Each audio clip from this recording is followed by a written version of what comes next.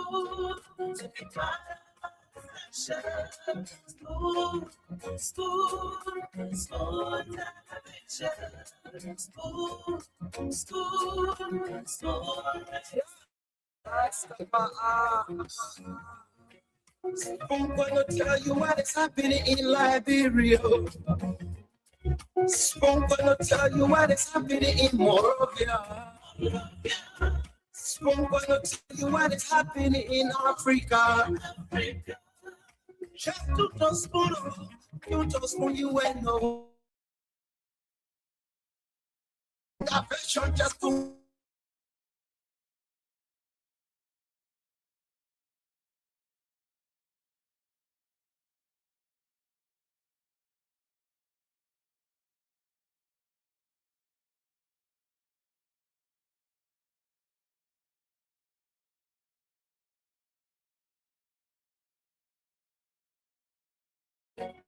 Yeah, just spoon. Yeah,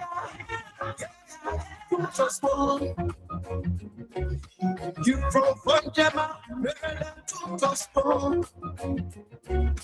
Yeah, to Tospo. Every evening, congratulate my brother to Tospo. You got a sport TV, you got a sport radio to Tospo. Yeah, to Tospo. You want to get a nose on the Tospo. Yeah, Rastafari. Kilibamba, kilibamba, kilibamba, kilibamba, kilibamba, kilibamba. What I want? Yes, everybody. Spoon TV. Spoon. Yes, what you got? Spoon. Listen. Spoon TV. Spoon. Balaba, balaba. Spoon. Kibidi, dabado. Spoon entertainment. Kua.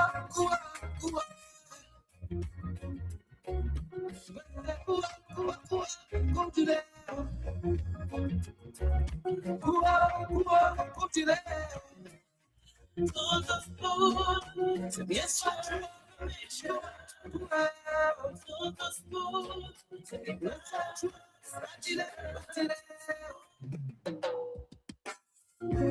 Yes, I, a special one from the CEO, stand coming with the spoon.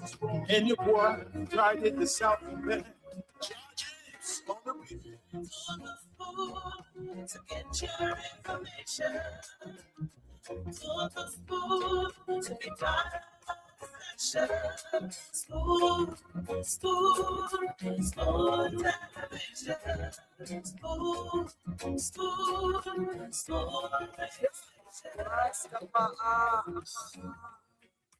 I'm gonna tell you what is happening in Liberia. I'm gonna tell you what is happening in Morovia. I'm gonna tell you what is happening in Africa. Just to just when you and no. The children crying for starvation, just to just move. You want to get a news update, my brother, to just move. You want to know what is happening, moreover, to just move. Politicians want to make their decision, just to just move. You want to know what's happening in the ministry, to just move. Yeah, just move. Yeah, just move. You from Panjama, Maryland to just move. Yeah, to just move. Every evening, congratulate my brother to just move. You got a sport TV, you got a sport radio, to just move. Yeah, to just move. You want to get a nose on the to just move. Yeah, Rastafari. Kilibamba, kilibamba, kilibamba. Kribaba, kribaba, kribaba. What I want? Yes, Spoon TV. Spoon. yes, you got it. Spoon. Spoon TV. Spoon. Ba-da-ba-di-ba-di-ba. Spoon. Skididi-di-di-da-ba-do. Spoon Entertainment. Kua, kua, kua. Kua, kua, kua. Continue. Kua, kua, continue. To the spoon to get your information. To the spoon to get your spoon. Spoon Yes, I can party there. station. Yeah.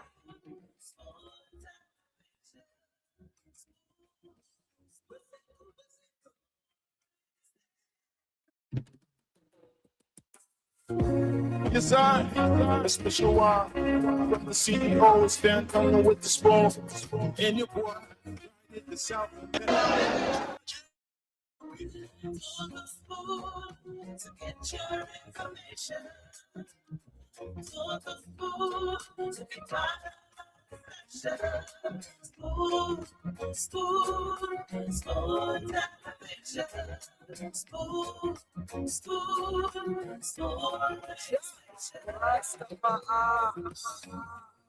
Spoon gonna tell you what is happening in Liberia. Spoon gonna tell you what is happening in Moravia. Spoon gonna tell you what is happening in Africa. Just to the spoon, you just spoon you will know. The children crying for starvation, just don't just spoon. You want to get a news update, my brother, don't just spoon. Okay, great, folks. What a way to welcome you. Don't just Thanks for joining us tonight. politician want This is Spoon Talk. politician, just don't just We're back live across the Spoon Network, want to know what happening Spoon FM straight 107.5. We're live on Fabric Radio 101.1, spoon. Super 95.5. Yeah. Many thanks to Voice of Liberia 104.1 One Gemma, for relaying this edition of the program. Spoon Talk is where you get the news, the analysis, the views from across Liberia on the trending national issues. So thanks for joining us tonight. on TV, you got a spoon radio. I want to welcome all of you across our social media handles. Spoon Talk is live on Spoon TV on Facebook, Fabric TV, and Super TV. Rastafari. Kiribamba, kiribamba, kiribamba, So thanks for joining us. kiribamba, kiribamba, kiribamba. My name is Nelson Colette. We're about to go to the phone line as we always do. Take your views. The What's on Your Mind segment of the program to hear exactly what your thoughts are, or what is it you want to talk about today. Just anything that's of concern to you, health, education, politics, just whatever that issue is that's of concern to you, you're going to have the opportunity to speak out. So 0555-101075 is the number to call tonight. And you'll be live on this edition of Spoon Talk. So yes, let's go ahead, take your calls now. This person, hello. Very good evening. Good evening, sir. How are you? What's your name and where you joining us from? So, my name is Ogu V. Fofana. I'm in the of Unity Party Intellectual Bureau. Next thing, I really want to commend the hierarchy of the CDC today, and they will continue it by expecting their member there. You know, next thing we told this. You know, even in politics, so they have no permanent friend or enemy, but they turn in the turn. You need everybody now in politics. Or if you drop your people, because they store the truth. What? CDC not like the CDC Falcon when they talk to. So for me, I'm happy in my interest. And because no opposition will be there to now. Before CDC continue to do the for now to donate to the source, there will be nothing called CDC. Because even if that joy we are different position, they will expect the people. What they go, something now they will catch in hair yesterday to go to their home. If the men going there today, so the men will not praise the government. You suspect them, man. You know, but I want to say CDC and now metro about it. Otherwise, let's say all like the easy that talk and the other that they trap or they that lead the party. That time you go into engage the first gentleman I beg you, not do you want now continue about your leader you say deploy and that matter BB for me I'm happy and I want to get a kudo, let them continue, let them in our favor. So thank you for following me. Let them continue. I'll clap for them. So thank you. All right, thank you. Thanks a lot. We go back to the phone line 0555101075. Hello. Hello. Yeah, hello. You're live. Let's hear you. Yeah, my name is Peter Esco. I call from the name of 7 Bong County. Peter, what's on your mind? Yeah, what is on my mind? I just want to tell the government thank you, our number president, Jose Numa Boakai Senior, for what are going on. At least first of its kind that we having the auditing committee to go to the president office to audit there.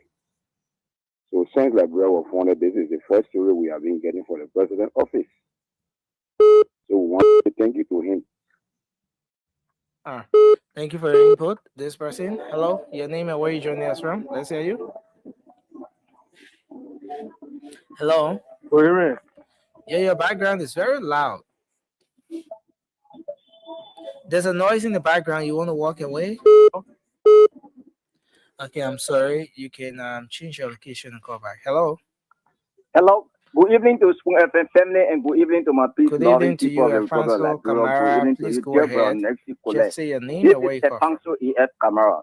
I have two cardinal questions to ask United Partisans and that of headed by Joseph Numa Boakai and his lieutenants.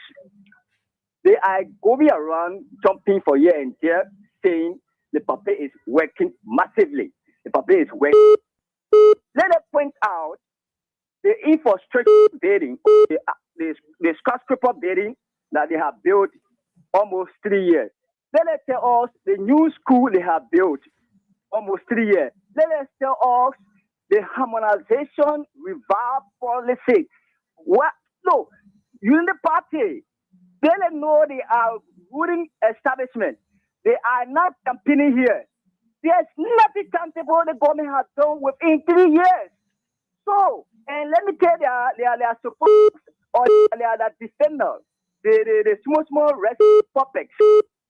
According to last night's story, doctor on national scene on national disco without devilings in your hand to come out to say something. This guy without what in your hand? There's no guy on a political deviling or on a scene of our national disco and come up with no facts. No, but Alfonso. And last night the show was monopoly by you, Nancy Cole. I called several times after my condition. I called several times. You rejected my call. Just cut me off.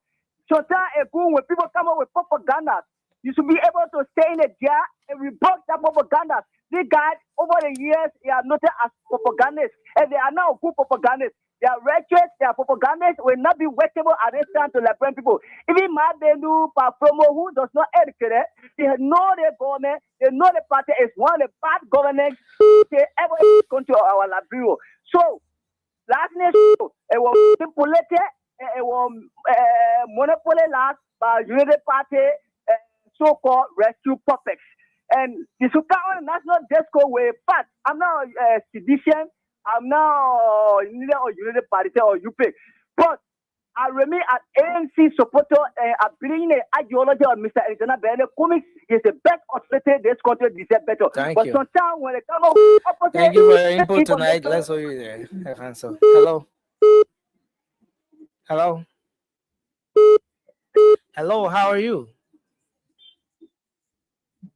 Okay, so we take this person. Let's hear you. Hello. Yeah, hello. Hello, Nelson. Hello, you're live on the show. Let's hear you. Yeah, thank you so much, Nelson. This is George Mora. I'm joining you from Mosa County, District Community District 6. What's on your Thank mind, you so much, sir? Nelson. I just want to comment your Honorable President Walker, the president for Nelson. Every day we comment the president. Only thing we love him so much and God will bless him because I was on the street.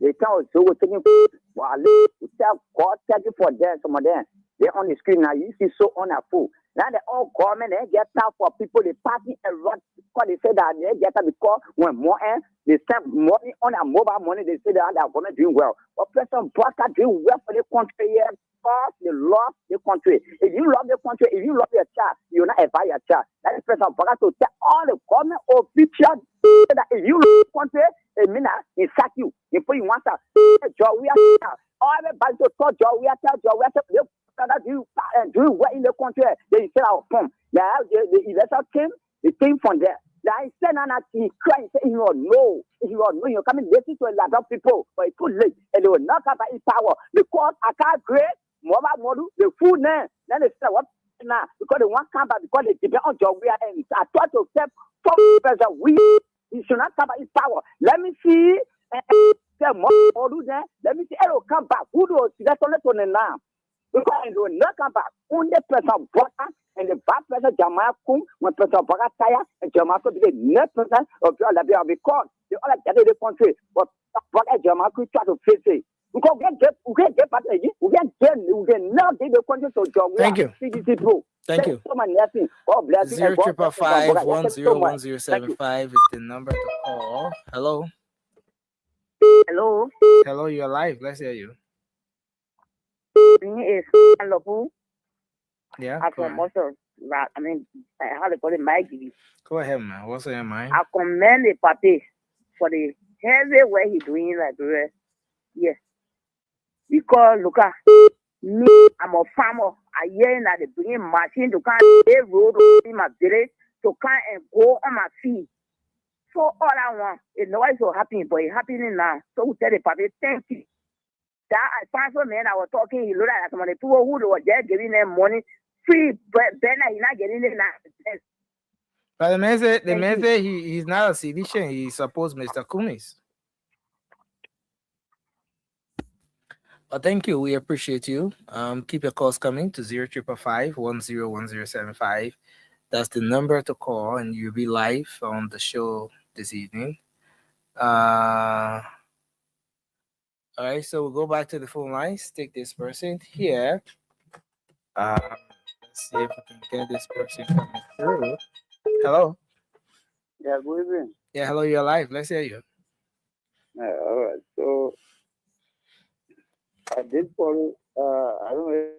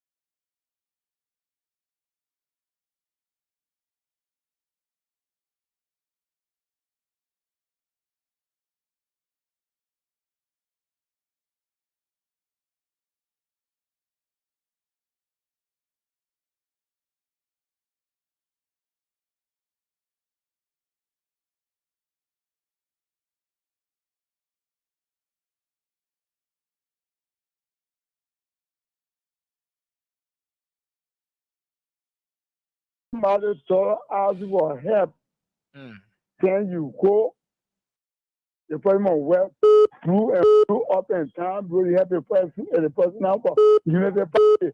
So you'll be telling la people that they form of a divine in their country.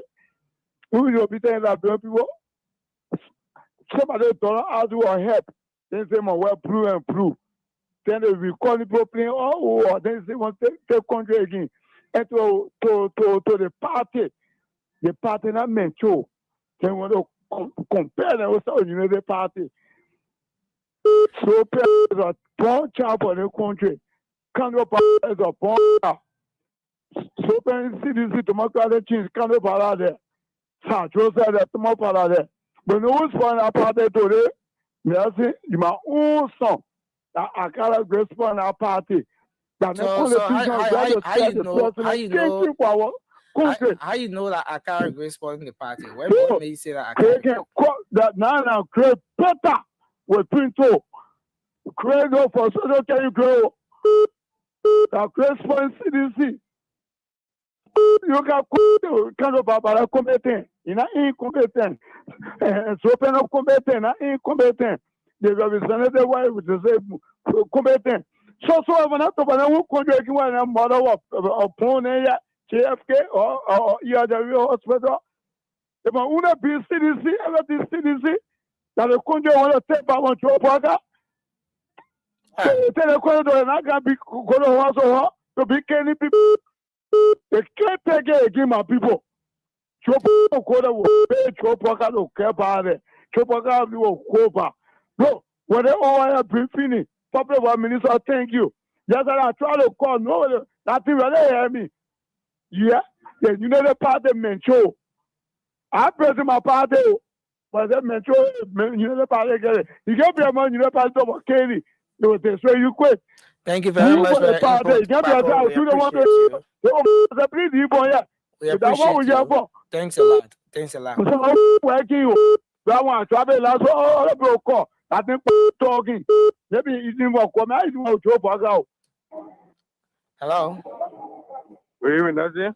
Good evening. It's good to have you. Let's hear you. Good evening. Good evening, sir. You're live. Let's hear you. Yeah, Oscar is calling from Compass in Nimba County. Oscar, what's in your mind? Let's hear you. Let's see what my man tonight has to do with the appointment of official government that President Boakai is doing. Let's see what baffled me is in the Lofa is in the county that educated people are from. Because when you look in the government, most of the ministers from Lofa. Then recently President Boakai appointed Samuka as one of the head for the yellow machine. So Nimba County that gave me 95% of the votes had no educated person, had no engineer to monitor the activities of the machine until in the Lofa. Next thing, it baffled me. President Boakai, when you are not in power, he said all the Eastern, the leadership in Liberia, in Eastern hand. But now you can't leadership. And all the position in Liberia you are giving to Lobanian. We Liberians deserve better. So try to divide the job on the county, not in the Lofa alone. Lofa now for you, not Nimba for you mostly to make the people who you are today. So for you to be giving position so Slovenia is not good. You are not acting as twin models. So deserve for that attitude. Thank you this evening. Thank you for your input tonight. Hello, let's hear you. Yeah. Good evening, Nelson. Good evening, sir.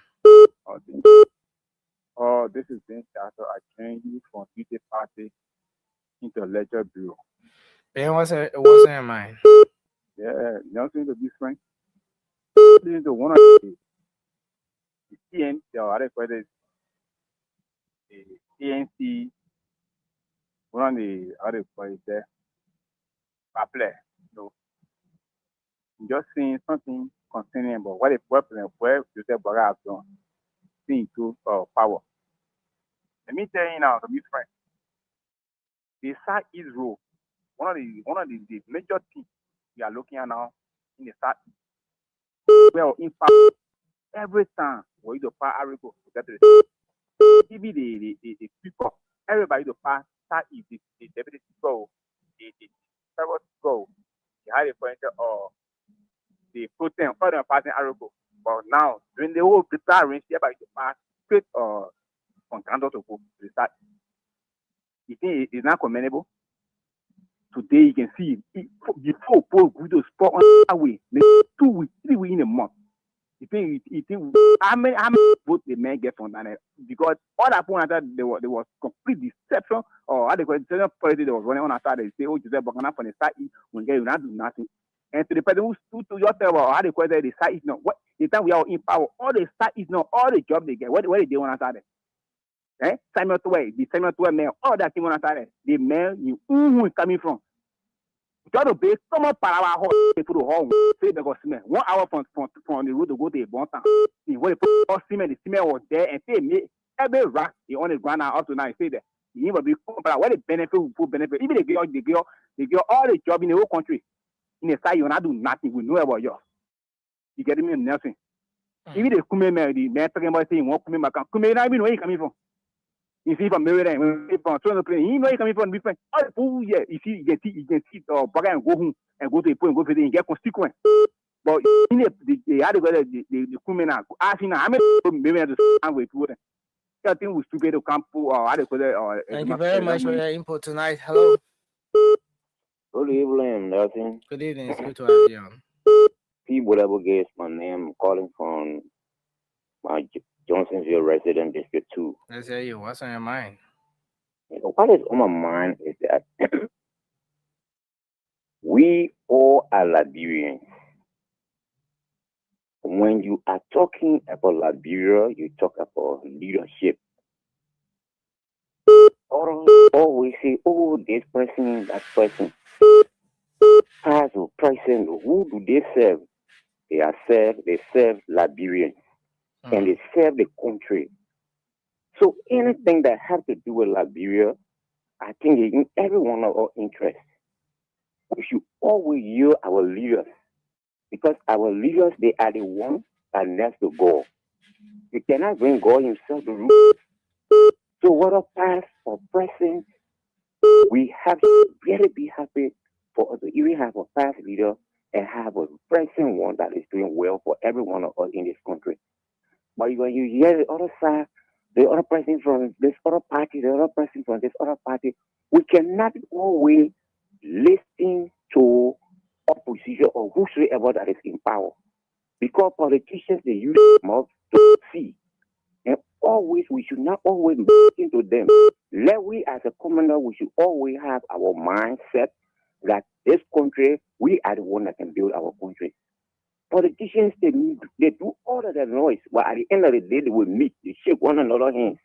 They're moving ahead. And we will not be on the scene to see them, but they can do it.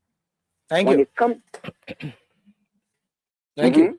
Yeah, just conclude quickly. Okay. At the end of the day, they will put our heads together, they will fight, and we cause one another, and tomorrow they meet, they shake hands. So I'm saying that let us just continue to do the good that we can do until our country can be successful in the hands of development. Thank you. That's this person, hello. Good evening, Nelson. Good evening. It's good to have you on. Let's hear you. This is calling from the United Party. It's a stress. I don't know. I'm not taking an orange. Yeah, we take only a call at a time, so it's good that you're on. Go ahead. Before I saw what is on my mind, I want to clear something. Last night, I listened to my brother and uncle Pascal telling us if we want job from the government, we should talk it straight. This government is our government. We not bring false information to the platform. What we hear, we will talk for people to hear it. That you're after people. And my topic tonight, Nessie, is about the PU president. The PU president is not really fair for the Liberian people. The reason I said it is this. We got people that sit on the radio station, insult president, insult vice president, but the peace just is not doing anything about it. But to take someone to the court for costing people money and even costing people money, and not only protecting one.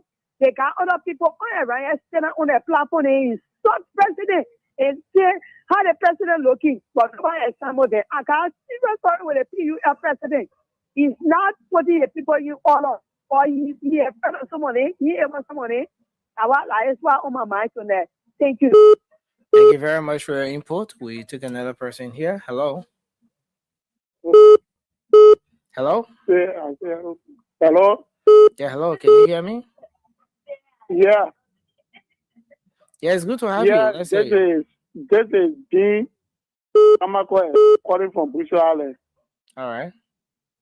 Yeah, Nelson, I just want to ask you, I don't know if the government is thinking about the job security of Labrador, because even the budget they are print to him bill, we're not hearing anything about increasement of our salary. Everything is just we still making the same 100 out from time immemorial. So I don't know what will become of us. And we got family that we need to take care of. So we'll continue to make the 100 out until we die or what? Because we're making sacrifice for the country. So many sacrifice with the Jones security of life. Why is it that the government cannot say anything about us as a security personnel? All right. Thank you. Thank you for your input. Great concern. Hello. Hello. Yeah. Good evening. Nelson Colette. Good evening. I'm Fasu Command. I joined your your conversation on the ambient of UP Intellectual Bureau. Go ahead. I want to speak on the issue of the score the government make on the corruption index. Today, I think I listened to Center Director, Executive Director, reading out the report, this year report in relation to countries around the world, the effort they are making against malfeasance or corruption. Yeah, I heard that the government make a great pass. I think we are going up in terms of the fight against corruption. So that indicates that President Bouakai, is making frantic efforts to minimize, corruption across various sectors of government. These are the kind of a president we are long been looking for. Somebody who will come to public service to muscle satanic thing called corruption. Okay. Hello? Yeah. Hello? Yeah, just conclude. Hello? Yeah. Conclude. So because it is corruption that retarded the progress of this country. So to get a president who is showcasing zero willingness, who is very unwavering in the fight against corruption, I think, we all well-meaning Liberians applaud him for the efforts the government continue to make to weed out corruption from public service. Thank you. So thank you so much for taking me. Thank you for your input. 0555-101075. Hello. Nothing, good evening. Good evening, sir. Let's hear you. This is Pascal Day. When people are suggest using words, then we like, where's the country going? I said something last night. I said there's some people who can come on that property. The thing is good. Look, where is the government in terms of corruption? Where is the fight? President Bouakai just said he nominated Brandon Samoka, who was indicted here for corruption. President Bouakai built up all didn't know for over 9 months. He admitted that he didn't know when the construction begins. How are you fighting corruption? He purchased car worth millions of dollars. We don't know the source. How is he fighting corruption? Nelson. Thank you. What is the fight? What is the fight? Well, Pascal Davis, thank you. We have an interaction. I'm asking you. No, but Pascal, the segment is meant for you to say what's on your mind. You want us to have a dialogue? Okay, so I want to remind our friends, our young brothers, who are so hungry and desperate and think that when you call on a show and say, "Oh, Pascal, then It be them fighting all, they threatening us, and you think you will get called one morning. You know you can make them happy when the people call and say, deal with them. No, you can't gain recognition like that. So you can't be suffering and pretend that all is well. You're suffering. They're suffering. Nothing. I mean, let me take my talking point now. So, you know, they got hungry. We okay. know that. And the government is there to provide a simple sweeping job. But the But people you don't saw say they're every suffering. day. The people say they're Eh? enjoying the government. You heard the last caller from the Intellectual Bureau said this is their government. They put their government to power. So we embrace intellectual bureau. I think, look, the first thing you are just at home, you guys call everywhere. And the other day, they were crying how they have them abandoned. I mean, the minute learning from you, you know, you guys were the ones who brought the response and defense thing first. No. So These are copying children. from you guys. From us because the first thing, this football team and defense team was a well-structured team. It was a story of the party. Oh, it was well-structured. You know? It was well-structured, you said? Very well-structured. But my man, I know the question coming maybe vague again. What happened to the car that former president we I can't get that. The reason, because I'll be very sarcastic when I respond to you. So you wouldn't let me respond because I could tell you now. No, but cover the car if we stole it. If we stole it, why would President Bwaga cover the car? You know, so you will not let my phone, right? Now that President Bwaga get a car. They can come into my home. You know, I could get several answers. But you know the reason why I was asking, the reason why I thought to ask you that question is because one of the guys from the Unity Party Bureau said, "No, don't that you guys. No, I'm coming now. My man, you can tell me what to recognize." The guy said that you guys from the response and defense team, the guy said you guys sold the car and you share the money. Somebody went Guinea and all to go buy it on the market from the car money. So.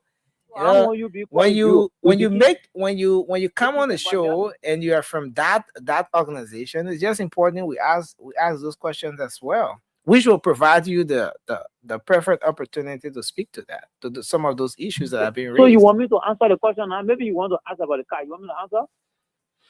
I mean, you want to answer about the car? Yeah, but go ahead. Go ahead. Okay. So Friday, the response team was on the auxiliary of the party. Okay. And that car was given to us by President Weah as a gift. Okay. Not for the party. A organized institution. We met with the president. If he has sent an invitation, we sat with him as a Jamaica resident, and he gave us that vehicle as a gift. I remember it was on Unification Day. Wow. Oh, no. Pascal is answering this question for the first time, you know, and we're about to have a good exchange, and then Pascal just went off. Pascal, don't do that. I really look forward to having you call back. Yeah, but keep your calls coming, folks. 0555-101075 is the number to call tonight, and you'll be live on the show. Let's take this person. Hello.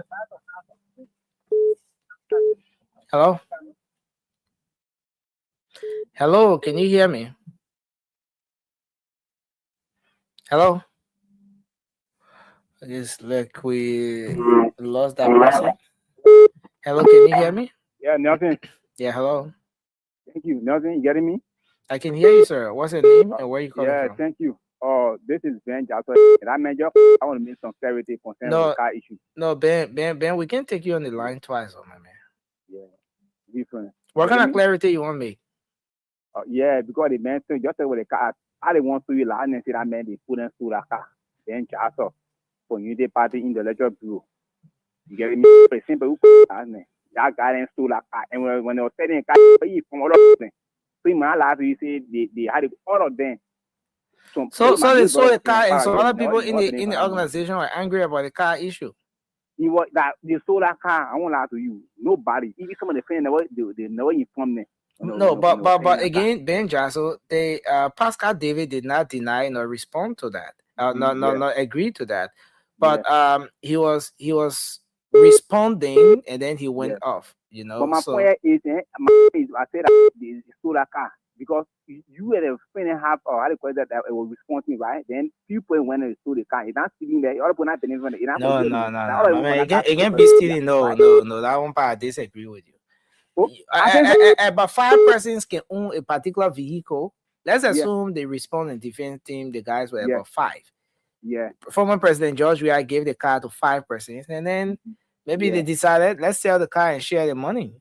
After Yeah. all, No. the party is no longer in power. How do So we my little maintain brother the was car? running for CDP. Hmm. Every day, whenever someone told me, when I'm part of, I think when I'm part of it, you see, I had a question. When I'm part of when I'm saying the car, 5 person, you're part of 5 person, you're not benefiting from the money. All right, thank you. And a car. Thank you. 05551011075 is the number to call, and you'll be live. This is Spoon Talk. This is the What's on Your Mind segment of the program, Spoon Talk. Let's take this caller here from the WhatsApp line. Hello.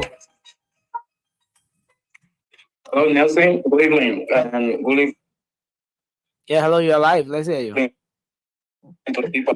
Okay, Nelson. Thank you so much for the opportunity. So, I'm intrigued to call this event to give my opinion on some of the major things that happened in Liberia today. And I was saying just a simple thing that I want to say. I think what we saw in Liberia today, it proved that the Supreme Court or the judicial system in Liberia is designed to function as an independent, impartial branch of government. And I think the independence of the judicial branch of government is good for our democracy and the constitutionalization and the protection of individuals' rights. So I really admire what I saw today, and I hope that this will be a sign of new beginning for the people of Liberia, where everyone will have hope in the justice system. Like Private Key said today, that he believed in the justice system, he believed that Liberia is changing gradually. So I think with that, Liberia will get better, and the justice system is going to improve under this government. And we look forward to this thing being applied to everyone, regardless of your political background, regardless of your religion, regardless of your opinion in Liberia. Thank you so much. Thank you for your input tonight. We appreciate you, sir. We'll then go to the phone lines and take more calls. You can keep your calls coming to 05551101075. That's the number to call, and you'll be live on Spoon Talk tonight. I'm Nelson Colette, and I see a lot of you have already started engaging in the comment section. We ask you to keep sharing your thoughts in the comment section. This is your program. Let's have you talk. Hello. Good evening. Yeah, good evening. Good evening. Good evening, sir. It's good to have you. Let's hear you. Yeah, thank you. So, I would like to speak to the issue of demolition.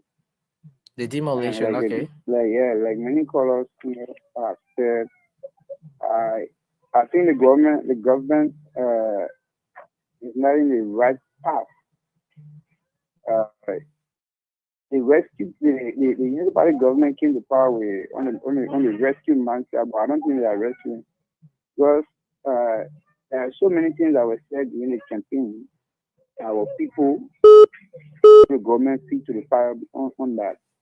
To demolish people, break people houses without plan, whatsoever, nothing of such, and you say development come with things. I don't think the government is projecting the right way. So what the government should have done was at least have meetings with the people, at least have some, because there's a post-war abuse. So most of the people we just few years from war, and most of those people psychological have issues with abuse. So now coming to bring their homes to wounds. I don't think the government was in the right path, and that has been the part of Unity Party government, even during the Eddington and the two houses and all of this. All right, thank you. These kind of things are not healthy for our democracy. So I think the government should meet it and do the better thing next time. Thank you for your input. 05551101075 is the number to call. Hello, you're live. Let's hear you. Yeah. Good evening. I'm P. Jojo. Yeah, let's hear you. What's on your mind? Yeah, I got two things on my mind. First, today, I know that the president office can be audited for the first time in the Bureau history. president also have been audited. We found no corruption scandal found on the president except for. I mean, I was surprised to hear the former president calling somebody say, or just go like the party president. I don't know what I just told me is really party president. I don't know that. I mean, I want to call the just to the party president for the former president. I don't know. I want to know who's going to come in the party president. Just go. I want to say just go that one. And second, I want to tell Anthony that thank you.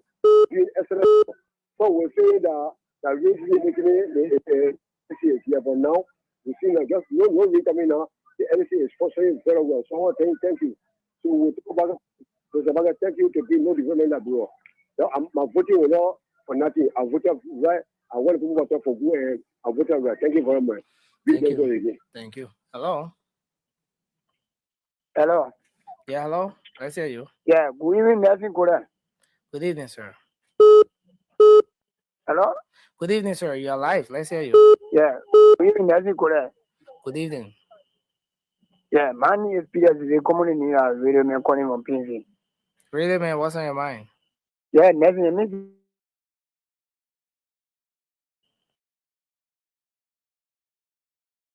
Yeah.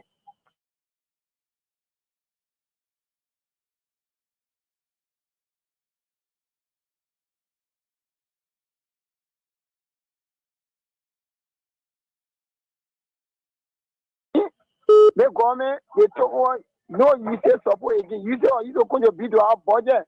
But now, no, you say, they say, you say from here now, no, you say, so the president Is it the government's fault? Me for 11 people to provide for 11 people. So much appreciating for your hard work. I want to say thank you to the SNSA President for suspending more government officials. At least in that friendship, in renewal friendship.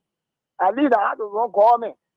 You know, part of government, I believe, so let me tell you, thank you for the opportunity. Thank you for your time.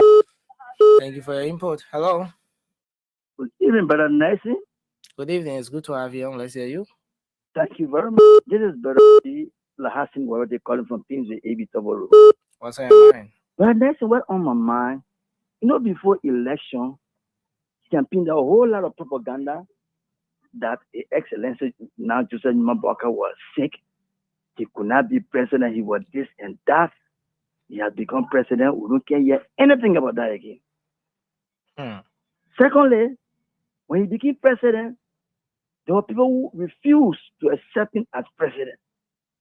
And I know these are my from the city who didn't want to recognize him. Even up to now, don't recognize him.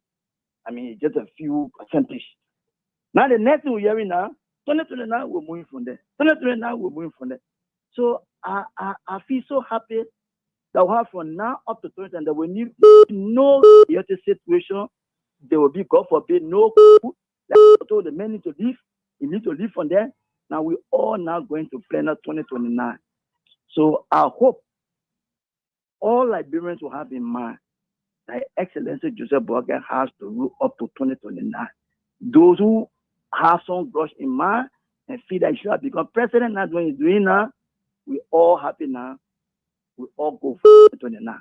That's what my man. Thank you very, very much. Thank you for your input tonight. We appreciate you. This person, hello. Okay, this person, hello. Yeah, good evening. Good evening, sir. You're live. Let's hear you. Thank you. I'm Chia calling from Tingo Village. Chia, what's your mind? Yeah. What I want to say today, people saying the bread and butter issue, all of them are just listening to anything about the US rate, the gas rate, and stuff. What the implementation, what the enforcement of this commodity? You get on Kekena, you take the 100 from Central to the destination. So if the gas price is down, the common citizens now seeing the impact of the gas price and what they need. That's the bread and butter issue of this.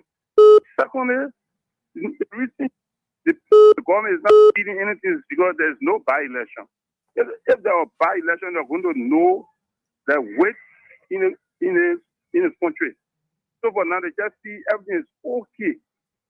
So for now what tell me, well, I guess if there are any by-election within the country, they're going to know whether, yes, they still get within the country.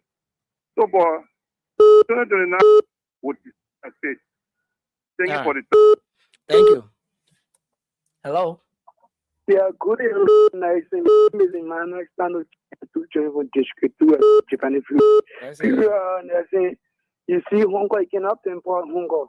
Or you present, oh, you have put impact. Like, how coming for impact? Paying for here, you can't see that 200. People are playing for the present in power to come be telling us, oh, you have that one, go buy they buy 200. People are playing for not putting the Hong Kong in a rescue and payment. Saying, oh, because people who support the legislature bureau, the unity party, they want to kind of now when they are playing you will pay the government officials will help people win. If I sorry, then be adding the answer sorry. Thank you. Thank you for your input. Hello. Hello. Good evening. Good evening. You're live. Let's hear you. Agent G. Rodotown, Sengo FE, the Senate. What's on your mind? What on my mind this evening is about human amphibian. Human amphibian is an animal that lives in water and on land.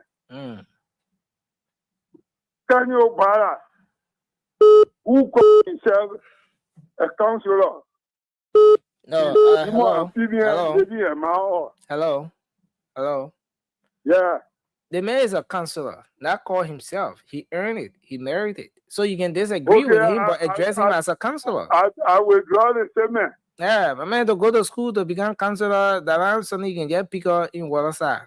Okay, I withdraw the statement. Yeah, go But ahead. what I want to tell the Liberian people about this young man, they support to the Boaga administration. I'm a here. We know that. Kanyo is 10% Nigerian, 90% Nimbayan. And Maya Kun is so to be on the ticket 2029. We all know that he is giving a support because he's now a true Nigerian. This is why we from the Southeast, especially Grand Jeda, 85% of the voters, we are CDC percent. So I want to let Liberian people to know who he is. Now true Nigerian. Thank you. Thank you for your input tonight. Hello, your name and where you call from. Let's hear you. Okay, so this person is not picking up. This person, hello. Hello. Hello. Yeah, hello, you're live. Yeah, let's hear you. Okay, this is Jimmy Flomo. I'm calling from New Georgia. Go ahead. Thank you so much. You see, the problem here is some people stay calculating wrong things. That we just from war and the president not supposed to do this, not supposed to do that. But they were right here in West Africa, and Gerald Rowland, the late, sat down in the yellow machine and laid Accra. Besides that, Liberia, Portland Domo did the same thing in Ganta. Today, Ganta is one of the well laid out countries in Liberia here. So what we be waiting for? Talking about we just from war. It's been 23 years they walking here. So that's a lazy argument. That President Baga go ahead and do our development. Thank you for your input. Keep the calls coming 0555-101075, and you'll be live on the show tonight. Hello. Hello. Yes, you're live. Let's hear you. Yeah, my name is Alfred Ibisa. I'm calling you from Ethiopia community. Let's hear you. What's on your mind? Yeah, what is on my mind is about the DA. The DA. Yeah, the DA. What's about the DA? Yes, yeah. They're trying their best on arresting this garden. You're coming in very low. You want to step up a bit? Hello, you getting me? Yeah, we can hear you well now. Go ahead. Yeah, I said they're trying their best on arresting those who selling the drugs and those who taking it in. But what they are doing making us be afraid because when they arrest the people, when they carry them to where they carry them, they just say 1 week, 2 cities, they will see them back in the community. Yeah. So I want them to do that when they arrest the people, then they must carry them, they prosecute them, they go to court or to Shortbeach. They're going to be in the community and be giving us services to them saying, oh, and just can be calling the people or that, oh yeah, that, oh yeah. Yeah. So that all is on my mind. All right. Thank you. Hello. All right, so we will keep the calls coming. 0555-101075 is the number to call, and you'll be live. Hello. Hello. You getting me? Yeah, hello. You're live. Let's hear you. My name is Thomas Niman. I'm calling from Belleville. What's on your mind? Yeah, what's on my mind is about this government, Joseph Yuma Bwaka government. There are too many things going on in our country today, Liberia, especially under this government. They're happy. Therefore, what happy they go turn to Douala market, especially when it comes to the officers, the way they behave to their citizens, like they are behaving to animals. You see that police be beating on a citizen, even threatening citizen, kicking citizen in the streets. In my country, my own officers that are supposed to be secure with and then treating me like an animal. Like for what happened is going on. Officer or city police officer start taking or threatening women or market at the end of the day and led for the woman death today. Seeing this? And this is not supposed to be happening in our country. This is the only country God gave us Liberians. But if we can be brutalized in our country, then where are we going to get peace tomorrow? So this is what on my mind. I pray that Bwaka pay attention to those people that are in the street. I call the police officers. That is what on my mind. Thank you very much for your input. We appreciate you tonight. I see the CEO has joined us. CEO, welcome to the show. What's your name again? That's how you doing? I'm doing good, sir. I'm doing good. Yeah. It's good to see you, Nelson. How's the people, one people? Are we good? Yeah, we're good. Are we loud and clear? Yeah, beaming across the different frequencies. Good. Voice of Liberia, Sekou Sherry. Sekou Sherry is doing extremely well with all the relays and there are some of the stations that will relay the program even without telling us. I remember we attended a workshop before, and I came across managers from some of the radio stations in rural parts of Liberia. They were telling me, Nelson, relay your show every night. I said, oh, okay. But then you gave me your name. Yeah, but I don't know if it's true, though. They do. You're right. They relay a lot. Man, that's how I tell you. What? How you doing, Russia? I mean, I saw you, the Prophet Key team just trending all over. I probably going to call Prophet Key tonight. Prophet Key is the man. Prophet Key said, the Chief Justice for Alisa. The man get Prophet Key lawyer and all. Yeah. Leave Prophet Key alone. And you know, let me say this to you, right? Leave Prophet Key alone. The man get Prophet Key lawyer and all. That's it. Like you say, you want me, let me, then I get no lawyer. Say, we give you lawyer.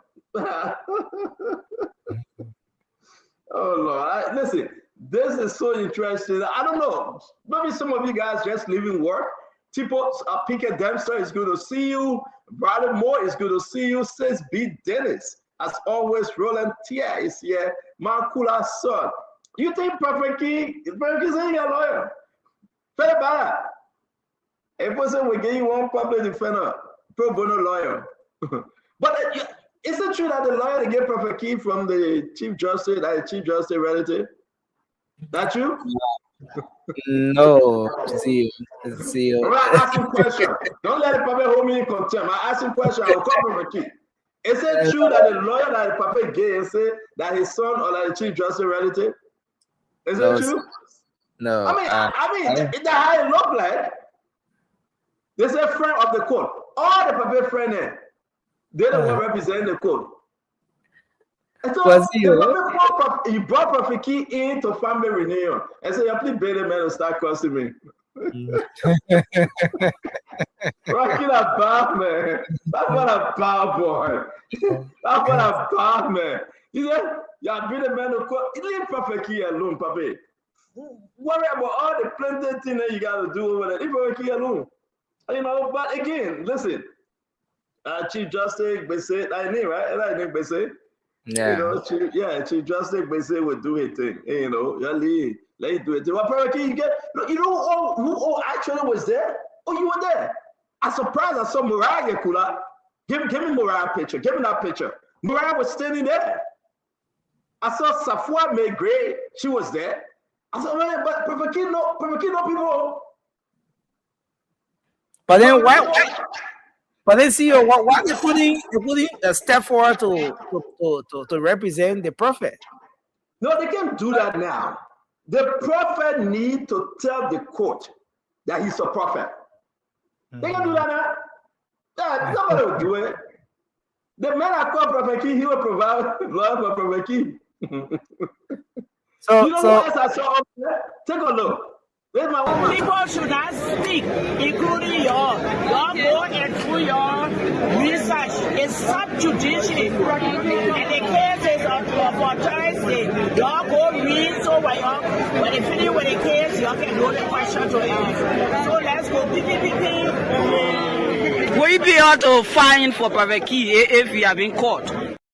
What about PPP, bro? What's that? Yeah. But you know who was studying my heart though? No, I didn't think so. Great. Yeah. You know, they said the making called Marco and Paco. Look at all the women that are going to represent the men. Yeah. Man, look, okay. So this is my own sister, Mariah Ray. Let me call it. I hope people, boy, this thing is circulating. Mariah there too. I don't know if Mariah represented him or she was just going on. Because this is a landmark case, right? People would just go there to be part of it, and it's still something strange. We got a law that says freedom of speech, freedom of expression, right? Then you have the big man that responds for all this, they call him the Supreme Court Chief Justice. Then he said, Prophet Key calls him man. Let me know what he said. We're going to have a wonderful show today. We got a lot of breaking news for you. I'm going to tell you that quickly. But there's the reason why Justice Bese called Prophet Key. They attack on the Supreme Court. Specifically on the Chief Justice and even the mother of the Chief Justice. The Supreme Court felt that it is an outcome to cite Prophet Key to show called opinion why he cannot be held in contempt for demeaning the court and outright abusing the mother of the sitting Chief Justice. So you know, it's kind of that. It's kind of funny, right? Listen, I don't know about you though. I don't know about you that watching the show, right? But it's just kind of funny. He said upright abusing the mother of the Chief Justice. It's wrong to cause anybody mad. But the puppet was there when I was causing other people mad. He didn't do anything. No. He didn't do anything. So see that video you just played. You took notice of the way the VP just. I saw them laughing. I said it yesterday. All of them laughing. They're laughing because people know that this is something. I don't know. You know, people they're laughing because, and so you that follow us every day, you know, Prophet Key. You don't want to watch it, don't watch it. People, listen, let us discuss some serious issue. You know, and Prophet Key will not insult you when you call him on your show. He respect your platform, you know, but say what you want to say. You know, just understand that we move. I don't know though. I don't know this is helping Unity Party, Nelson. I really don't know this helping Unity Party. And that's my fear. Because at the end of the result, what are you going to do? Put Prophet Key in jail? That's it. Is that how you're going to be? Oh, the man calls my mom, I'll put you in jail. put him in jail for what, 3 months, 1 month? You say, yeah, you won't put him in jail.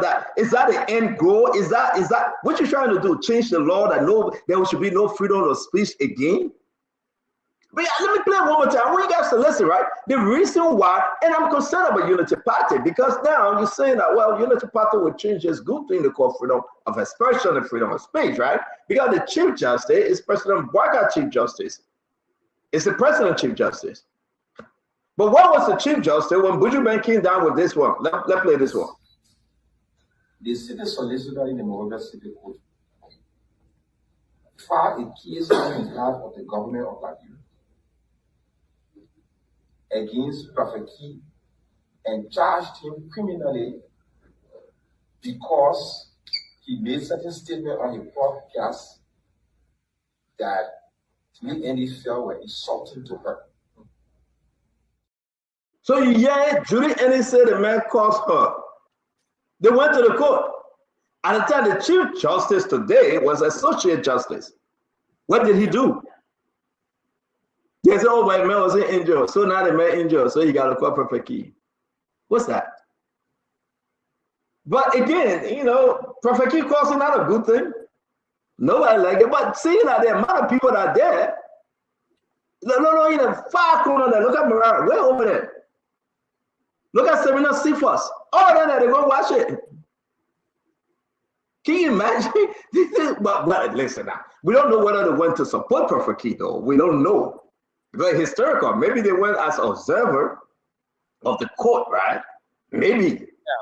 Yeah, because see, even today there were several lawyers who attended that particular case today or the hearing, because according to them, they wanted to know what the outcome would be. For the first time, they wanted to watch this landmark case so that they'll be able to learn, as to how to approach similar cases in time to come. So yes, there were a lot of them who went just to witness it. Yeah, they all went and forget that thing, landmark case. They wanted to tell the public, you got nothing to do. You less busy. Nobody want to ask them, Papi, you less busy. Because if you're busy, you will not waste our time with Prophet Key, and Prophet Key ain't show today.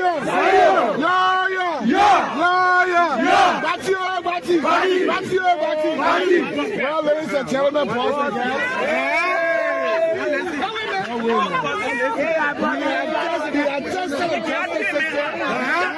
The justice system is credible. I can tell it's credible.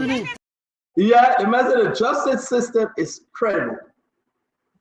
They tested the justice system and it's credible. The man say, I'm at the mercy of the court. I have no lawyer. Don't give me a lawyer. But I want to say to all of you, it's going to be a wonderful show today. It will be very, very interesting today. Share the show. Let's make progress. We got a lot to cover up today. We got everything about Prophet Key coming up. We also have, again, who built a road from this place to that place. Really getting messed up again. In the Senate, really getting say everything the Prophet saying in his soda was wrong concerning road, and he went to lay it out today, right? I didn't say anything. Listen. And we also want to say to you that I don't know whether this is unique, but again, it looked like a CMC going to kick out Mark Blewion. As you can see, CMC gave him final warning and said, my man, listen, you either got to go out and say you got nothing to do with, how you call him, Vice President Jeremiah Coon. You got nothing to do with Jeremiah Coon. If you don't do that, we'll kick you out. So CDC is expelling and calling people, dizzy them. Then CMC coming to do the same thing too. CMC said they're going to kick Mike Leon off. Mike Leon, you got a mail. They wrote a letter that said, Mr. James M.V. Yogi. That's CMC chairman here. That's it. Where they are from? Where the chairman from? UG. That's CMC chairman. Yeah, the chairman Now, should this not be done? The party may be compelled to consider appropriate or administrative action consistent with its constitutional provision. It is our sincere hope that such measure will not be necessary. We value your contribution to the party and trust that you will act promptly in the best interests of the institution. Ladies and gentlemen, Mark Leon gone, man. Hello. Mark not coming back. Mark Leon gone to Jeremiah Cole. Anybody think that Mark coming back? Mark Leon gone to Jeremiah Cole. He's not coming back. Nobody ever made a mistake. He's not coming back. Listen, I will be the first. Mark Leon gone. Mark Leon gone. He will not write any post on Facebook. He gone. He's not coming back. Y'all miss Mark Leon and your business. The man gone. Check out Jara. Tell you about coming. Mark Leon gone. Y'all will retire. The man coming out of CMC. Y'all ask for me. Mark Leon gone. All that renting, y'all renting. Y'all listen. Y'all need Mark Leon. Y'all want to add a camera and CDC again? Check out. Oh, we're not suspended, man. We're suspending. Oh, don't suspend, suspend. You leave my Leon alone. Look, certain things you just got to leave it. Listen, that's my policy. Certain things you leave it. Let the Chief Justice and Prophet Key, the Chief Justice also worry about all the BB cases that we get in the country and leave Prophet Key alone. They say the Musa Benete, CMC, and Mark Leon. You leave Mark Leon alone. You leave the man alone. Let the man go join the party. Fubi Allah. Why you want a man to make an announcement to say I'm going to make an announcement to John to leave the party? No, the man will not make any announcement. No, man, they're not ready. Mark Leon gone. You supported Mark Leon for the election. Mark Leon said he felt hurt. You're left him, you went to what is it in Europe, Manchester, or wherever you went. During the heat of the election, you left him. You abandoned him. He said you're going to Jeremiah Cole. Mark Leon gone. So maybe you don't know. Let me announce that. Mark Leon going to Jeremiah Cole. Jeremiah Cole finish eating that one. He told him he gone. The men that hustle to go from CDC. Why they want to go to hustle? You know, I disagree. Thank God Jigga is here. If you leave CDC and go to CMC, that's the same two brother, two sister children. That one is fine. Right? Let me buy a business. Let me do that one. Of course. Yeah, the family relationship. Everybody can go and cry. You know, you can go to your interplay and spend time, go to your uncle play and spend time, no problem. Check out spending time with CMC. Leave that one alone. Check out what's up. Well, I'm not spending time with CMC.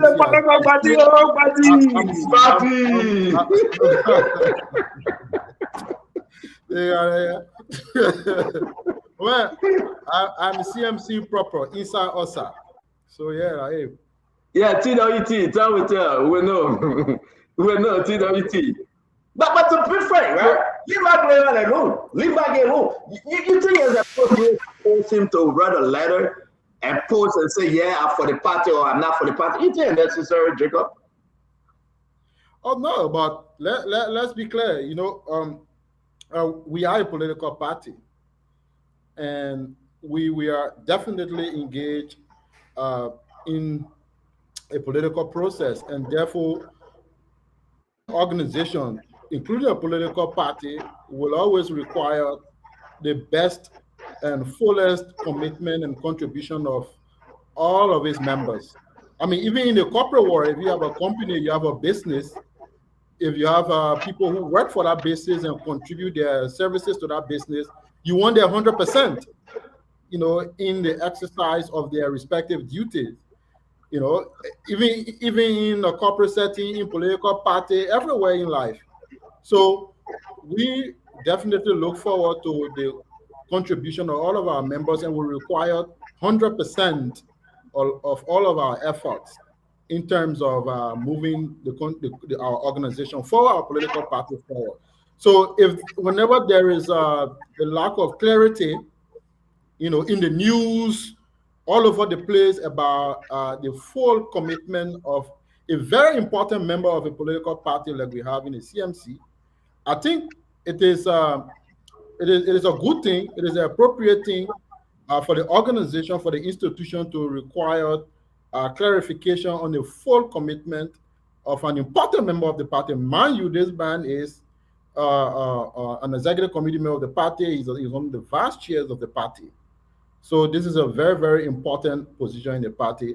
And there's a lot of media information, news here and there, lack of clarification, lack of clarity about whether Mark is with us, he's not with us. A lot of speculation passing all around the place.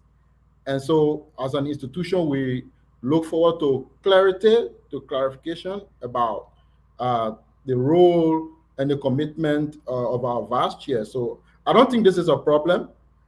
This is all intended, to lay the matter to rest, and it's also intended to have absolute clarity about the commitment of Mark. And with Mark I think there is no bad blood in the party, and we look forward to the full commitment of all members of our institution. This is like a football game. You have a starting 11. Everybody on that starting 11 have to fully commit to the task at hand.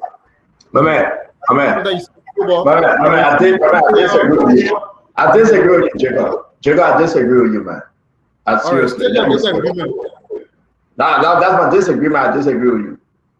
That's my disagreement. I disagree with you. You wasting our time, Jacob. You wasting our time.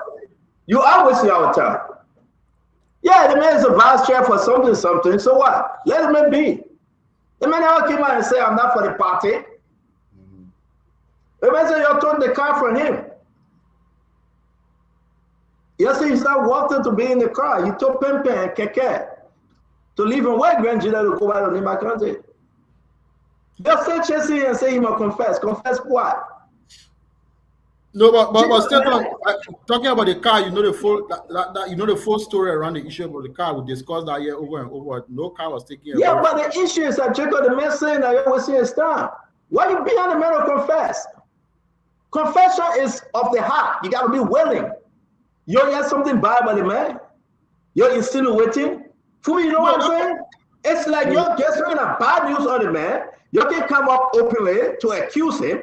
Then you're beating around the bush. Check up. How you run an organization like that? Somebody can say about Jacob Jara. Then Musa call party chairman and say, go write letter. Jacob can explain yourself. Are you for us or against us? Is that how it is? So Stanton, it's not only that. If you read a statement talk about, of course, rumors circulating around. Mind you now, Stanton, we're in the information age, and information keeps going around about the role of Mark. And Mark is a very crucial member of our organization. You know that. So whenever there are... Did Mark tell you privately, tell any of you privately that he was leaving, Jacob, that he got other options? Did he say that? That's why we're encouraging him to clarify the Did he say that privately, that he was leaving? Privately, no, I'm not aware of any private comment. But the press statement is very clear now. The press statement says there are rumors and there are information. For me, if this guy that take power tomorrow will execute everybody in the country on rumors, why would this party dwell on rumors? The party not even grow one small hair here. You firing people for rumors. This is scary. We'll get the big country now. Where will do it? I'm not dealing with CMC today. Folks, listen to Jacob. We heard rumors. Rumor business, you kick him out, Call a man to executive meeting and deal with the man in executive meeting. You don't start writing people and put it outside. So Jacob, you got to do well on our own. You can't be using rumors to be writing memo and releases. Call a man in, sit down with him, have a discussion, then reach party conclusion. Then you can take an informed decision and put it out. But you can't say you acting a rumor and giving ultimatum to clarify publicly. No, your EC meeting should solve that problem. And if you can't do it in an EC meeting, then I don't think you're ready to run a serious party. Okay, so that's your suggestion, right? Yeah. You and myself will not agree on this one because that is potentially one way it could happen, but this other way is also another way it could possibly happen. To ask publicly for clarification of a member. No, I understand. You don't want to disagree with your party openly, but at least when you go by, you deal with it. This is not a Jacob I know, Fubi. Jacob know that this is wrong. Jacob had a conversation with me this morning. Tell me what's wrong about it now. He had a conversation with me this morning. He said I was the wrong way to go. He know that this is wrong. It was yesterday, right? It was yesterday that you called me, right? No, we didn't. When did you call me? When did you call me, Jacob? When I call you? I think we spoke on Sunday, but we didn't talk about yesterday. That's Sunday. Yesterday you called me. Was it Sunday? No, it was Sunday. I said I was going to church, right? Yeah, Sunday. So you just confirmed that you called me and we discussed this issue. No, so not just confirmed that you called me. No, step on. Wait. You have a large network. You must say you didn't discuss anything of this nature. What kind of agency run away from? What kind of agency run away from? You cannot assassinate somebody and tell them, say, we will kick you off. My fellow Liberia, listen, I'm concerned though. You made Jacob them leaders, gave them to them in Liberia, they were in trouble. The Chief Justice now saying somebody calls a man, so he got to hold it under contempt. Then y'all saying that you're going to hold us under contempt too? My people are there. It was that only contempt too, but the Chief Justice. Jacob, baby, my man, I like you, man. But the other way about it, we're not hearing you. You got to unmute yourself. Unmute yourself. The main one is tell brother, yeah, that one. You talking to us, Jacob? You got to unmute yourself. Oh, the man.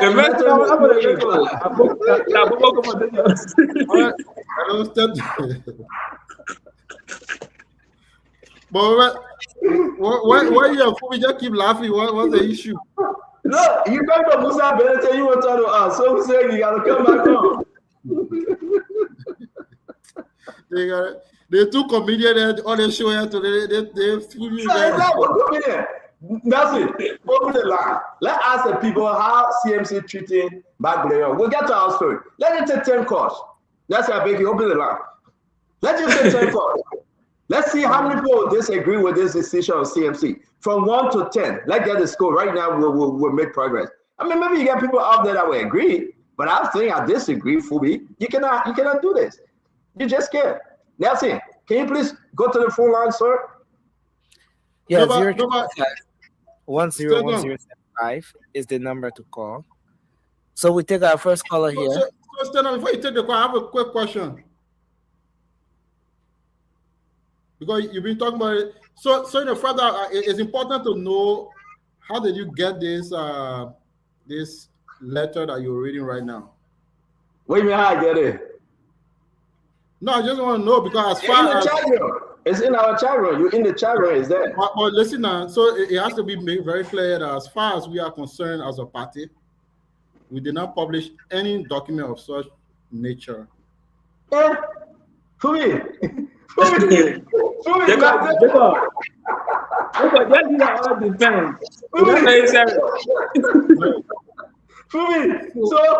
did my people? I get to be a friend of CMC. For me. You can imagine. I manufacture CMC letterhead and I sign with the chairman signature, Sensi Movement for Change, Yogi signature. James Yogi. James Yogi. So for me. But Stanton, the information is that the question is that how did you get the letter? Because CMC as a party, excuse me, CMC as a party, excuse me 1 second. CMC as a party. No, but we don't be disruptive now. It's important to. No, but you said you put it up for it all. But another issue, how man got it or not? The man come tell you I ain't got it. So these are another topic. No. Let's be clear. That particular document was never published by the party. That's why I actually how did you get it? It may have been possibly leaked by Mark Blayon. So let's just get that clear in the first place. So you issue letter. Then you say that public? No, you said release. Is that a release? Is that a publication from the party? The answer is no. So I'm asking you. Check up. Yeah. Are you confirming the party wrote Mark Blayon? Are you confirming that the party wrote Mark Blayon this letter? Are you confirming that? As far as I know, yes, that's the signature of the chairman of the party. And so the question is, what is the issue now? No, let me finish my question now. And the party sent the letter to Mark Blayon. Are you confirming that? Oh, I see the signature of the chairman of the party. Yeah. So Mr. Jim Buki. So what's the issue now? That you should ask. You asked me how did I get the No, letter? we see no, it's not an issue as far as we are concerned. As a party, the statement in the party is self-explanatory. You can So read why it. you ask me how did I get the letter? No, because there was an insinuation, there was a suggestion that the party may have published this information out and making the point. That's the clarification I want to provide. So Anyway, let me help you. Mike Breon didn't send me any letter. Okay. I have not spoken to him since last I spoke to you. I have not spoken to Mike. But you did not get a letter from the CMC member I party. ever spoke to. You were the last CMC member I spoke to on Sunday. So does that suggest that you sent me the letter? No, I couldn't have been the one. Absolutely not.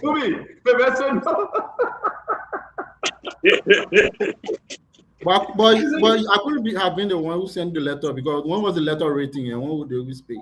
Exactly. So I'm just saying to you, away yet, beyond Jade, you way in Liberia. Your party chairman way in Liberia. How did I get the letter? I don't know. I met it in my email. Oh, you made your email? So who sent it to your email? Because you get sent out in the email now. Yeah, they get sent on WhatsApp too. I don't know. I just saw it there. Yeah, but so what's the issue now? Because the point of the matter is that I will wait for Dr. Richardson to come back there and then I address it. I think she want to consult because this letter took her by surprise, Fubi. Right?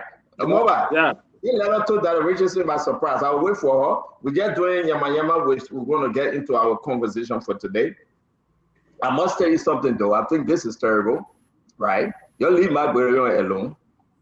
I love to be straight up. I love to it's not being bothered. You guys are forcing Mike Breon out of the party. And Fubi, they need to hear that. You guys are forcing Mike Breon out of the party based on gossip, based on rumors. So you guys need to stop. That's my argument here, Fubi. You cannot say we heard. We heard that gossip. Once you say we heard, then therefore you start writing a letter to step aside, to confess on something he didn't do. But I gotta give you the breaking news. Mike Breon is gone. He's not with CMC no more. Mike Breon and John MDR and Unity Party with Jeremiah Kuhn. Say you want to know, let me tell you. No, but still don't. No, wait now. Mike Breon is gone. He's not gonna be with you anymore. Mike Breon will be given a vehicle. He will be given a very simple pickup truck for him. That will be for him. It will not be on party giving it to him. He gone. And how it is. I'm sorry to give you bad news today. But our political leader on the same show called and informed the public, including you, that all Liberians enjoy the right to their freedom of association and their freedom of movement. If Mr. Breon wants to be a member of the CMC, he's definitely welcome to remain a committed member of the party. If he wants to move on, it is all still within his constitutional right to move on. The political leader Musa Hassan Belede made that point abundantly clear on this show last week, I believe. So that's not the point yet. The point was clearly laid out in the letter, and you read what the issues are. So no, this is normal practice. Even in sports, you see that recently, how they call him, one Chelsea player, there was a lot of rumor about him staying with Chelsea and moving on to the next club. And he came on the press conference to clarify that because of the lack of clarification in the public about his long-term commitment to the club. So it is. So your party now, that soccer club. Your party even in the corporate setting. So your party that soccer club now. No, but even in football is a multi-billion-dollar business today. It's business. It's corporate governance. So anybody your party should have been fed with anybody in the party government. What do you mean of that? Or you might come publicly to say. When the public speak with facts, with evidence. I'm going to campaign. I'm going to do this for the CMC publicly. You can't do that. This letter was inappropriate. Just our first paragraph. So even tell a man that if a closeness with his vice president will affect him campaigning. And that's my point. And that's my point, right? So let's welcome Emmanuel George and Mobile Cassidy. Emmanuel George don't bring Mobile Cassidy on the show. He had to do it with them. The message here alone, yeah, you can't stand the heat. Bring somebody to help. CMC that Chapman party. When you CMC that call us people the government. So look at this letter, Emmanuel. The letter is in the chat room, right? Let's just start the show on this letter. We'll run around with all the other stuff that is happening. We want to welcome each and every one of you. Thank you for joining Spoon. We are here to give you nothing but the best. Share the show on Facebook, on YouTube, on Voice of Liberia, Spoon FM, Fabric FM, Super FM, and all of our relays. We want to say thank you. It's good to have you. Dr. George, I want to bring you in. I will go to Mobile Cassidy. I have never seen this before in my life. I understand that our brother trying to defend everything that is said here. But Dr. George, is this the Liberia that we all envision? We'll get to the Supreme Court Chief Justice because I disagree with his decision. But let's start with CMC. We're talking about TIA and the new company that they want to bring now, LT is bringing in to replace TIA. We're talking about the MCC contract, who they gave the green contract to. We're talking about corruption that we're hearing from LPRC. And I will share the information with you guys. A lot of stuff happening in the country. We talked about Roland Guinness today, what he said in the Senate, that the president said one thing in SONA, and then Roland Guinness said another thing in the Senate. I mean, it's just so confusing. We're talking about Prophet Key and every good things and every bad thing. But let's talk about the CMC. I love this. I love for us to talk about CMC and all our political party. You read the letter, Dr. George. This is to me. Listen to what I say. Your relationship as vice chair for mobilization carry with it a responsibility of visible commitment, strategic leadership, unwavering alignment with the party's objectives. This letter therefore serves as a formal and final reminder of the resolution reached at the NIMA meeting. We respectfully request that you immediately issue the agreed public clarification and reaffirmation of commitment so that this matter may be conclusively resolved in a manner that strengthens party unity and cohesion. I mean, that's on a serious note. Let's move on. Should this not be done, this is very important for me. Should this not be done, the party may be compelled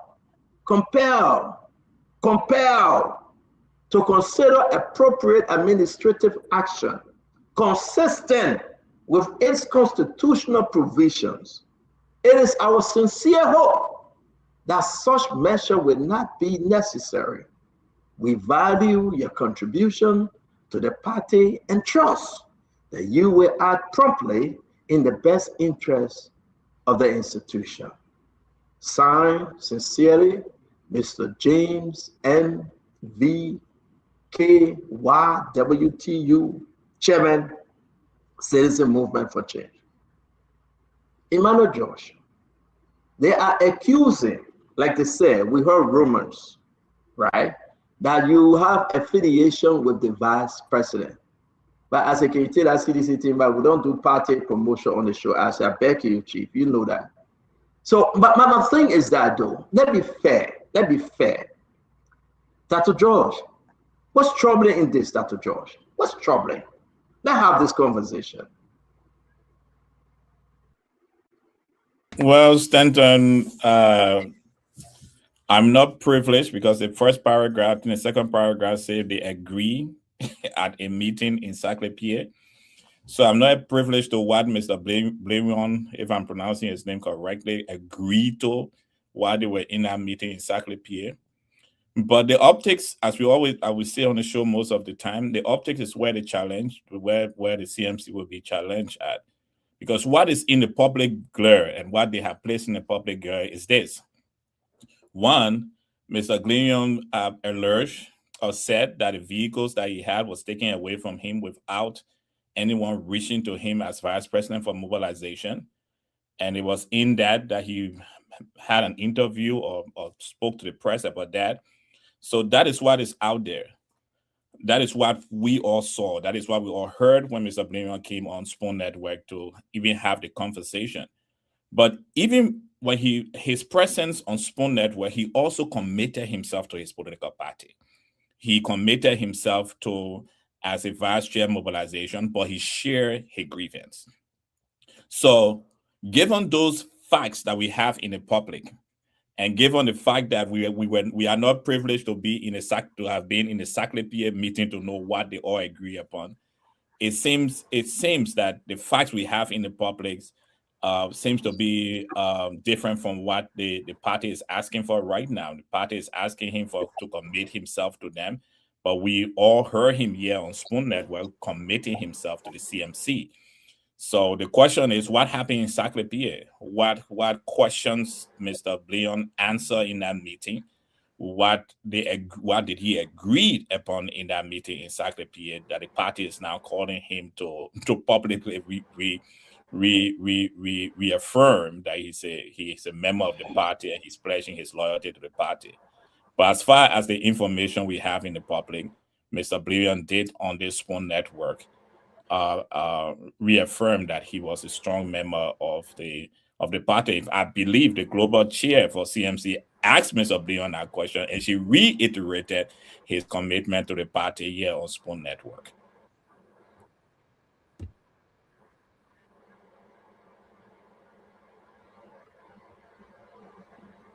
Stanton, I believe you are muted.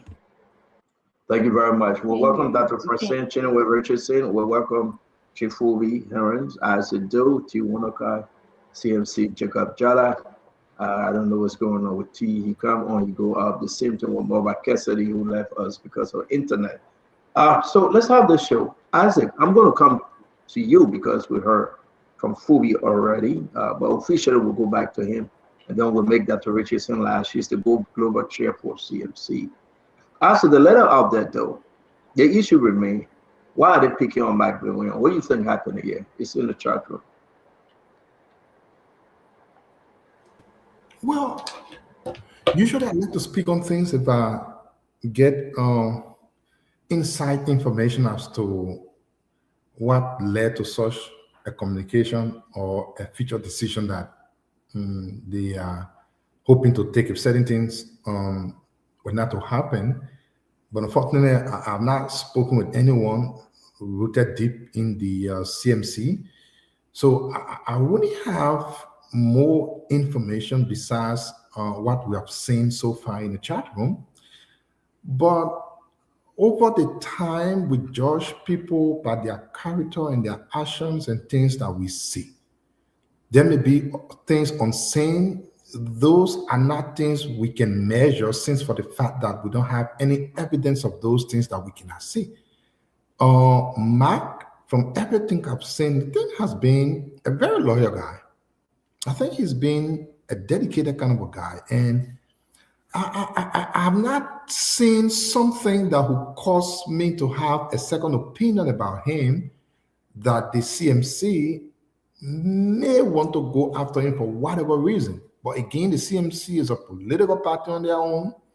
They know their own administrative processes. If someone does something against what the CMC stands for, but as for all we have seen in the public, what we have heard from Mark, even during the campaign, when he was being asked to step aside, take some money and support this person, that he refused. I would think such a person should be protected within our organization, because loyalty is very tough to get. You only get it from few people this time. People usually go around for what they can get. To see someone there, even if they are not getting anything, I think you always want to hold that person. So whatever the CMC is looking at, whatever the reason, like he said, allegedly, that's his side of the story, taking cars without his knowledge and all of these things. I don't know. Publicly, I've not seen anything from him to suggest otherwise to me, that he has not been dedicated or loyal to the CMC or the opposition, so to say, unless someone can tell me something else that I don't know. Unless maybe if we speak to people within the party, the hierarchy, they might tell us something else that we don't know, but I'm not sure if there's a right move. I don't know. Hopefully. Thank you. Again, as you see, we'll give you enough time to talk because, yes, indeed, I know you've been very busy and thank God you're off today to join the show. We discussed this issue here. Magdalene called in and we spoke to him. Most people I talk to say CMC that we can say during the picking time, Emmanuel George, CMC picking for some Magdalene. Maybe they want to kick him out. Fubi. That's what I heard. Maybe CMC just get tired with Mag and just don't want to get rid of him. And say, we're tired with you. But they are afraid to tell the man, so we're kicking you out. So they writing such a letter. They're writing this letter. And again, if you read the letter, because it say that they think he's affiliating with Jeremiah Coon. The man from Nima, for God's sake. The man served as CDC controller, whatever position you have, Fubi. There's the man that Dr. Richardson celebrated. I'm cutting the clip. Dr. Richardson said the man was ill-treated, mistreated, abandoned by CDC. Dr. Richardson is here. So how now? That abandoned sweat behind the man?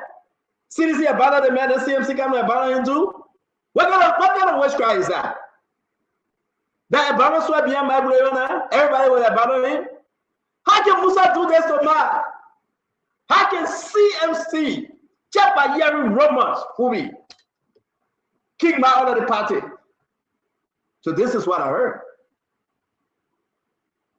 And I will go. Mark had left.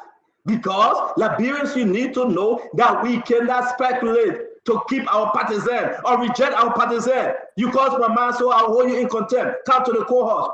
I'm a lawyer. I will give my son will be your lawyer. Come to the courthouse. What kind of content is that? So for me, let's see what Magdalene. I know my CMC brother and sister will get brother with me today, but I see this differently. I see this on a different eye. Oh no, kiri. Somebody just don't like Magdalene, and they're kicking all of that party. Fubi, let me hear you. You got that relationship. Mad with me like that. No, that's okay. Fubi, let me hear you. Yeah, CMC will repeat himself, man. CMC behaving like the Chemnen party. When you eat our party, you can't talk to our neighbor that made force to her. You know, our friend, she and her neighbors were not friendly.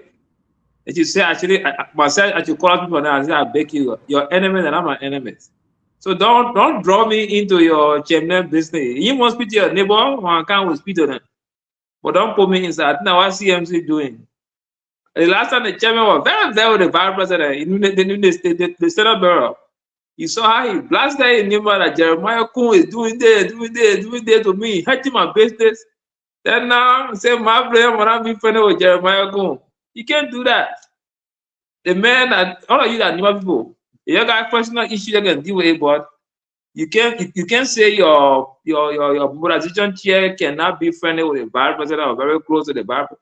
If a Mark Blayon comes to the public and say, I publicly declare that I will work in my role as CMC vice chair for mobilization, it still will not erode the fact that he's friendly with the vice president and he can do other things in the back. So leave that relationship alone and focus on building your party. To even put that in your communication says a lot about the party. And it worries people that want to give the party the chance to lead. That the party will be telling you got a quarter speech with certain people that the party feels threatened with. I don't think that's something that we should condone as a country. And you can have a political stance, but you can't be that subjective as a party. It was wrong. Thank you very much. Thank you very much. Yeah, we come to you, Chief. Go ahead, Chief. Let's be fair now. Nowhere in this letter was it ever written that Mark Blayon should end speech with the vice president. Nowhere was it written in such a way. So let's be factual because we're on the radio, thousands of people are listening to us, and we have to respect our audience and not distribute misinformation on the public airwave. That's what Fubi just did. The letter is very, very clear. As an organization, a communication was made. This is an internal organizational communication sent to a member of our organization because institutionally there have been concerns about the commitment of a particular member of the party, and internally speaking, he was asked and required as a result of a dialogue discussion happening within the party to clarify and lay speculations to rest about his full commitment to our party. How this information went out, we don't know whether it was Mark Breon that leaked this information or not, but it was nothing in our report ever said that Mark Breon should cut off all kinds of speaking terms with the vice president. As a party, in fact, if you look at our political leaders, all members of our party, this is a small country. We all have relationship. Even though the political leader made a point that the CMC did not germinate new human beings to form the CMC. Liberians have some people have our previous relationship in other organizations and stuff like that. We recognize that as a party. Gonna make a new human being. We agree. Gonna make a new human being. So, yes, people about the second paragraph. So let's make that very, very clear. So I don't know what the palaver is about, but this was very clear. Jacob, please read the second paragraph.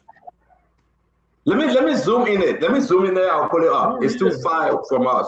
I will zoom in there and pull it up. But let me kind of mobile. You go ahead. You been quiet. I mean, your internet ain't giving you a hard time. It mean that your go when I come out. Yeah, this internet Christmas it had to our eye. You get straight internet don't come on the show.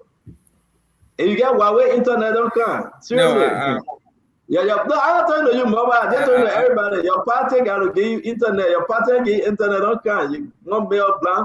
But I hear you, mobile. Let hear you, my friend. I think CMC men are making my internet not working today. Anyway, on a serious note, the whole issue of being in a party and officially associating with the ruling establishment, it's a very thin line, and it's understandable that CMC feels that they are both the man who should be bringing people over, being around with the vice president, kind of sends a political signal and a message that might affect the party's chances. So one thing they did, at least, that I do applaud them for, unlike the CDC, is that they are affording Mac the opportunity to clear his side. Is it okay, my man? If you think that they have a friendship with the vice president you're talking about, I mean, go write a public statement and declare that you're supporting us, and whatever your relationship is with the vice president, I mean, it doesn't affect your standing in the. So let me ask you a question. So, let me ask you. That's what Mark has to say. Mark now has a. Yeah. Baba, so are you saying that the party is running on hearsay, lies, and rumors? I can hear you. Are you saying the party is running on hearsay, lies? The party got eyes. Ah, okay. So anybody can pick up the party leadership and say, but stand on. One thing I must also say too, right? We're all intelligent people here, and I know nobody will doubt the intelligence and the understanding, the wisdom of the people that are running this political party we call CMC. So you will know and you will recognize the fact that we will not just come up like you are suggesting here and just take a position as a party without any iota or validity in the particular position that we're taking. So let that be made known. If you read the letter said there was a meeting held. There have been discussion held. The party is simply, and I keep repeating myself because I will sound like a broken record here, because it seems like the information contained in this letter is being probably sidestepped or not taken into full account. This is the vice chair of the organization. As far as we are concerned, as the letter states, he's still a member of the party. We recognize that. But there is a certain kind of narrative that has been circulated around in the media. How is it a bad thing required if an important member of our organization, who's a vice president of mobilization, like Molba just said, who is almost responsible to bring people to the party, and there are question marks over his commitment to the party, at least publicly. So to say now, come on and reassure our membership and reassure our constituency, reassure our base to say we recommit our full commitment to this party, and we're committed to the cause of the party. So what's the problem with that? So we gotta go. We got another 4 more minutes. We gotta go. I think we got some serious problem. Yeah, I will go to Kev Hassan and I will go to Dr. Francine. We got to rise on the T. Can you go in the back and call Mark Blair for us, that your brother and Francine, whether you want to join us today, we're back in your T, please do so. Dr. Richardson, yeah, there you come by, my friend. I will keep your spot. Dr. Richardson, let's hear you on this, because again, I disagree. Fubi was right. Look at the second paragraph that Fubi talked about. You guys are alleging that Mark Blair was a spy in CMC. You guys are alleging that Mark Blair, you guys couldn't trust him. And while he was on his way to Grand Jita County, you all recalled him and took the car for him and sent him on a motorbike. That's what he said during the meeting, the second paragraph, Fubi, you talked about. This is what he said. During the meeting concerns what openly discussed. What concern? Regarding the public narrative that has emerged in recent days and the perception that your close relationship with the Vice President Jeremiah Kwankum and your expressed reluctance to open a campaign of criticizing the government. You holding the man because you're not criticizing the government. You holding the man because you're saying that his relationship with Jeremiah Kwankum. Both of them are from Nimba. This is very, very clear. And when necessary, may affect the full discharge of your responsibility within the party. The leadership approach this matter not as an accusation, but as a need for institutional clarity. I mean, Dr. Global Chair, Dr. Francine, my sister, in whom I'm well pleased, speak to us from your position as Global Chair. Yeah, hello, everybody. How you doing? It's good to be here today. I apologize if my internet keeps going in and out. I don't know what's going on. I don't know if it's Mobile Casterly that is interrupting my internet, because since you joined the show, I've been having some challenges with my internet. But, you know, so be it. Hello to everyone who's listening. You know, I'm so happy that I'm a part of a very mature professional party, the CMC, that is, you know, one of the most popular and up and coming party in Liberia body politics. As you can see, we are very transparent. There are several questions that we should ask here today that we're not asking. One is, who put the letter out there?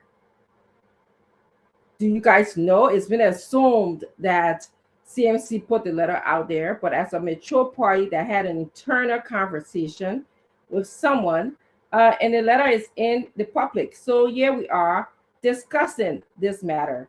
I'm sure Liberia, and all of you here, all of you guys on this panel will agree with me that Liberia is at a place where if part of your job responsibility, because this is part of the problem that we have, is to do X, Y, Z. And you come to a meeting and you tell us, I cannot do X, Y, Z because of X, Y, Z. Don't you think that you will be holding the person who has this position responsible? I mean, this is what we do here. You know, Stanton comes and holds the government accountable. Many of you, your comments here is holding the government accountable. So our political party is simply saying, since you are vice chair of mobilization, we are holding you accountable to do this job, to mobilize, to bring in people. And Mike, who is a great person, great personality, has worked for the party. I have no qualm with him, but he is telling us that he cannot fulfill his job because of, you know, the perception. When they had this meeting, he presented as if, you know, what the people in the meeting heard. Many people heard that I can't fulfill my job because of my proximity to the president, and I won't be able to say when the government is doing wrong because of my proximity to the vice president.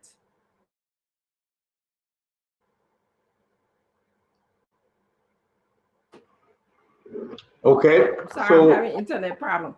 no, go ahead. We can hear you now. So Go ahead. that is what happened. So yes, and so that is what happened. This is not a rumor. This is not a joke. The serious part of this issue is that we must hold people accountable. Okay, and so we are asking Mr. Blian, please, okay, come out and tell the public, the people who you will be recruiting as the vice chair of recruitment and mobilization, come on and tell these people, because these people are relying on the information that you will provide for them. When I go and recruit people, I have to tell them the reasons why I'm recruiting you. I just tell them, say, oh, Jeremiah Cohn is doing when he does do a wonderful job, I do tell him that he's doing a wonderful job. But I tell them, we want an expedient government. Liberia is so far left behind for us not to have a government that is working effectively. Yes, just coming by and giving us, chicken change. Now, Richardson, we're not saying you though. You put yourself in the back. In the back. Yeah, we're not saying you. I don't even know what's happening. I don't know what's happening, but you can hear me, right? I'm trying to come on. I've been trying always, but just coming and saying that, okay, give me some chicken chains in 2026. Okay, you are telling us to accept whatever chicken change, as people in Liberia should be happy if the government say, okay, give me 2 years before I give you electricity. We should say, okay, even though after they have told us that they have reached historical collection of revenue, we should say, okay, that even though they are telling us that they are spending money to build a peace conference center in Foya, but we should just say, okay, no, we don't want that kind of government. And that's what we are holding Mike Blian accountable for, his responsibility as mobilization chair. That's what we are doing. That's all. And again, I like to say this is internal party matter. We are taking the right approaches. I don't know how the letter got out. I don't know. And please, the message shouldn't go out there that we are kicking out of the party, like Fubi like to say, that we are following party gossip. Was it party gossip when they dismissed you from ANC, Fubi? Was it party gossip too? That perhaps, is it party gossip that you did not manage ANC money properly? Was it party gossip? We don't engage in those kind of immature business, okay? This is a serious matter. CMC was funded to be very serious with the Liberian people, to behave responsibly, to address our issues, okay, of poverty, healthcare, no lack of education in our country. So that's what I have to say. Thank you very much, Stanton Weatherspoon. Dr. Richardson, Francis Richardson, thank you very much. Before we go to Kev, though, so you guys going to kick Mike Blian off based on gossip, rumors? We're not going to kick. But what did he do? You asked him to go on assignment. He was on his way to Grand Judah. You recalled the car from him. You took him. You put him on the street. He had to take Pempen to go back home. What actually did he do? What is Mike Blian crime? Did somebody wake up one morning and call Musa and say, Musa, we saw Mike Blian and Jeremiah Cohn talking? They were speaking Mano. They were speaking Mandingo. They were speaking crime. They were speaking Gio. What actually? Tell me something that he did without telling me that, oh, the man we heard that the man talking with Jeremiah Cohn. That it? The man is compromised. Who not compromised? On the show, who not compromised? So if we hear you talking to your brother that's supporting Joseph Iman Boaka, your brother Olano that's supporting Joseph Iman Boaka, it means that they might take it from CMC too? That how it works? No, that's why I told you earlier. I said CMC is a mature political party. So what is the crime? What Mike Blian crime? What Mike Blian crime? Mike Blian is a fine gentleman.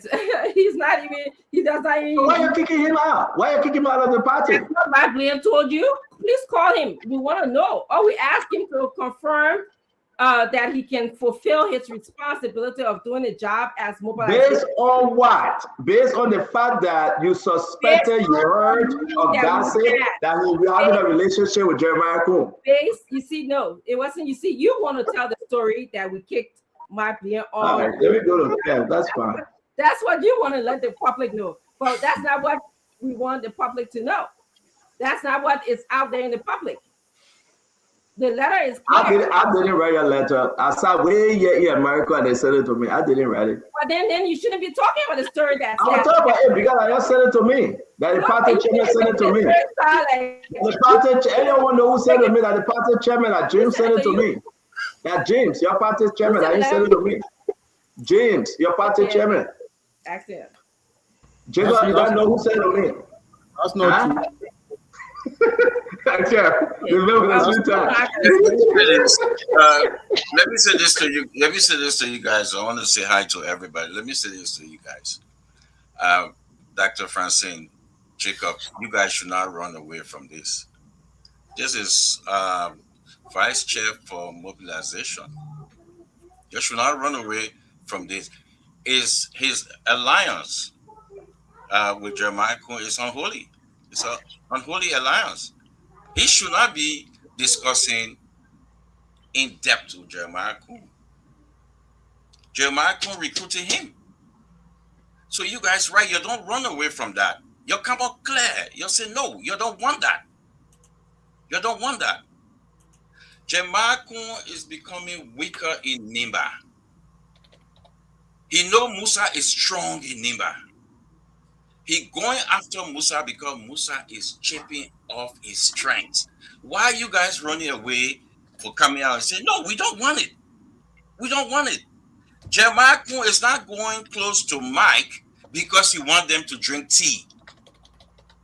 He want to take Mike away from the CMC. You should come out and be clear, Jacob.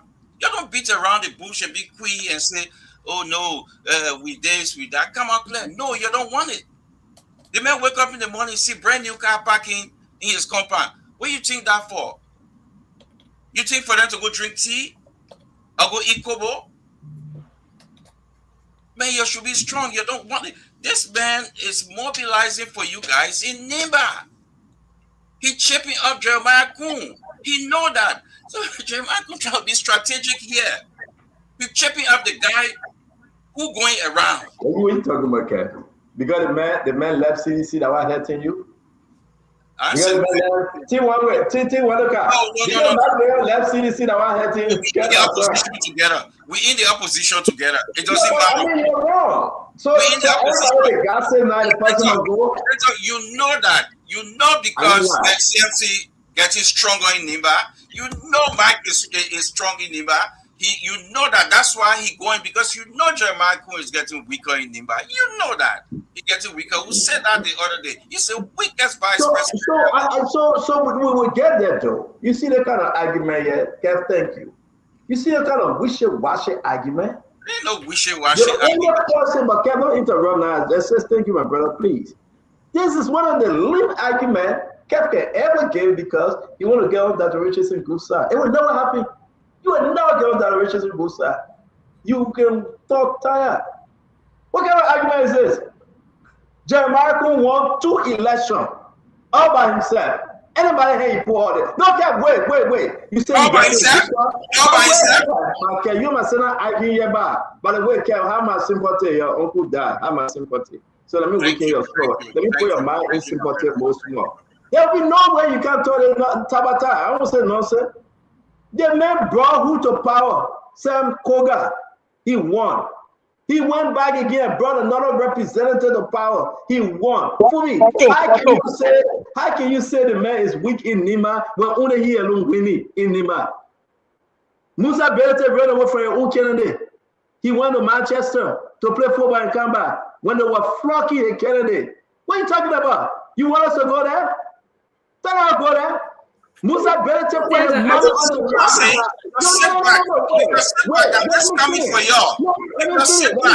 Let me finish, Kev. Hold on. We got to go to T1 and Conor Gray. We got to move on. I will get the last one to the CMC people. How dare you put a ball on Jeremiah Coon? The only man that shown strength in the whole Republic of Liberia. After the passing of PYJ, Jeremiah Coon become giant in Nimba County. You put a mother, Jeremiah Coon put a mother. What would we see Musa Belete? He went to Europe to regroup. Before he came out in the country, we finished flocking Mark Blair. What are you talking about? Don't do that Tabata on the show, man. Talk something that you want to talk. Let me go to T1. You don't hold back. You don't hold back, Jacob.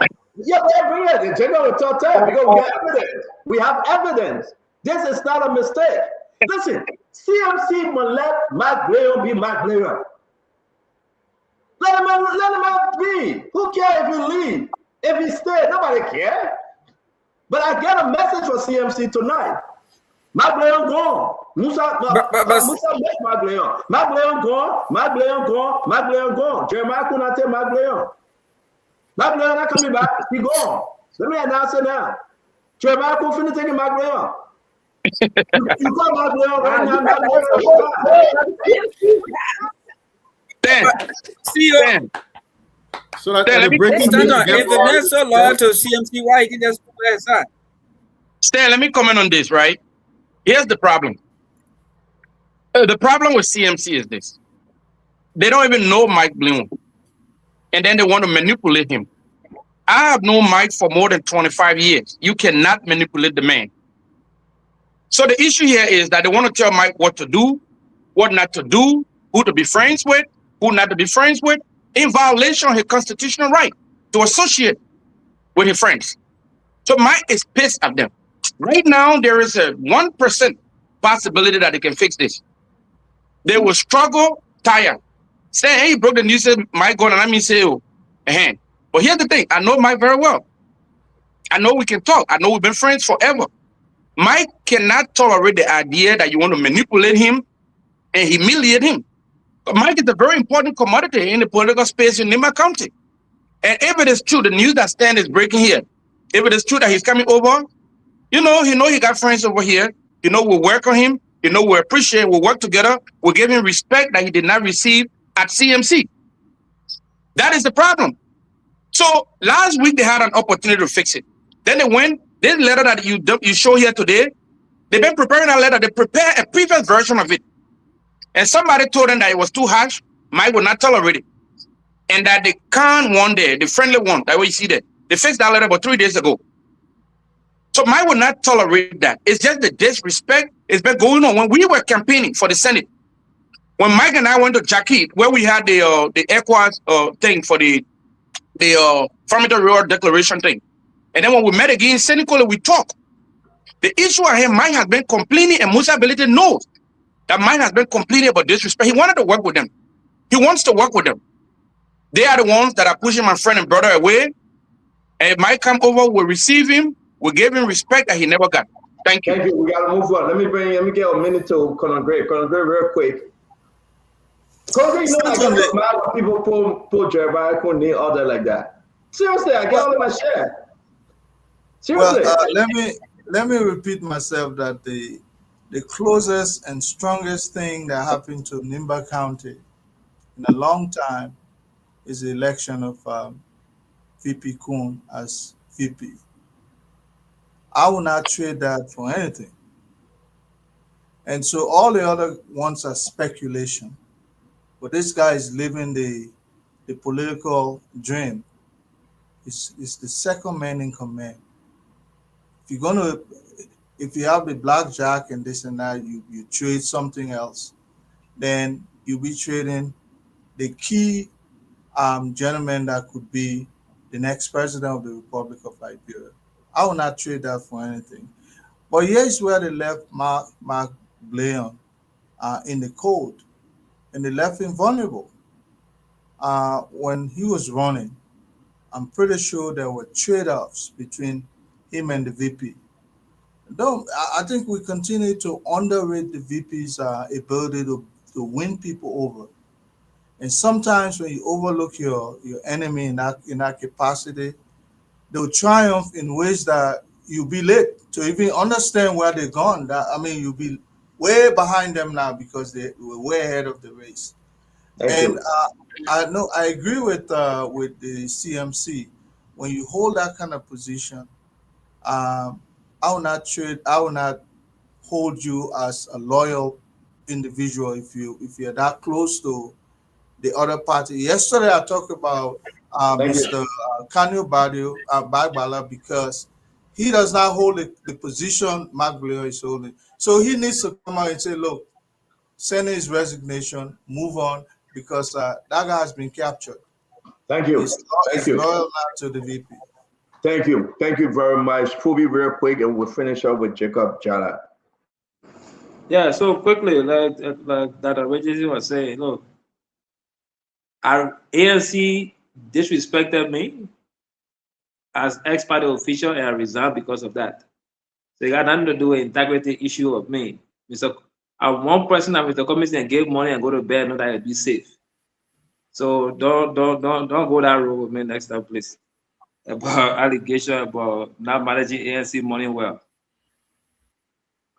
Okay, so Jacob, let's close up on this, and I will announce on the show. I will be very clear and announce on the show.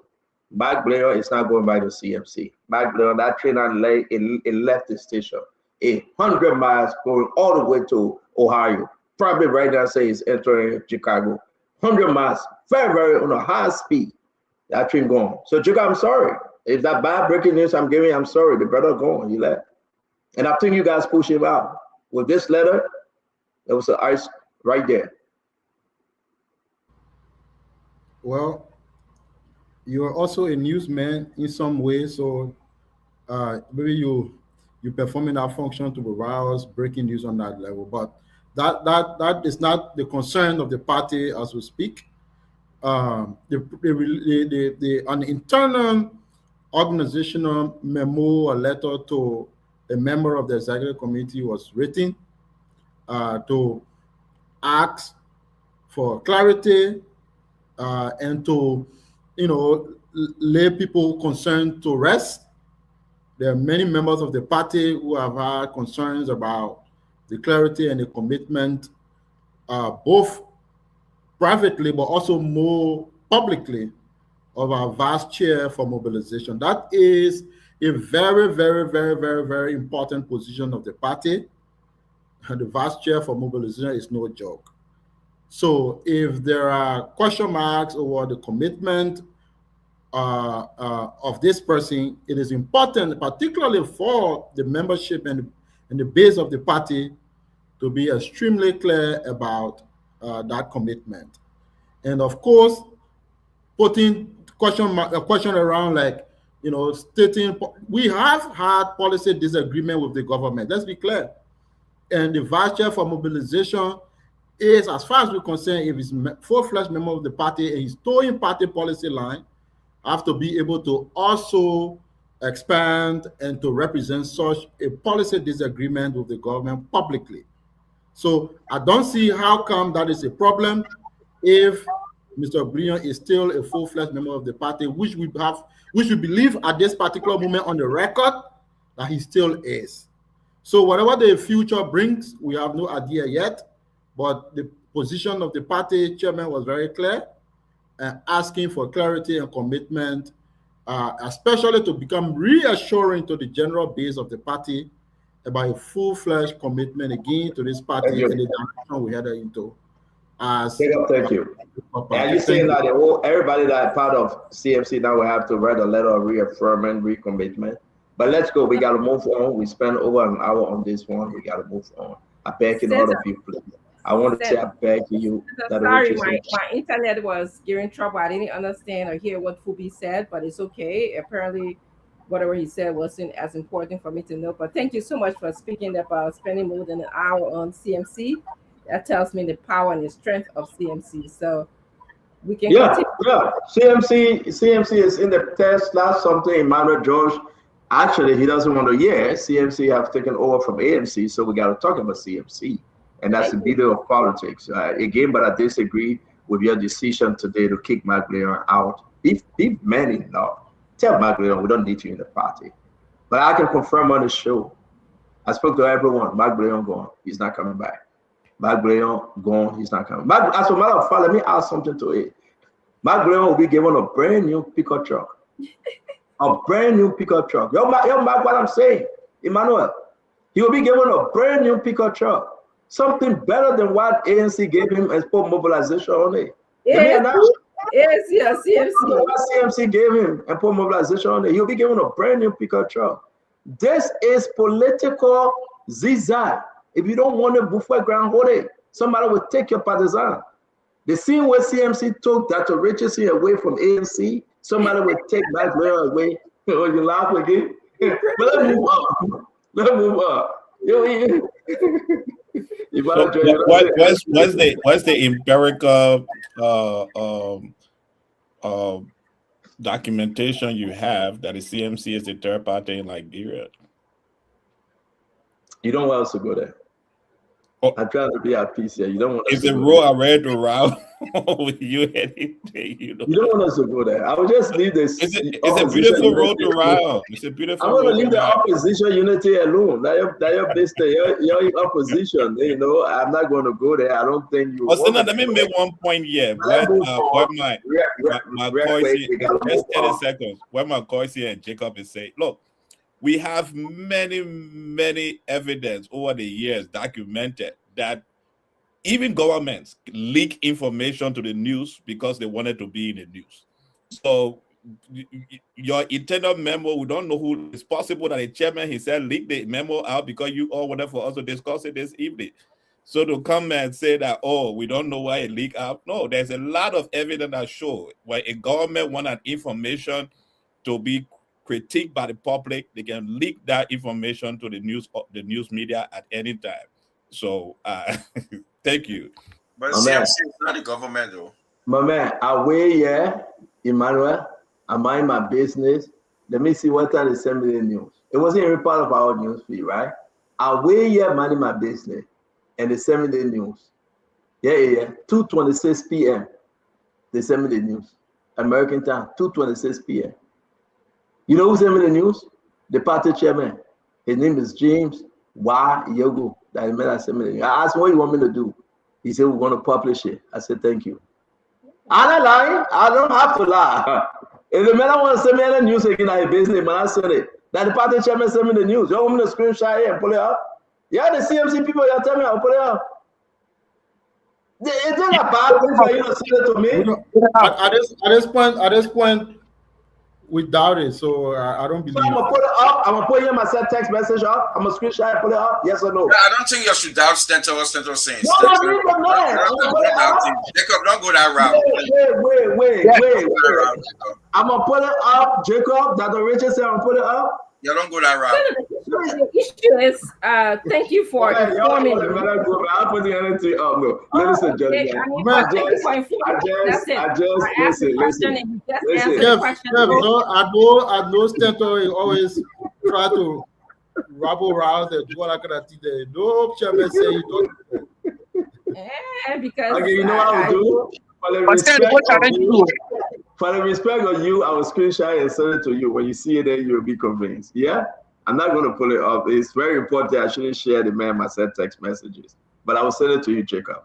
But let's talk about Prophet Key real quick. We got something from the port that the port now, they say, I don't know whether Joseph Boakai, the president, can terminate the APM terminal, but something is coming through the wire and say, yes, he did. He did interimly.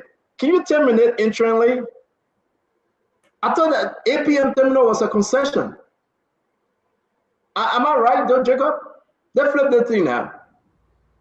Yes. APM terminal have a concession, right? Emmanuel? Yes. Isaac? Yes. Since that concession, right? They could violate the term of no, I'm not talking about violating the term. That's what we're talking about. I'm asking a question. APM terminal had a concession, right?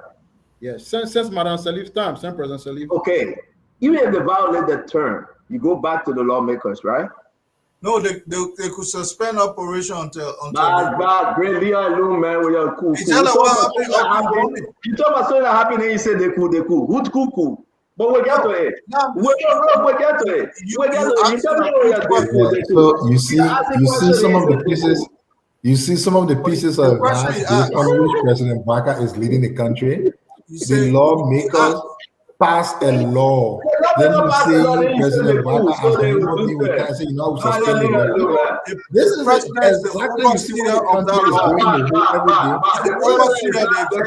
where is the pastor on security? How you going to expect people to be shooting people around? Let's talk about Prophet Key, and we get to this thing. Whether it's a good news or bad news, you would tell us. I mean, I got nothing to do with it. But Prophet Key appeared today in court. I really want to hear your sincerity. He appeared today in court. And the judge said, the Supreme Court Justice, Chief Justice, Pape Gbese, Prophet Key said, I got no lawyer. The lawyer said, I'll find you a lawyer. Just what he said on the show yesterday. And I don't know if the lawyer in the paper form for Prophet Key are a relative. That's the embarrassing and scary part. But who all was in the courtroom today? Some people want to observe. Some people want to in support of Prophet Key. Look at the picture.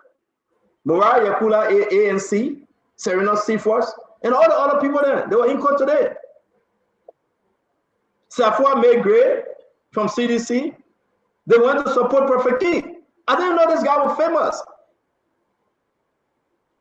He got full support. Austin, Prophet Key stood up. All of them stood up, Prophet Key. You will have your seat, Prophet Key sat down. All of them sat down with Prophet Key. Can you imagine? And at the end of the day, I was surprised. This is one of the personal people should not speak, including your go and through your research. It's subjudiciary. And the case, people should not speak, including your go and through your research. It's subjudiciary. And the cases of authorizing your go reads over your, when you finish with the case, you can know the question to ask. So let's go. Will you be able to fine for Prophet Key if you have been? What they call PPP bond? What's that? So Prophet Key got the support.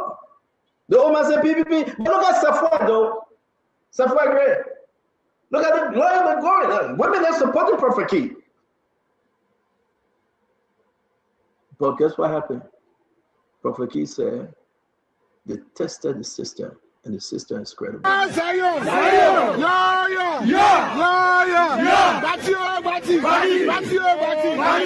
Well, ladies and gentlemen, boys and girls,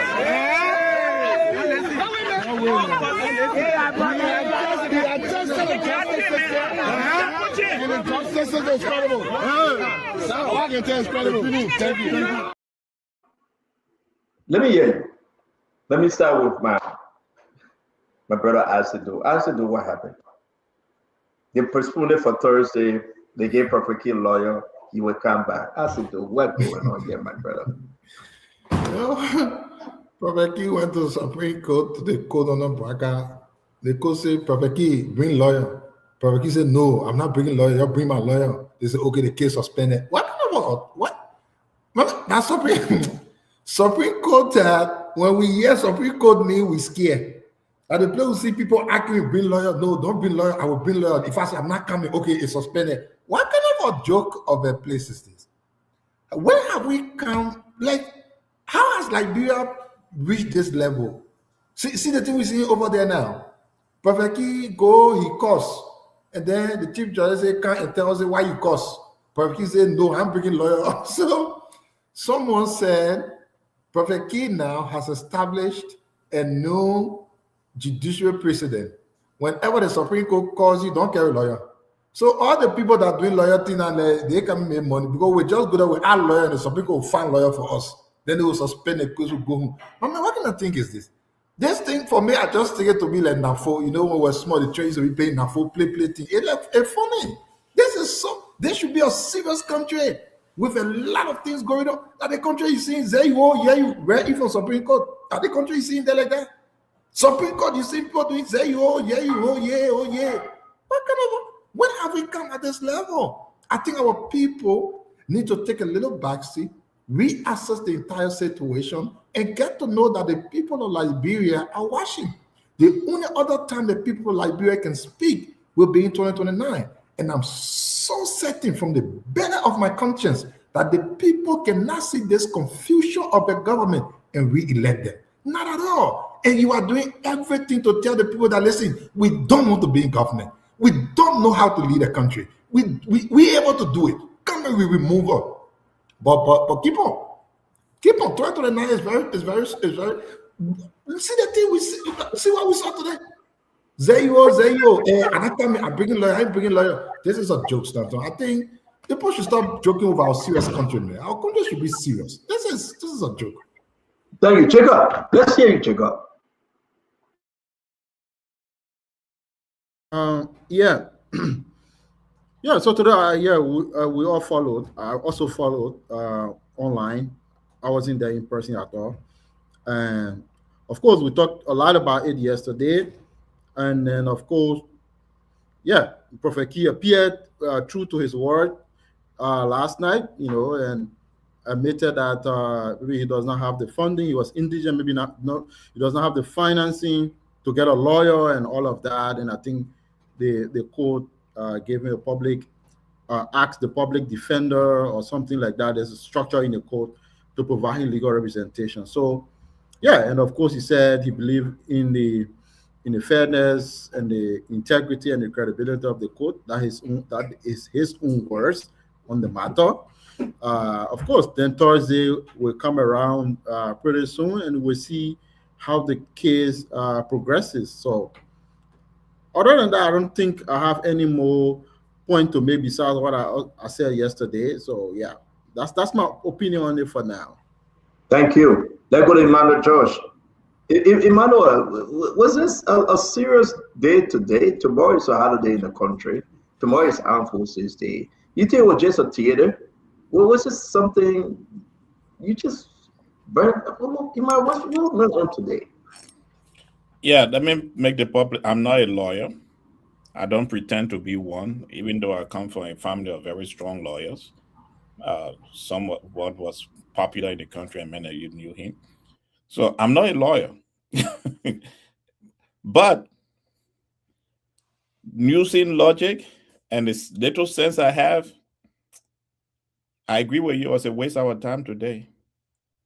You want to tell me that all the cases we got in the country, that because Prophet Key allegedly insulted the mother of the Chief Justice, so the Supreme Court had to call a full bench to section to listen to this thing? As I said yesterday, this is bullying of the Supreme Court. Now, two things happened today. I know you wanted to discuss it later, but it's hitting my brain right now. Now, we have the news feed coming in that, let me start from here. We have a regime speaker. We have a regime chief justice. And today the regime seems to be terminating the 25-year concession agreement with APM. Now, if we have everybody walking in locksteps, it's a very serious thing for our economy because investors are looking at these things. The Chief Justice and the full bench of the Supreme Court have a lot of work to do. Almost every social media feed that you read this thing on, Liberians are asking, don't they have work to do? Is there nothing interesting in the country for them to do at the Supreme Court? But to invite Prophet Key because he insulted, according to the chief. Even the vice president was laughing yesterday when the Chief Justice was mentioning the thing. The vice president was laughing because the vice president also knows how much insult he gets as a vice president. This is a waste of public resources. And the counselors that were there, they are officers of the court. And I believe because this was a unique case, they went to learn that's why they were present, not because they were supporting any side, but this is a unique case. I don't think it had ever happened in the history of the Liberian judiciary system that a full bench of the Supreme Court summoned a private citizen, that the Chief Justice having problem, he could not start a case from the lower court, but went all the way to call the full bench to come and bully a private citizen. This is bullying, and it's wrong. Dr. Richardson, what say you? So I'm going to speak on 3 matters that I do sometimes write stuff down here because of how many people on the panel that we have to go around until it's time for me to speak. My speaking about this in no way state that I'm endorsing Professor Key use of Marcos to address especially women, or just purely his use of Marcos. I do want to speak about this freedom of speech matter. It is a freedom of speech matter that we see exercising here. To what extent does Prophet Key's use of Marcos is harmful? intentionally harmful to another person, and to what extent is that, where does his right stops, where does my right begins? So again, it's a freedom of speech matter. I also believe that Professor Key has the right to receive public defender. He has the right to be heard by someone with a legal mind. That is, in this country, we call it your Miranda. My computer today, I think, is off again. And lastly, I think it's fair for all of us to say that our morality in the country is at a questionable level, okay? Because there's so many things that's been going on in our country in the past couple of days that we have to deep down inside of us search and discuss morality in our country. And the issue of morality relies on institutions and also individuals, citizens of the country. It could be parents, it could be individuals, and it could be, just basic people, Liberian citizens, or sometimes people who are interested friends of Liberia. So we need to speak about our morality in the country. That's what I have to say. Thank you. Yeah, Dr. Richardson, I think we'll get you a new computer, man, or something like that. We will call Comcast to change your internet. Let's go to Kef Hassan. Kefiko, man, what's going on here? The whole Prophet Key issue, the court system, man. I get a bad feeling, Kef. Everything was shut down today at the Supreme Court. Everything was shut down actually at Temple of Justice today. Just because Prophet Key calls the Chief Justice, man. Then he said he did. What's going on here? You see, under this president, Jose Yuma Boakai, the justice system has become a mockery. And that's what we're saying. But I think one of the key things we're not focusing on, not the act of Prophet Keys or the insults that he ran on people, is the free speech that is stopping, the free speech. Now they can go after anybody. It's a plan by this government.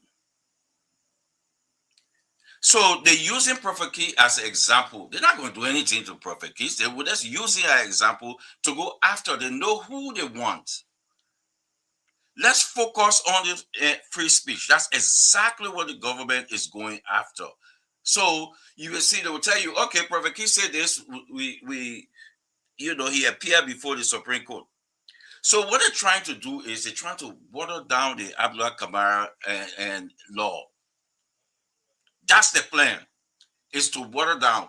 Imagine the Unity Party government use it during our tenure. They use it. They came out, people insulted President Weah. They did everything. They use it. But what happened?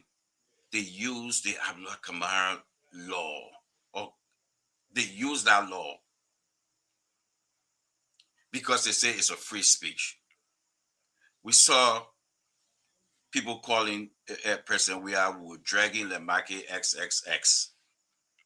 It's a whole lot of things. But what happened? So what we're saying right now is clamping down on free speech. I want everybody to forget, he saw a woman, he do this. Yes, nobody want that. But let's look at the process of what they're trying to do. Tomorrow it might be you. It might be you. Remember, Josiah Joker took out folks from NPA because they spoke out. Remember the boys, the former COP and boys. Josiah Joker came out, he said, spoke against the president.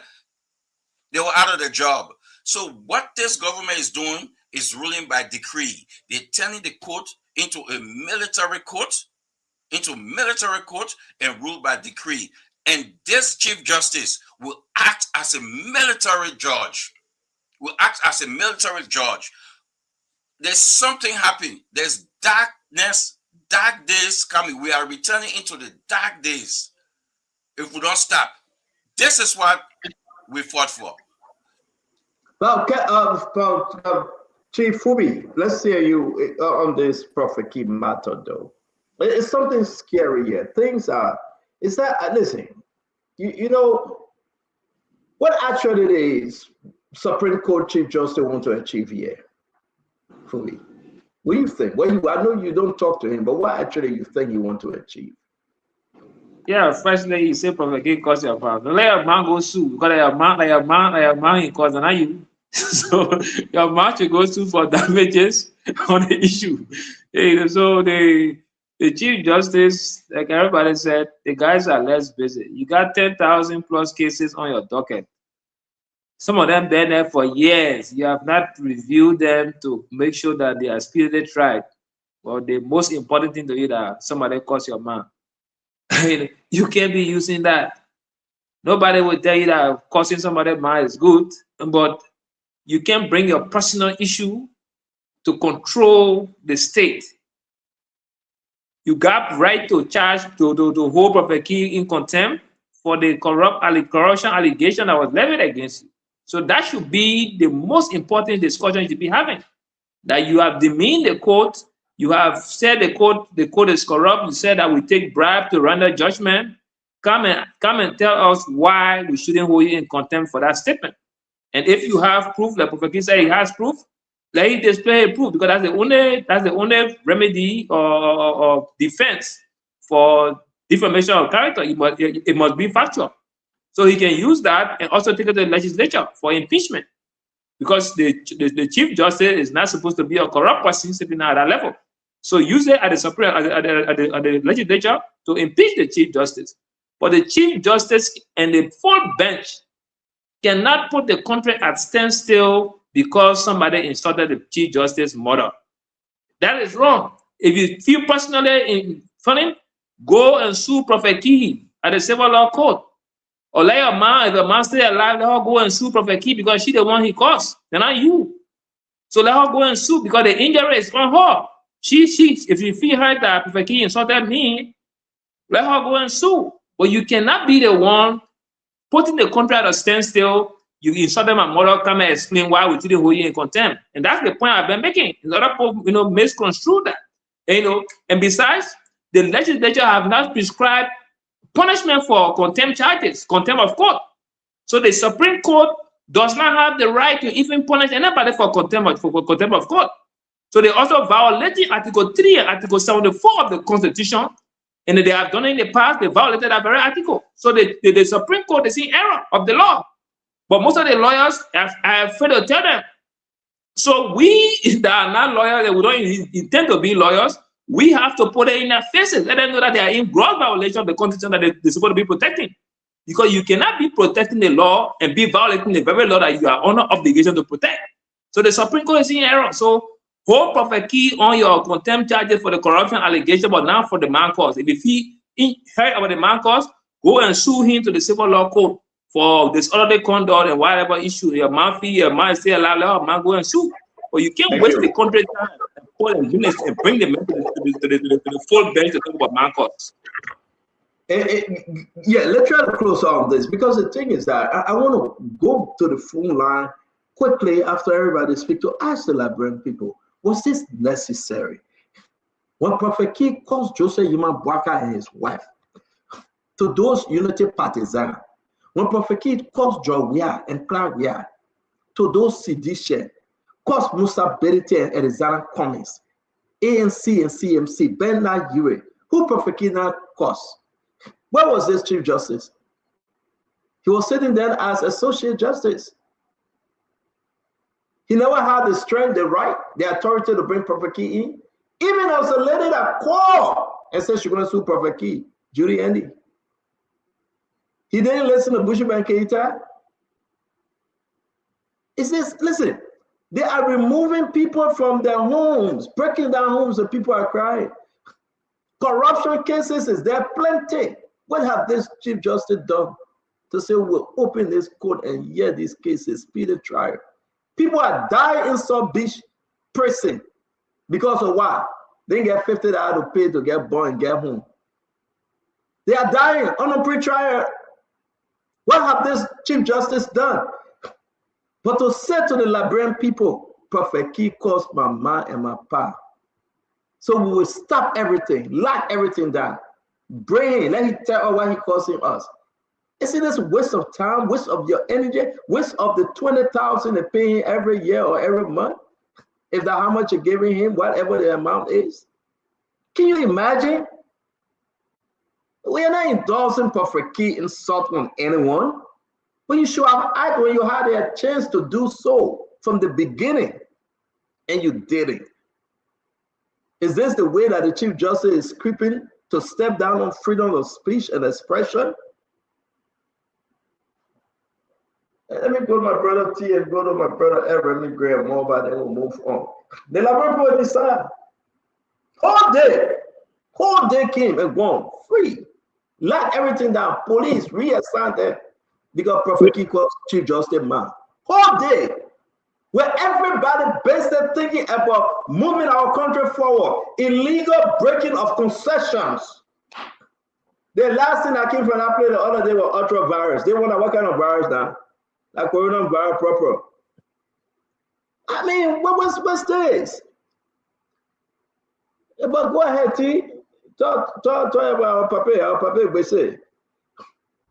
Yeah, you know, Stan, initially I was skeptical as to whether I should comment on this, but I will, and I'm sure my lawyers will not be happy, but I will comment quickly here. I have a case at the Supreme Court that has been there 3 years, a murder case that I won against the Liberian government. I spoke about it my second time on the show. 3 years we've been trying to get assignment. We already defeated the government in court. 3 years we've been trying to get assignment. And today, the judges were available, the justices, they were available. They could have assigned our case. They could have assigned our case.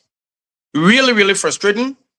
And that's why last night on the show I said, I'm interested in the post-analysis. I'm interested in talking about what will happen. We really didn't see much in terms of how they will handle the issue. But I will say this to the Honorable Chief Justice. He got to be really careful, really, really careful. Because he said something the other day that was played on several radio stations today. He talked about how he will have lawyers and agents from the court going across the country, which is a good thing. Monitoring the judicial system to see how the courts are working, good thing. But in particular, he said, when it comes to my home of Nimba, I will be really tough on the judges there because you are in my home and I expect you to do better. Now, people can analyze that in all kinds of ways. Don't bring your personal sentiment, your foolishly well. You know, you got to be careful. You are the justice, the Chief Justice of the Supreme Court of the Republic of Liberia. Have some thick skin. Have some thick skin. This thing could have just George Weah, Joseph Boakai. Stan, you name all the people. Now, are you going to call Yega Koloba in for insulting people around here? When Costa started his show, he was cussing everybody. You start calling everybody now. So, for me, this is not a good direction that this court is going. The court is a noble court. It's a respectable court. It's a very powerful court. And that's not how you want to use your power. That's what I got to say on this. Mama, let's hear you. Then Conor Gray will go last. Let's hear you, Mama.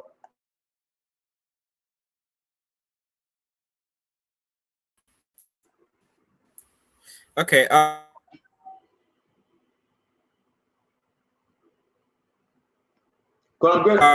CEO, if you can hear me now, can you hear me?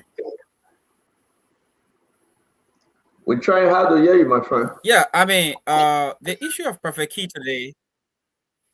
Sorry. Okay. The issue of Prophet Key today, I just want to bring a few things to the attention of the Liberian people.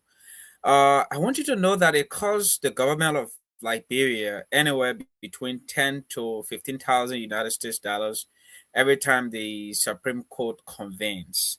And based on the fact that they had to pay for extra operational costs by bringing the Liberia National Police, extra sheriffs, that increased the costs just to have Prophet Key appear before the Supreme Court to answer a contempt charge.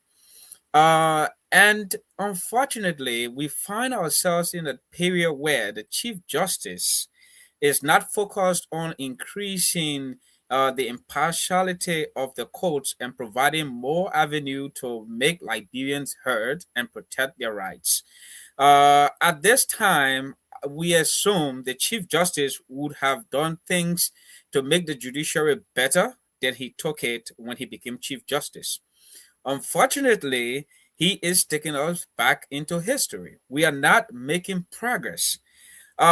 We should be seeing a Chief Justice that goes in the street and try to talk to ordinary Liberians, make them feel welcomed to the court, and tell them that the court is here to protect their rights, but not to intimidate, to harass, and to stifle them. This is completely unacceptable. It was a waste of government's money. It was a waste of our time. The Supreme Court here at the most between 40 to 45 cases in every term. This October term is almost closing. And the biggest story that has come out of this term is the fact that Prophet Key hurt the ego of the Chief Justice. Our Supreme Court does not have temperament. And one of the most important tenets of a strong judiciary is a judiciary that has temperament. What the Supreme Court is demonstrating here is that people in politics have temperament. They are open to disagreements, but they, as a Supreme Court, that should serve as a mother, as Liberian people would say, between the ordinary people and the powerful people, as standing with the powerful people. In fact, they are wielding the shield of power to clamp down on critical voices. This is unacceptable in this day and age. While we do not support some of the words Prophet Key uses, we should not call for any Liberian's voice to be silenced just because we do not agree with the way they carry on their advocacy. Thank you so much.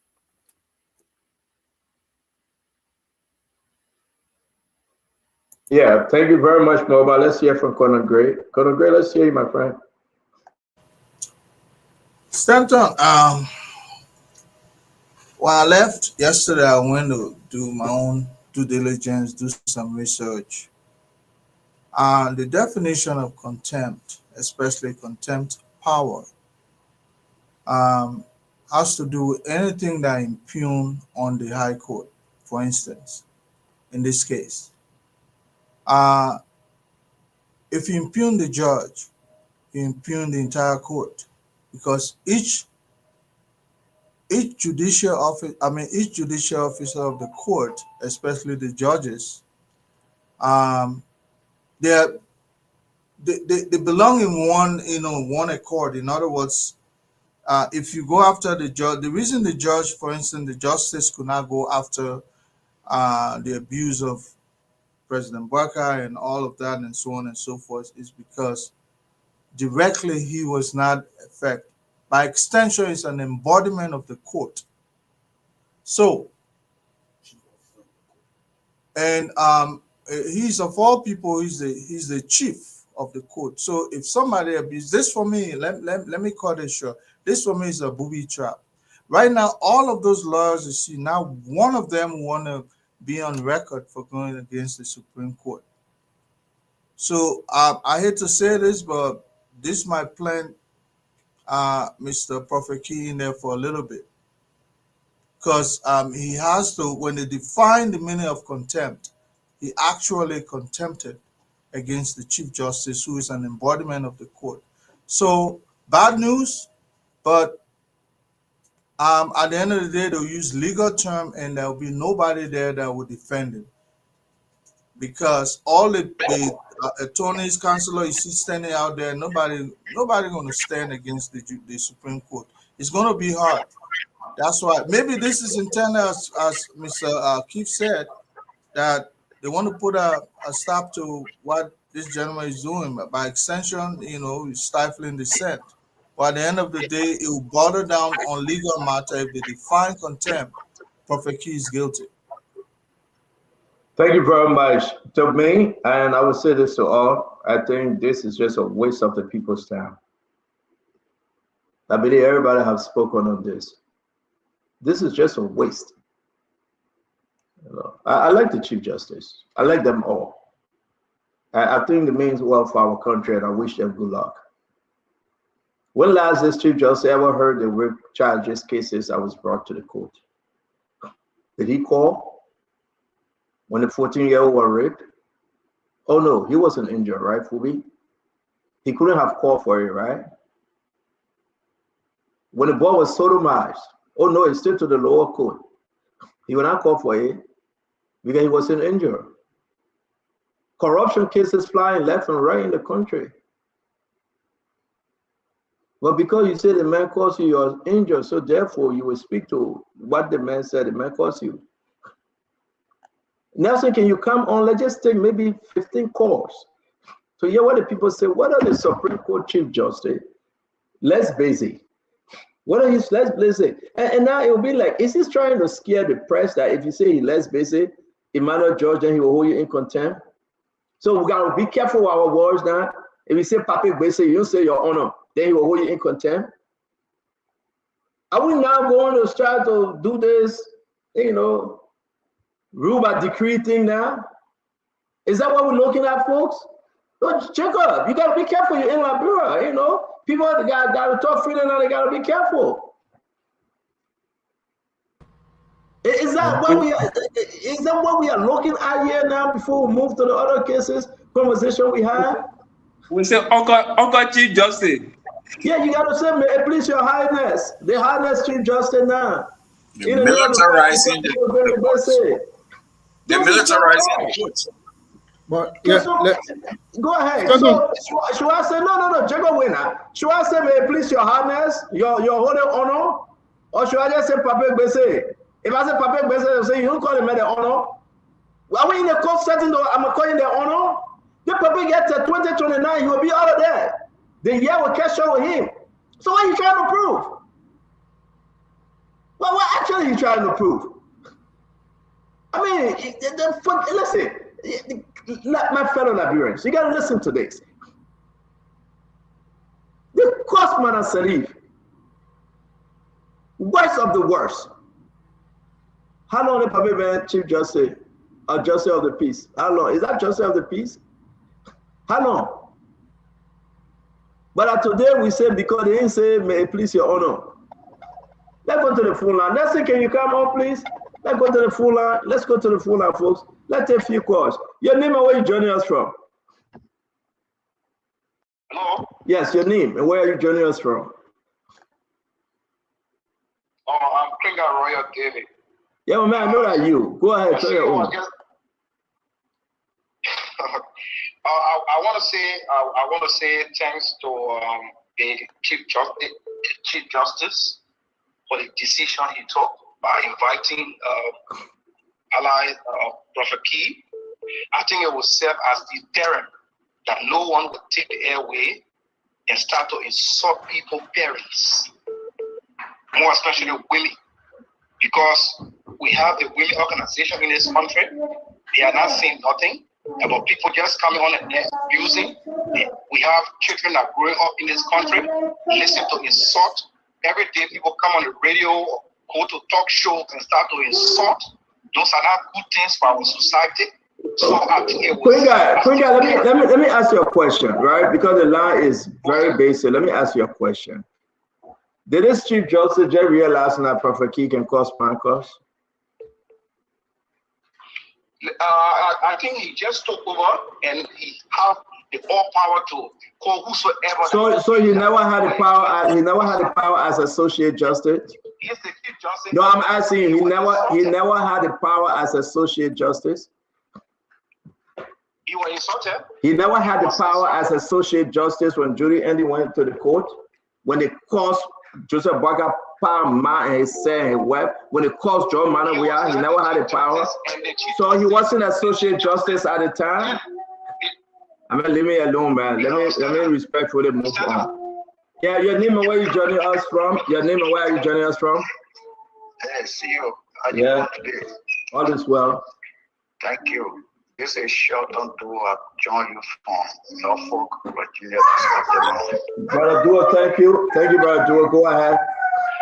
Well, I listened to all of you people, and I think most of what you people say is true because we got so many cases going on, like we say, why it's true that some of all we cannot or we will not, support the utterances of Prophet Key. But there are training issues that we need to address in our country. So I just want to place the question to you, to maybe some of you may have idea on it. So now, if on Thursday when Prophet Key appear and he has been established that there's a case between Prophet Key and the Supreme Court, the Chief Justice, are they going to recuse themselves? Because if they stay there to try Prophet Key, will be conflict of interest. So if you listen to the show yesterday, we tried to do this, and that's why we opened the line, right? Prophet Key said, I get lawyer. The message will give you lawyer. His friend there, George White, there didn't want to stay as friend of the court. So Prophet Key is in a danger zone. But let me ask you a question, right? Let me ask you a question. Even if Prophet Key go to jail, even if they send Prophet Key to jail, then what? If Prophet Key start causing, you say he to jail because he cost your mind? Thank you, my friend. Thank you very much. Thank you. Let me move to the next call. Thank you, my friend. Your name and where you joining us from? My name is Henry Johnson. Yes, sir. Go ahead.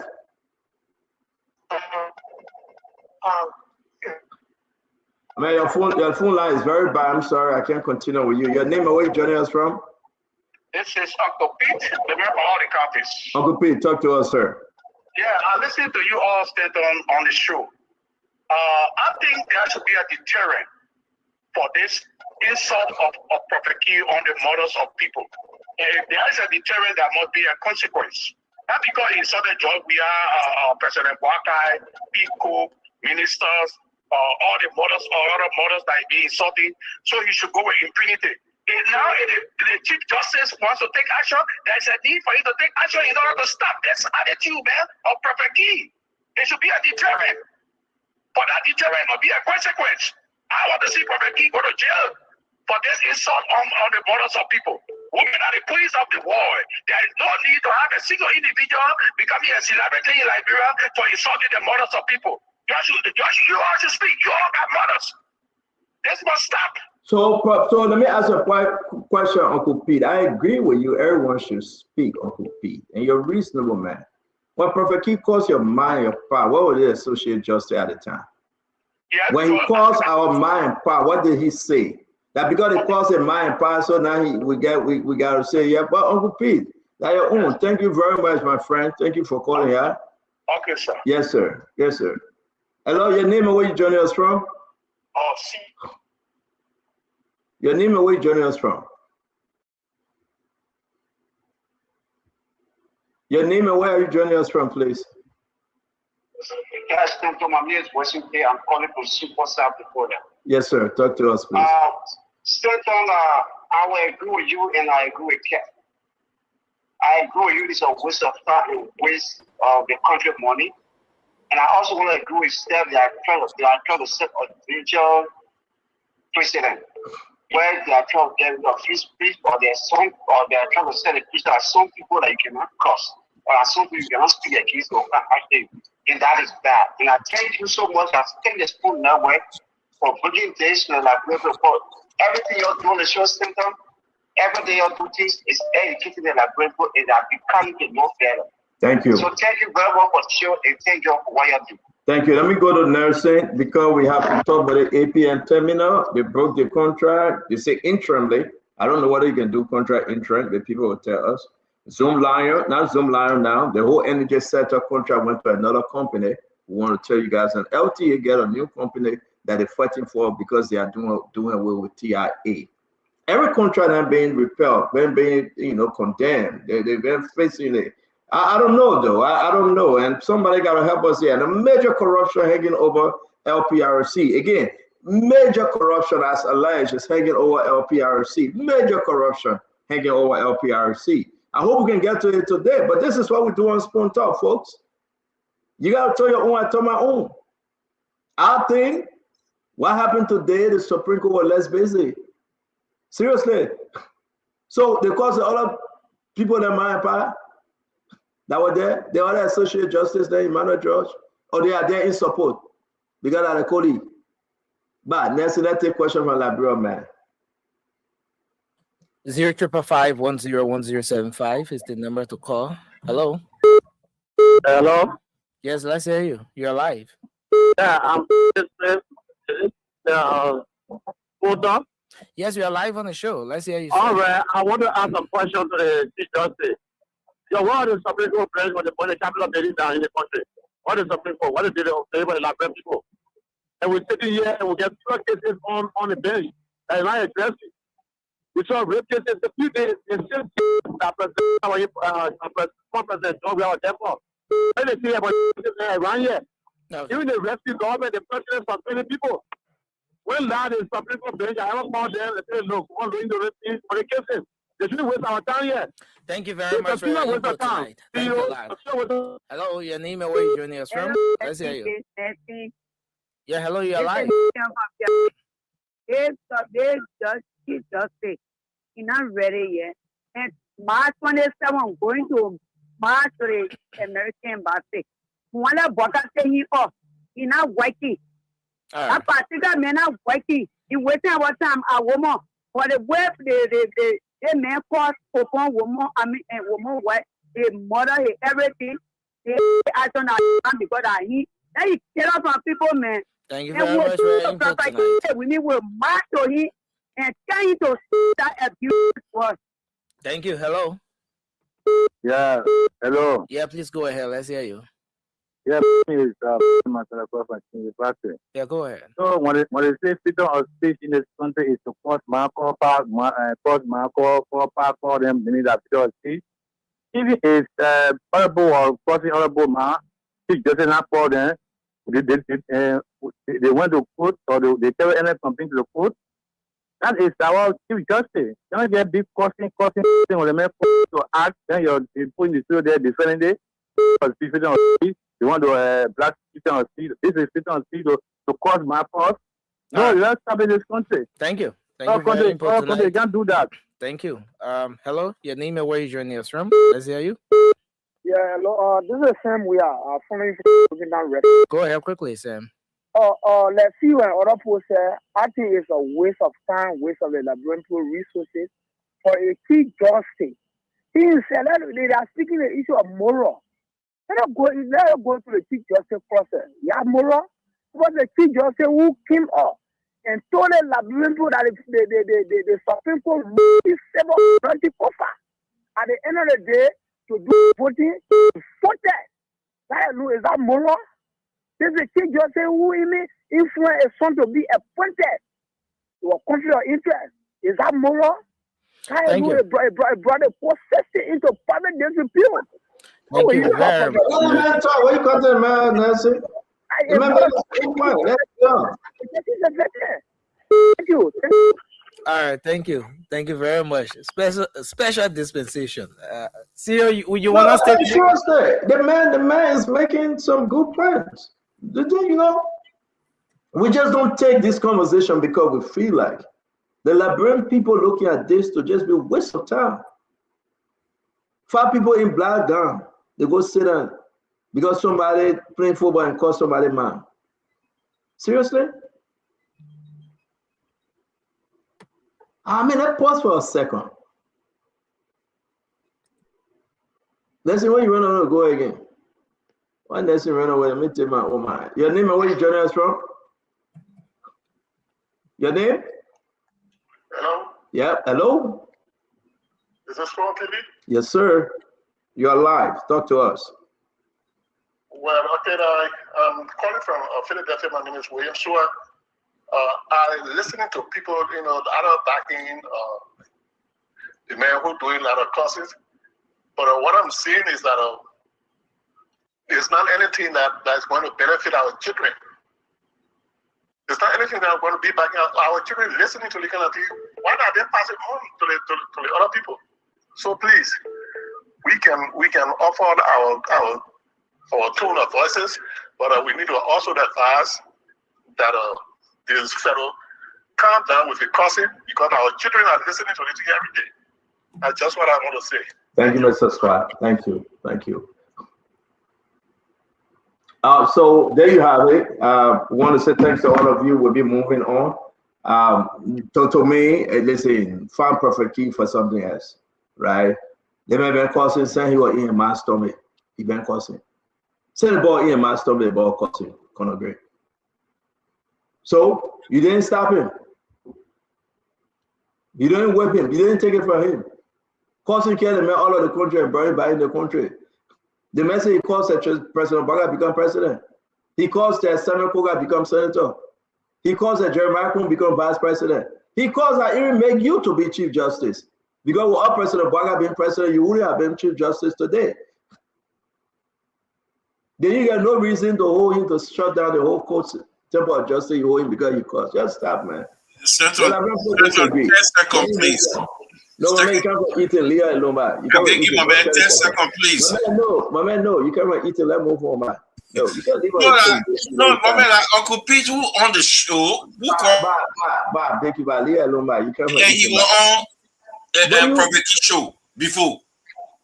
Yeah, but I ain't going there. Uncle Pete, you know, I respect him. Yeah, the past 6 years, he will appear on Prophet Key show. The past 6 years, he will appear on Prophet Key show. But now all of a sudden, so figure out that basic guys. Let's move on to the 8 p.m. 10 minutes. Before we do that quickly, you know, there's a lot of news coming on. Let's close on the Prophet Key. I agree, right? Because we got about maybe 40 more minutes to go. Let's close that film Prophet Key. Anybody get work? What you say? That George, yes. You get anything final to say? Yeah, I can say, I mean, we have said almost everything, so I won't have much to add. But the fact that I think the Supreme Court should revisit this full bench coming to meet again for the second time. And the story that T wanted to share with us this evening is a passionate story. If for 3 years, he has been waiting for redress of his case to the Supreme Court, and the Supreme Court could not find time or have not been able to find time to put his case on their docket. It is very concerning that overnight we have been able to get a full bench to sit to listen to this situation with Prophet Key. So T1 case have gone through the system. It needs for them to give him a formal adjudication so that he can get a fair justice. But we have a Supreme Court who have refused to hear a citizen a case for 3 years, but yet them still they have 2 days to find in a week because someone insults the mother of the Chief Justice. And it's not, and if again I agree with Fupi on this, if the Chief Justice feel hurt, then he asks his mother to sue Prophet Key and go through the process. Now, for those listening, no one is saying that I don't listen to Prophet Key or broadcast. I may not use the same language, the kind of language he's new to for communication, but to waste taxpayer money because the Chief Justice is unwilling to go through the process of the judiciary process that have been set by our country, it is mind-boggling and it is bullying. The Supreme Court is bullying a private citizen. If you all are so concerned, please, T is here. T1 Fangalo has a case that have been languishing in the halls of the Supreme Court for 3 years. If you are serious about solving problem in this country, please take out T case and then have and forget about this Prophet Key thing. So T is here. So you got so many people now. You got so many people out there now. T, you got to wait for your time, my man. Stop putting your finger up. You're not in Sunday school. You got so many people out there right now. You know, I can't play, but they're causing the Chief Justice. So he'll get a lot of people to call and hold in contempt. He will. I'm not saying go insult him. That's not right. Don't do it. Don't insult the Chief Justice. Don't insult him, mind and power. Don't insult him. You know, but how many of those people he will call to hold in contempt? How many? Hey, these are the things that we shouldn't do. Let's watch this guy. Because tomorrow, what happened to George? I can see happened to Joseph Boga. We got to be careful. What happened to Samuel Case? I can see happened to Joseph Boga. How are we point there? President Boga, mini president, give me opportunity. We got to see you going in the bush. Which state is speaking from? So I think that to remind the Chief Justice and the whole Supreme Court bench that there are cases here that are most important than producing a man. They may have a son. So the Chief Justice man important the ball of the son of Marcia. And get it to the chief justice, son, what you say? What the justice minister, what the police director, son? Because a lady was raping the country. All of you get a report. But y'all going to the minister of the passport, some of you have to, oh, yo. Today, I tell you all the clearness down to Frontier Africa. I have to tell them what page. What are they getting today? So I am here to remind my rescue God, my president. Even the president protested, they don't. We tell you that. They country gone by law. You know, they don't run away. Let them again. We find the way again. No. Me and my face, they find the way again. They try to use of let them again. We'll go to them, we engage them. Now they started constructing, they will take, we engage them. And we'll speak to the power. My point, we are here for. The justice minister, the police director. What's wrong with the two cases that are so concerned to me? Mama, who are you born? You have a boy child here. Then Mr. Somebody raped your daughter. Somebody stole about your son. All the rescue government. And you took a private case. It makes sense to you? And you have to tell me it makes sense? Somebody went have sex with your boy child. In that brain man, fuck your son. And you sit here and say, and he making a lot of good points. Dr. George, he is. Check up. He is. And he's a sedition. I mean, Unity partisan. He supported Joseph Boyka. But we are saying today that they cause you, you know, you call mama, they cause you, mama, they cause you. I've heard. Let me be the one. You know, because you know what? The people said that they don't get the message. It's wrong. We cannot bring this, our whole, the biggest, the highest court of the land, to disrepute ourselves. Then we're saying that we're looking for someone that called Marco and Parkot. Thursday again, people will be there. This show here got to get the end, Dr. Richardson. This show, it got to get the end. This show here, whether Prophet Key go to jail or him go to jail, it got to get that end. And people will wait for the end. He got no choice now. He started, he got to finish it. And it got to be done. And then everybody will go and say, okay, maybe he will stay our time. Maybe this is a distraction about them breaking everybody homes in town. Maybe, who knows? But let's move on. Let God have mercy upon us. We've been looking for this old man called Zanzan Kawa. Seriously. I've been praying for him, thinking about him. I was glad I received this video today. Briefly, let's just step aside briefly and show his video. And, you know, for everybody to see. With Chief Zanzan Kawa, who has been very, very, very sick. And we received a call from a clinic where he's currently being held or being treated. He was taken to the GFK Medical Center sometime last year, November. And then he was admitted and was diagnosed with diabetes. I called into the medical report from the GFK. And then at some point in time, the sickness, his illness became severe, which led to complications. Again, I'm quoting what is said to be a report coming from doctors on the General Canadian Medical Center. So they amputated the leg, and then afterwards he was discharged. But when he was discharged, he was in a very, very much terrible condition. The situation was so bad that a good Samaritan decided if he is sent home, he may most likely not make it. In fact, JFK has said that he had a short time to live, and he was discharged without prescription drugs. He still have bed sores all over the body, and so a good Samaritan healthcare worker told the family to bring him to a clinic because of the severity.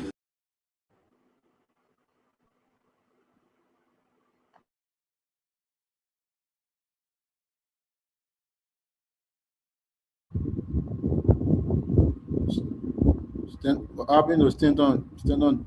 No, I think he went in the back. I think Emmanuel, it should be you next, right? To speak on this. I think stand on data finished that one. No, he went in the back. I think. No, I'm done on that case. I think Keith, you next. Okay, but let me state this, guys. You see, Zanzibar Kawa, because of the affiliation with the past government, is being abandoned. If Joe Weah had that mentality, Jose Imam Boka will not be around. He will not be around because when he got sick and he needed medical attention, he stepped in. Zanzibar Kawa is laying down in hospital, one leg amputated. Because of his affiliation, nobody looking at him. There was a former vice president that Jose Imam Boka went to. I don't know if you guys remember where they lay him at the Capitol building. Former Chief Justice Cabinet Janet came on spoon and said he was abandoned by Jose Imam Boka until he died. This is sad. This is sad. We come this far. I think it's upon the state. It's upon the state to come to his rescue. But this is so sad. Just say Imam Boka was in that state. Diabetes was up. Heart was failing. Let me ask you a question, Kev. Sorry that I went in the back because, guys, we're going to leave the APM terminal story. Whoever posted that story, they didn't post the full story. And I don't want us to, talk on half story, Jacob. Right?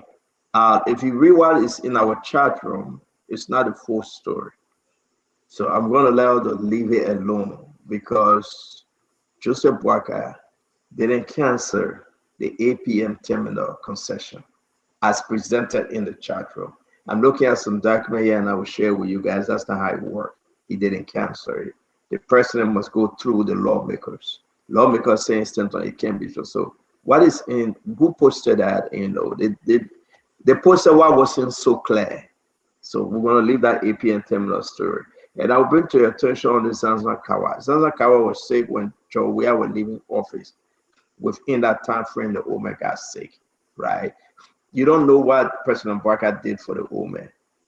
I will not sit here to say former President George Manneh Weah didn't help him. We wish the OMA well. If anybody has some helping hand, they can stretch it to the OMA. I would not be like Kev Hassan to blame the former president or the current president for it. Because you know why? He didn't say the government abandoned him. Did he say that? No, he didn't. He didn't say the former government didn't help him. If he needs additional help, fine. If not, we pray for him and we hope that God can see him through. Am I right, Jacob? That come to you. What do you think seeing that video quickly, Jacob? Well, I didn't know that this was happening. I think I heard news about the health condition of Chief Zanzibar Kawa, I think maybe a year or two ago. I didn't even know that his health was going downhill in such a manner. But I think as a country, we need some kind of national approach to this because I think like we've seen some of this going around for a long time, public officials, or even like general citizens, face these kind of health challenges. And most of our people, or some of our people who don't have the finances required to seek proper medical care or advanced medical care, then you see SOS calls coming like this. So I think there has to be some kind of structural approach, some kind of policy approach or like programmatic approach towards things like these. And I think that's where the government in my mind comes in. Can we kind of set aside some kind of medical emergency fund, maybe gets legislated, set it up, and Liberians who don't have access to, health care or health insurance, and they're not able to pay for expensive ones, can tap into and get care across the country, so that it cuts across, along public officials or even ordinary citizens. Because it's normal, we've seen it many times. Liberians come up, you see that online, people asking for help, people asking for resources to get to seek medical care, whether in Liberia or abroad. They can have access, and you see SOL calls all along the place. I even saw a particular posting on social media, I think yesterday, of a Liberian woman, who have a certain kind of abscess or some kind of growth on her arm, she's asking for medical care. So we have to be a country that care for our people who don't have the hand or the economic power to seek advanced medical care and something like that. So I think there has to be, the legislature need to step in on this, the requisite committee, whatever it is, set up some kind of fund every year, even if it's in the national budget, if it's $1 million, $500,000 to be able to care for some of our citizens who don't have the capacity to pay for advanced health care. The same thing with somebody like Zanzan Kao. I think he needs support. If he cannot afford it, his country should be able to step in. He served this country over the period, and I think the country can afford to spare a couple of $1,000s to try to give him the best possible care available here. I mean, whether someone lives or passes away, it is part of nature. We all were born. Someday the body will have to dissolve and disappear. However,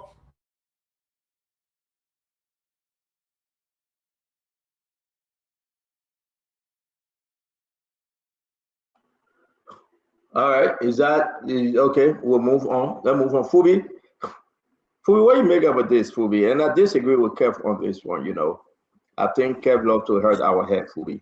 Yeah, and the president shouldn't tell anybody if he helps Zanzan Kawa. The chief Zanzan need help, fine, but President Joe, where I never said whether he helped him, and I respect the former president for that. That's the best thing to do. So we will not just make these argument that it's Joseph Boakai fault. Fubi? The man got diabetes.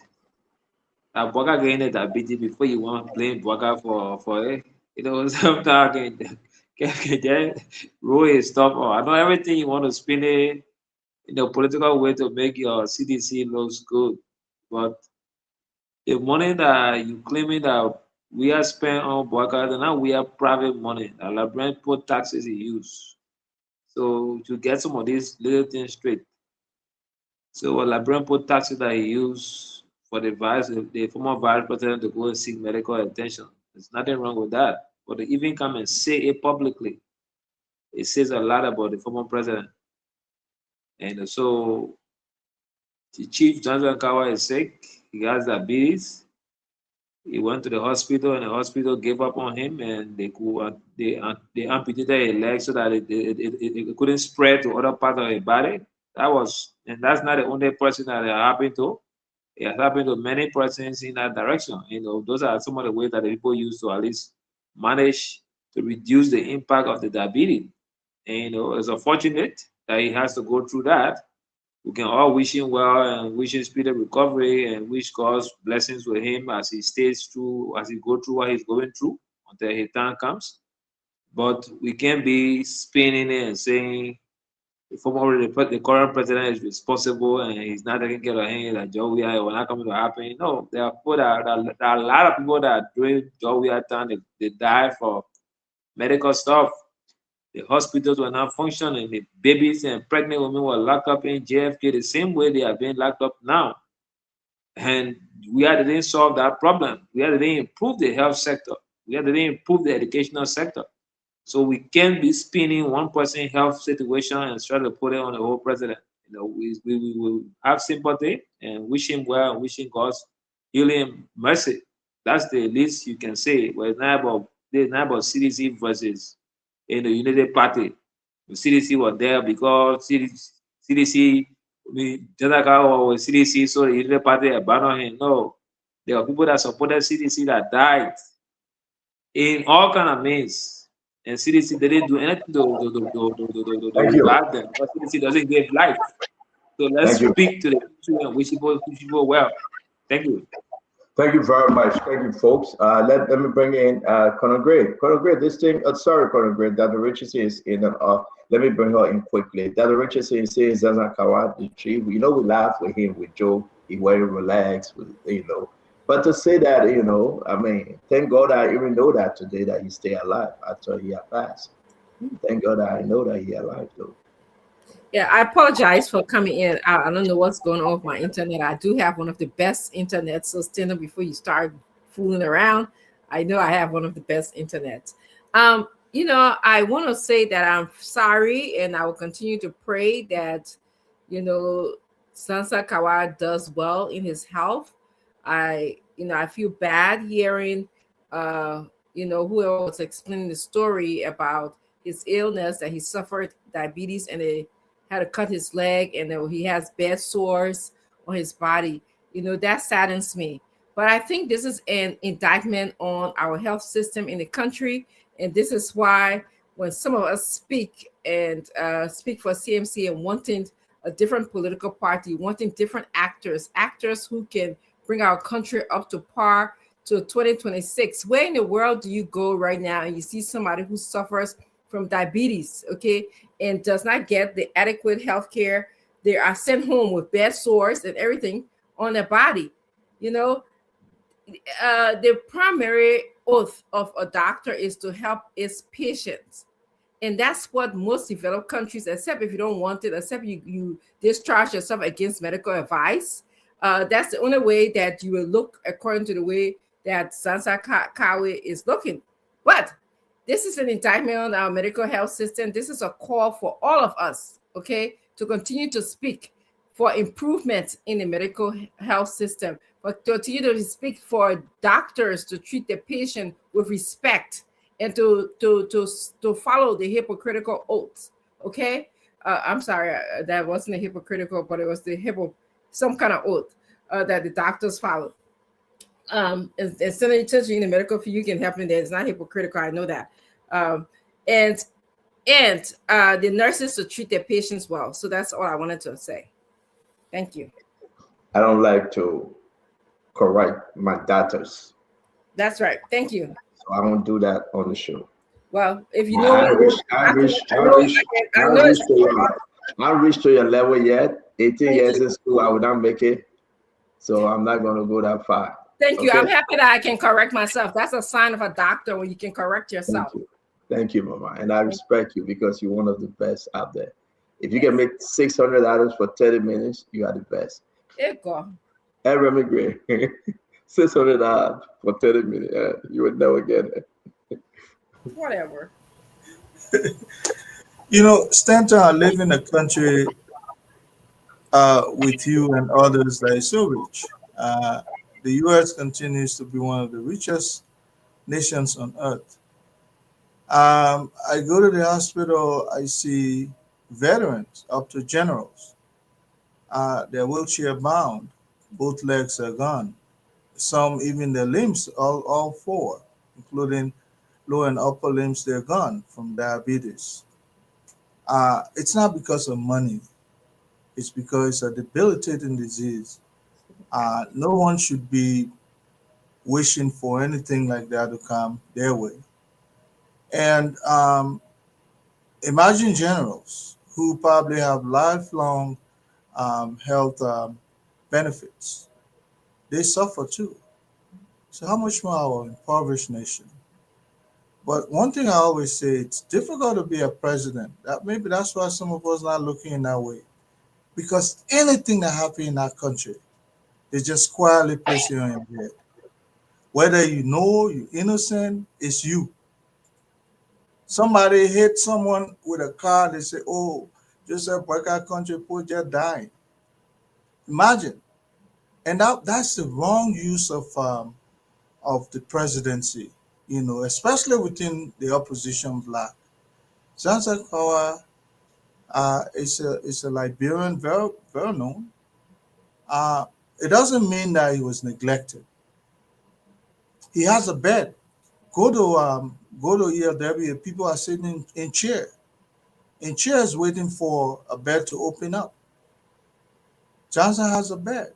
So I wish him well. He has lost one limb. The worst could have come, but at least he's talking. Like you, I heard rumor that he was dead, but only God can take someone's life. So the old man is still alive and he's talking. We can find alternative for him in the future. But to blame the president that ignoring, sometimes it's annoying to listen to some of these kinds of way of talking.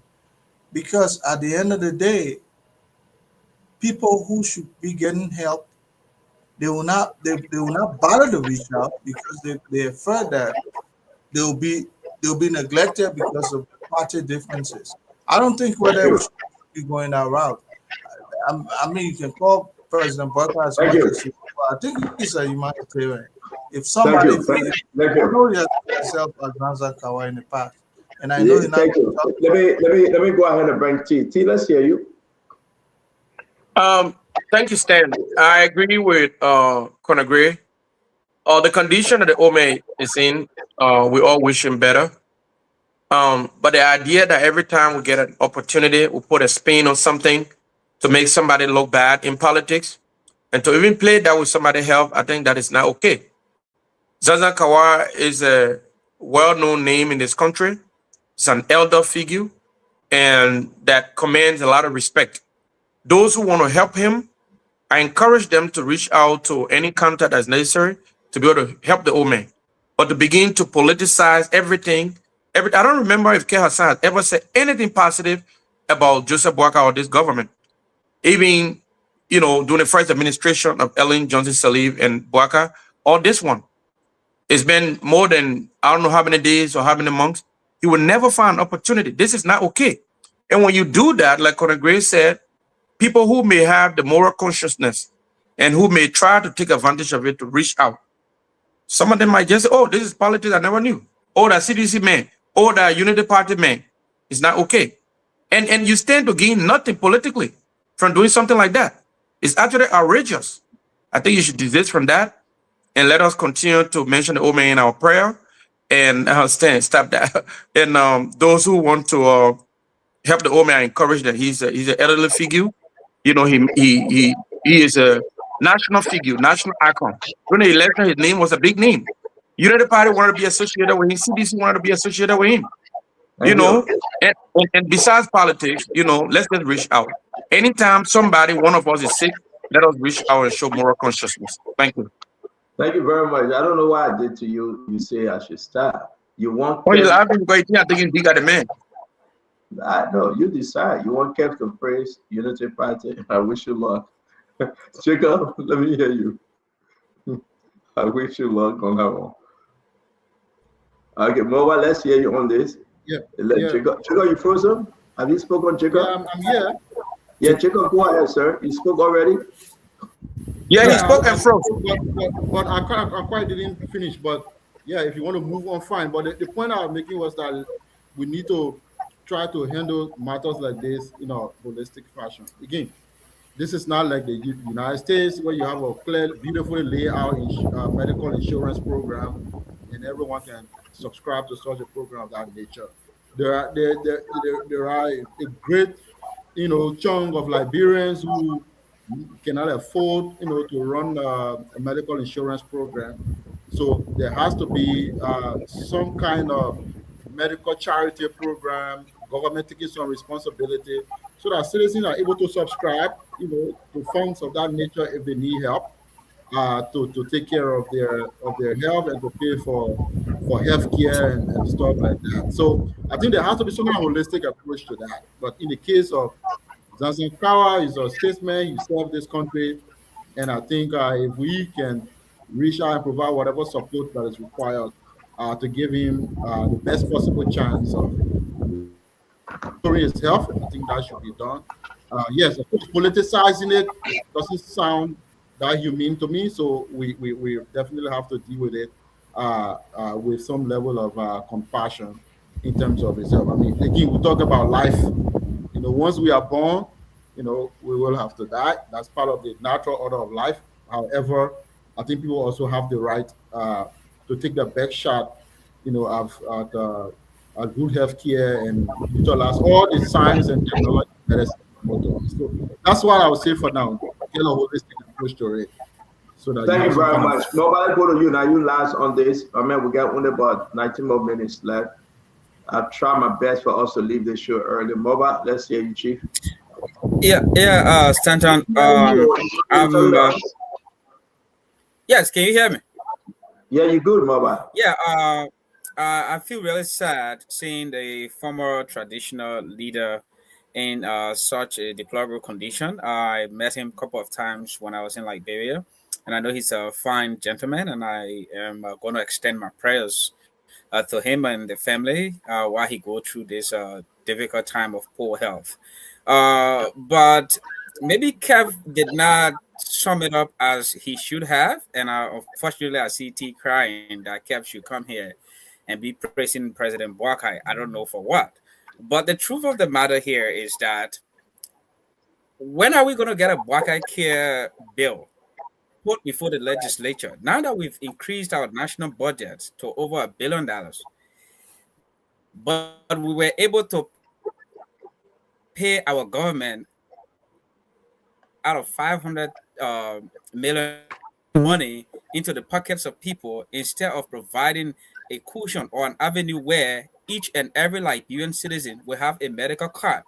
Why do we have to keep going to government officials or to the president for help or people all around the place? Is that how we're going to keep living in this day and age?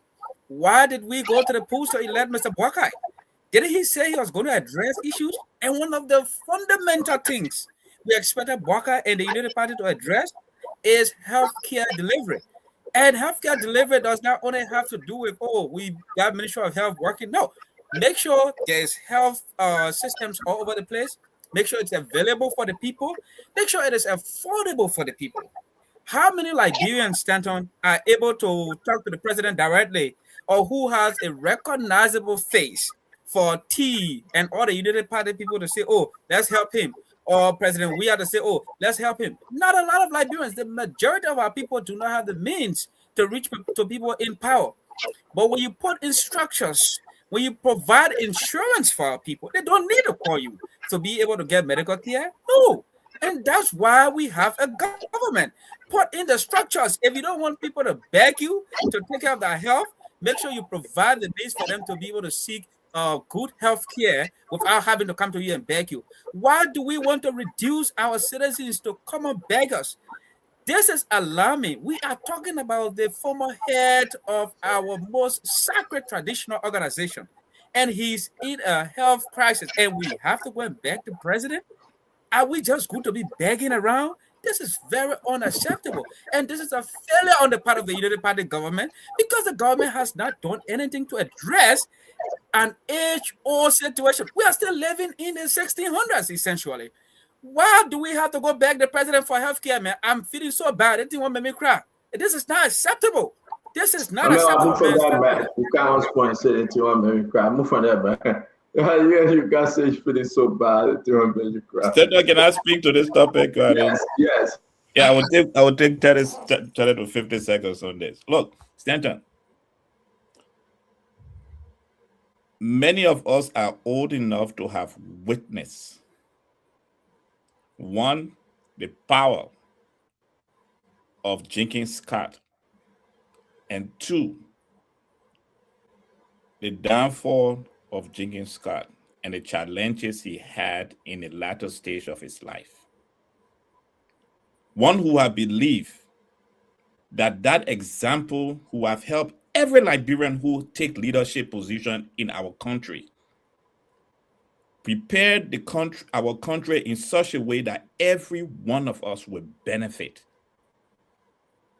No matter how high you are or how low you are, everyone should take the example of Jenkins Scott as an example that should be ink in the head as you take leadership.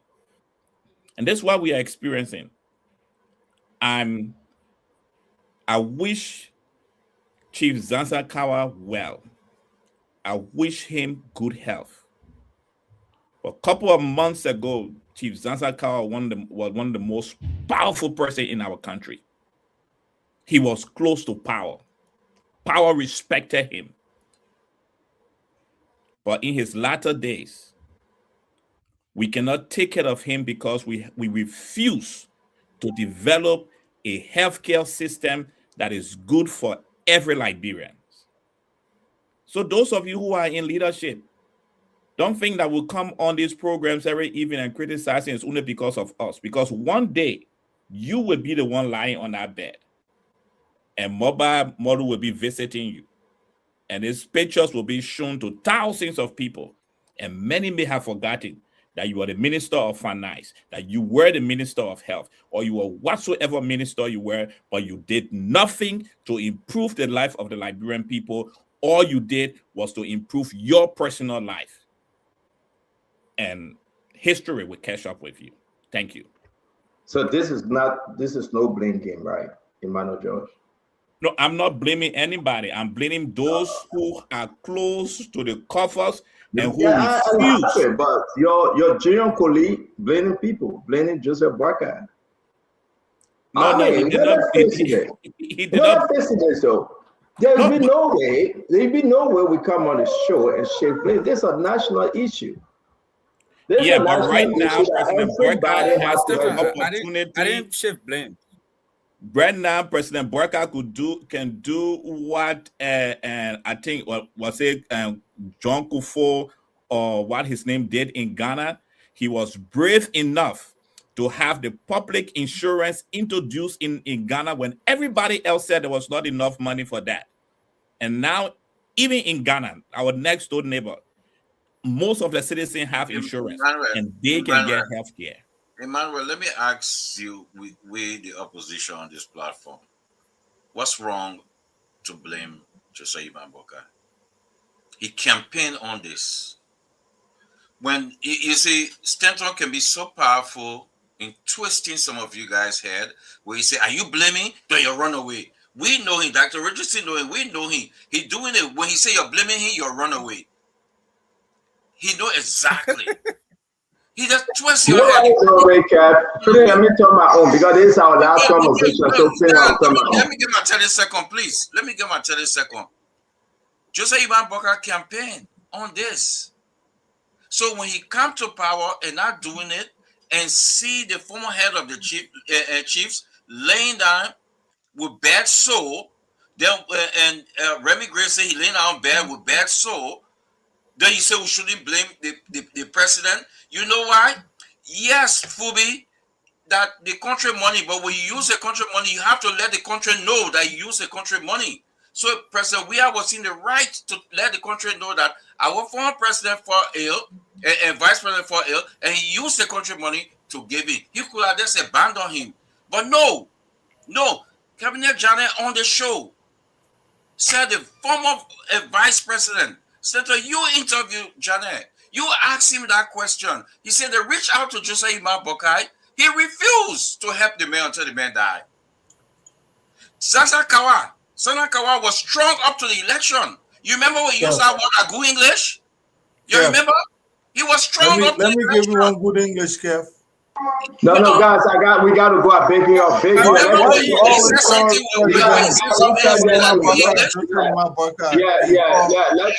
Kev just in at baking up. Kev, you remember that tip? You remember that tip? What Zanzakawa said?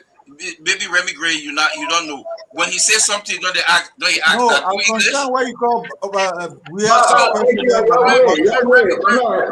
I'm breaking Remy Gray. I gotta do my closing on this too. So it's upon the president. He campaigned on this. So he campaigned message no more. He campaigned on good health care, and everything. So at least the former head of the chief, this man was so nice to us when we went to Liberia. He came to us. We were there. We met him. You're not going more than 30 seconds, man. Now you moderating. Colonel Gray, now you moderating, my man. Yeah, but you don't give me that long time. Now you moderating, my man. Stop interrupting. Now you moderating. Stop. So it's upon the government and the president to take care of that Zanzakawa and help him and while he dead. Help the man. That's what you call you can't shift blame on Weah. Weah was defeated. Weah was defeated. It's your day now. It's your day. So let me do my closing. I think that's a mistake every one of you would make. For us to face Liberia, let's stop shifting blame, right? You should blame yesterday. Excuse me, Kev. I asked on a great not to interrupt you, feeling that begging you. Everything, every day, you're shift blame. Let me say this. Let's face the country. President Weah did what he wanted to do, what he could have done. We blame him, we remove him. Joseph Boakai doing what he thinks best. So in the interim, let's wait and see.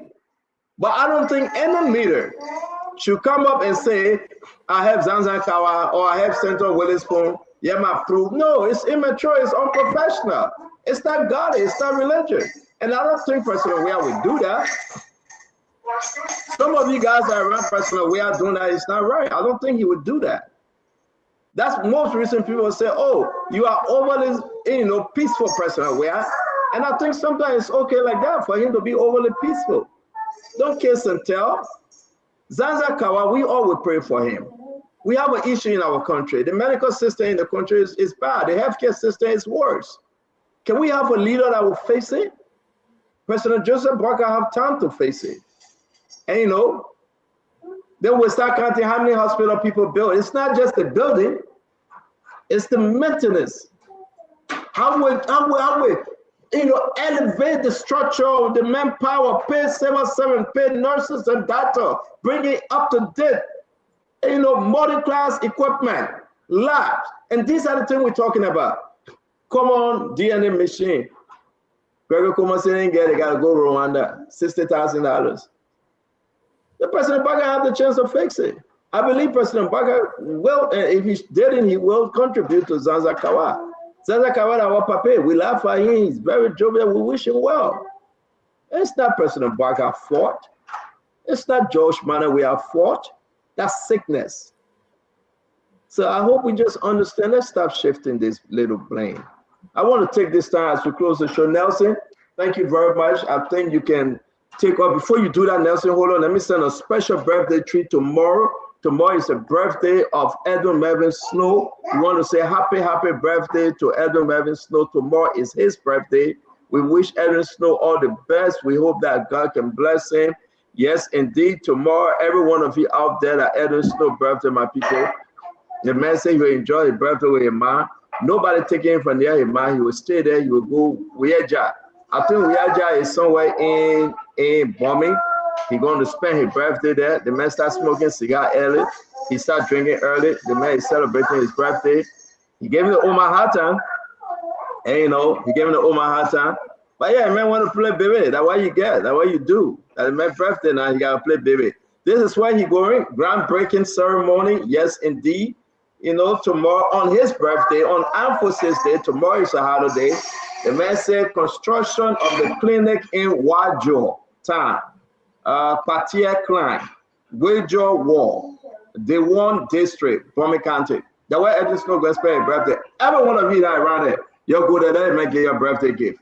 Let him cook for you. Want to say happy pre-birthday to the Honorable Edwin Melvin Snow. We wish you luck. We pray that God bless you, God keep you. Enjoy your birthday, my man. Enjoy it with the old man. You're going to let that old man spoil you again. I hope she can pepper you for bringing a woman from Gambia to bring the woman in Liberia to marry her and you left her old man alone. I hope she can pepper you. Yeah, man, let my old man alone. My old man said, you. But anyway, happy pre-birthday to you. And we also like to announce before we close. We also announce before we close, we want to announce that tomorrow also we are saying a memorial for the patriot and leader of Finger, Professor Alhaji G.V. Nkrumah.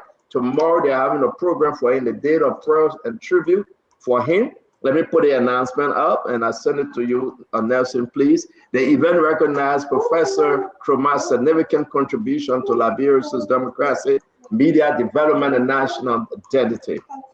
The program will include prayers, tributes, and reflection on his life and leadership. All are invited to attend. Seat will be available for all attendees.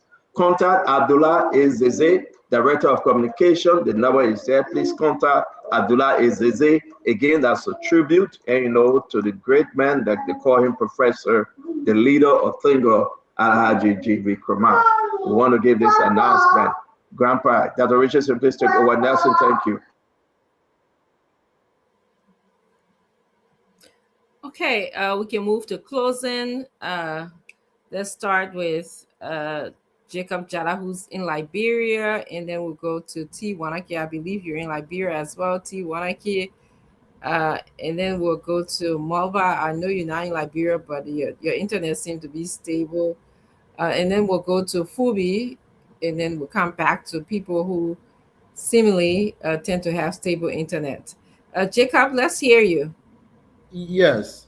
So thanks again for another great show and all the contributions here and there. I would just like to close on the healthcare dialogue we've been having, at least over the last 10, 15, or 20 minutes. I think there has to be a holistic approach to the whole healthcare situation.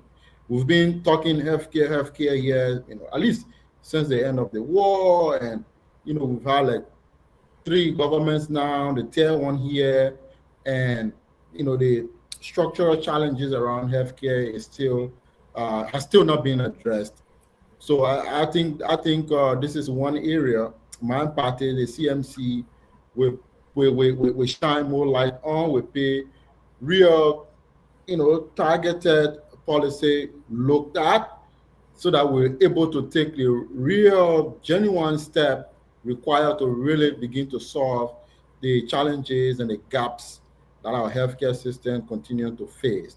And for me, I find it a little bit disturbing, for people or individuals or Liberian citizens' health to be left to the good graces of the executive mansion.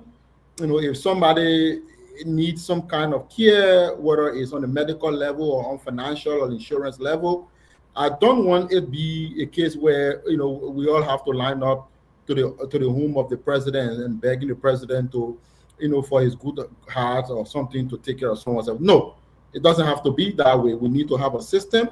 We need to have a structure where every single Liberian can tap into that kind of structure, whether it's a universal healthcare system, whether it's good quality care in the hospitals or something like that people can go to privately and try to access that kind of system or that kind of infrastructure to get care. Any civilized country in the world, Ghana, other places, nobody goes to the president's house and asking for president support to access care. We can't continue.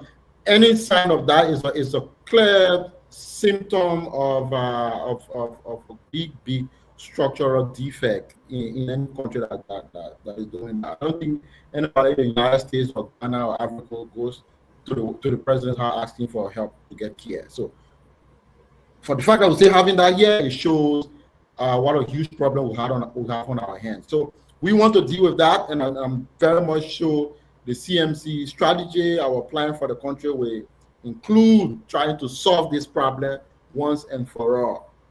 And even things like people going live on Facebook or on camera. I think some families wouldn't even like that. That seems like a violation of people's privacy and family privacy. So the only way we can try to solve some of these things is to lay out a system, a healthcare system, a structure that people can tap into and get healthcare and get support, so that people don't go there and start violating people's privacy here and there. Even sometimes these things happen because it is a desperate last attempt for families to solve some of these things. So the CMC would like to solve that, and will lay out a clear raft of policy measures to try to solve this problem as part of our manifesto moving forward. So again, thanks for the time today, and we look forward to connecting maybe tomorrow on a holiday or the day after. Thank you very much. Thank you, Jacob Chala. Let's go to T. Wanake. Thank you, Dr. Richardson. Before tonight, I never talked much about the case that I have in the Supreme Court, but since I mentioned it, I've let the cat out of the bed. lawyers might not be happy with me. So I will take this moment to talk about it briefly. On May 7, 2022, a man named Joe Colette was murdered in police custody in Ganto, Nimba County. My foundation, the Foundation for Human Rights Defense, fought.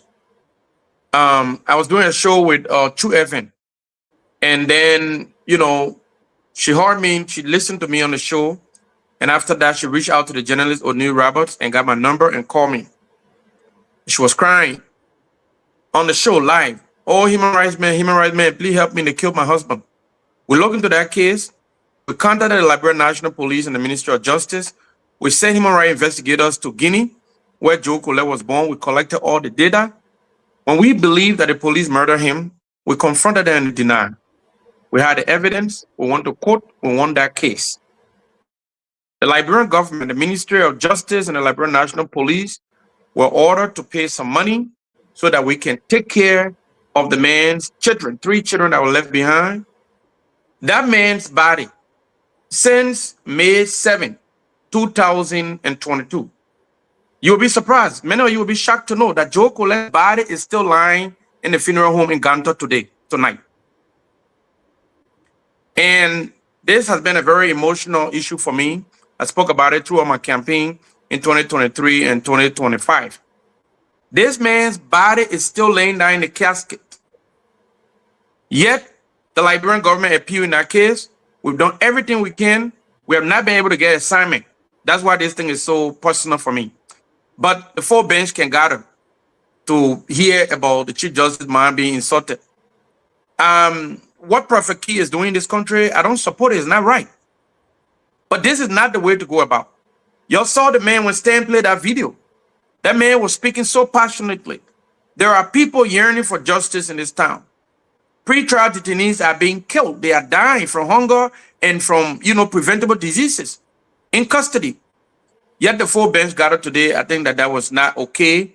I think that they should call their own error and desist from this process. There should be so many other ways. Fubi said it right. If you feel insulted or whatever, sue the man and recuse yourself. But you can't say I'm the judge, I'm the referee, I'm the everything in this constitutional republic of law and order. I'm basic, I'm sitting here. I've called you to order. That's not how democracy works. That's not how justice works. And when I reflect on what happened to Joe Colette and the fact that in that same court, we are not being able to get assignment, it hurts my feeling. And from this moment on, I will talk about it. I will write about it. And I encourage the Liberian people, go to the Supreme Court, ask the clerk of court, say, I want to see the Joe Colette case. They will show it to you or contact me. I can email it to anybody. It's painful. Liberia should get better than that. Thank you, Dr. Francis, for this moment. Thank you, Tijuana K. Fangalo. Yeah. Mobla, I think Moba Castle. Yeah, Dr. Richardson, Dr. George, Fubi, Kev, T, and Connor Gray. It's been a great show today, and I'm happy to have participated, even with the challenges with my internet. But, when I spoke about the president not doing much to address healthcare before Stanton put a spin on it, it was not to apportion blame for everything on the president.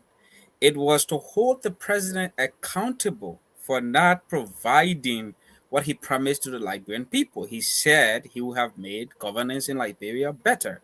He would have made Liberia a better place for each and every citizen. And society that is not healthy is not a good society. A society where people have to come and beg the president to take care of their individual health needs is not functioning. It is not working. When our people went to the polls and elected you, they did so because you made them believe that you could do better than President George Weah. And now that you have the power, you have the authority, what stops you from instituting the right measures to address the things you said George Weah did not address? You were angry that George Weah said he provided money for you to seek healthcare.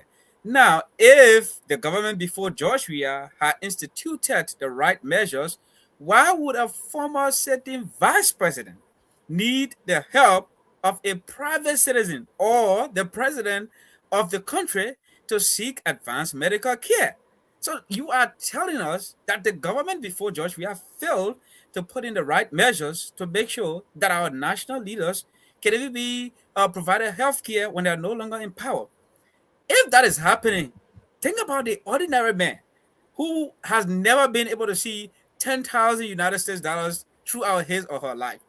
Think about what they are going through. That's why our people are dying and all over the place. Healthcare delivery is very important. We need to make sure our people have access to healthcare delivery. We need to make sure it is affordable for our people. And you don't expect private citizens to institute the measures to provide that for themselves. It is the government's prerogative and responsibility to do that. So if you say George Weah failed to do that and you are not doing it, what makes you better than George Weah? What gives you the right to come here and question George Weah's leadership when you are failing in the very places George Weah failed? So what I'm trying to state here is that President Boakai, His Excellency the President, is repeating the failures of George Weah. Chief Zanzibar Kawa and all other Liberians do not need to come and be crying every day for the president to take care of them. The president should institute the measures to limit the number of people or reduce the number of people that will need to cry for aid to seek medical care. It is unacceptable. You are reducing our citizens to common beggars. You are not addressing anything, and you don't want us to apportion blame to you for not providing a good healthcare delivery system for our people. This is unacceptable. You came to provide change. Give us the change. We don't want excuses. You are giving us excuses right now. You are running away from your responsibility. You don't want us to blame you. You want us to blame other people. I'm not going to blame Stanton. I'm not going to blame Let me say how long you giving Bola to talk. Bola not even past probation yet. You giving long time. I will blame the president.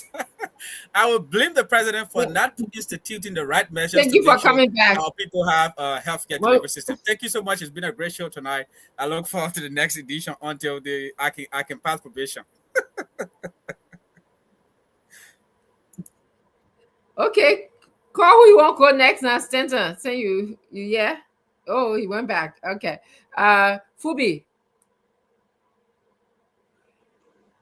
Yeah, so good show tonight, and like we all said, and I'll repeat, the Supreme Court wasted the people of Liberia time.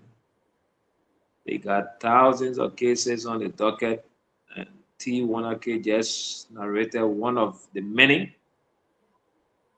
And you cannot bring closure to these matters. But Chief Justice, man, they cost my man. The most important thing that the Chief Justice see to put on the docket, and the other four sat down with him to sit down there to listen, to waste our time in the name of contempt of court. You're demeaning the honorable court to come and answer.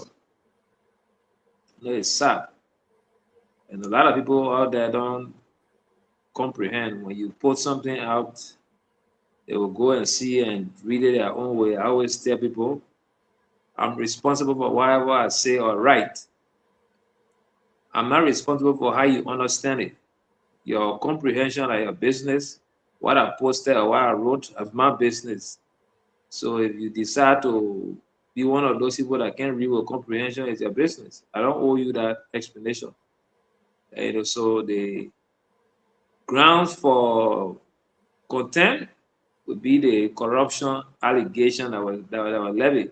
So you can, if Chief Justice and the full bench can focus on that, and is so concerned about Prophet Key and what he said on his Facebook, but not the man cause. You want to do the man cause, go to the civil law code and sue Prophet Key formally. Don't waste the court. Don't wait the court time and carry military people on the protest and standing there providing security. You know, and the issue with Mark Blewion, and Mark Blewion and the CMC, you can't be pinning a man down because the man friend with a bad president. You know, to even put that in a written communication says a lot about the party. You can deal with the man also and say for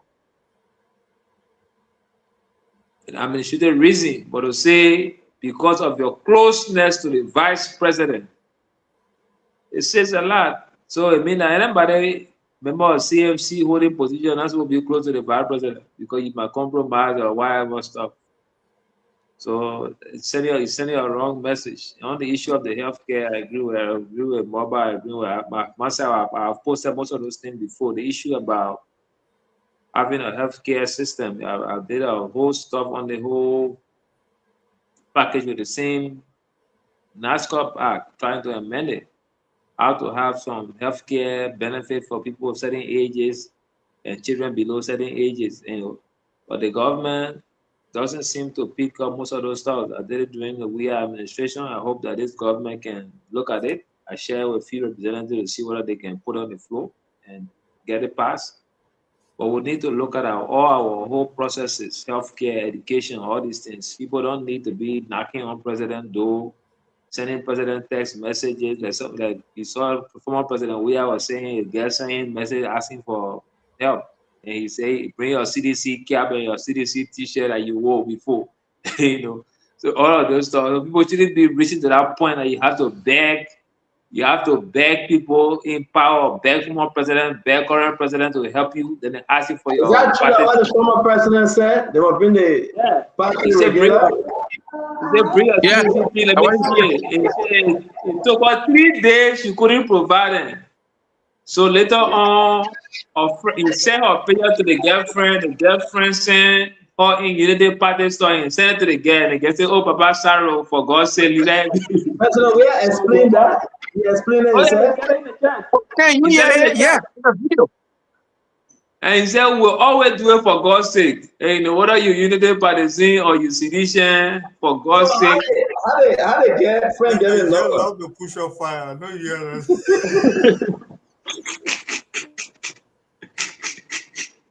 Hey, my first time hearing it though. I thought we're ending the show. You both want that. You don't use food being on okay, let's end the show. What President White said the girlfriend? How the girlfriend get a number? No, he knew that I people, and the kind of country that kept. I agree with the president we are, right? Let me say something. Let me say this, and maybe it will help. 2023, November 1st. Somebody said, Stanton A. Witherspoon, I just say the text to say goodbye, you're going to die and rot in jail. 2023, November 1st. I didn't see the message, Emmanuel.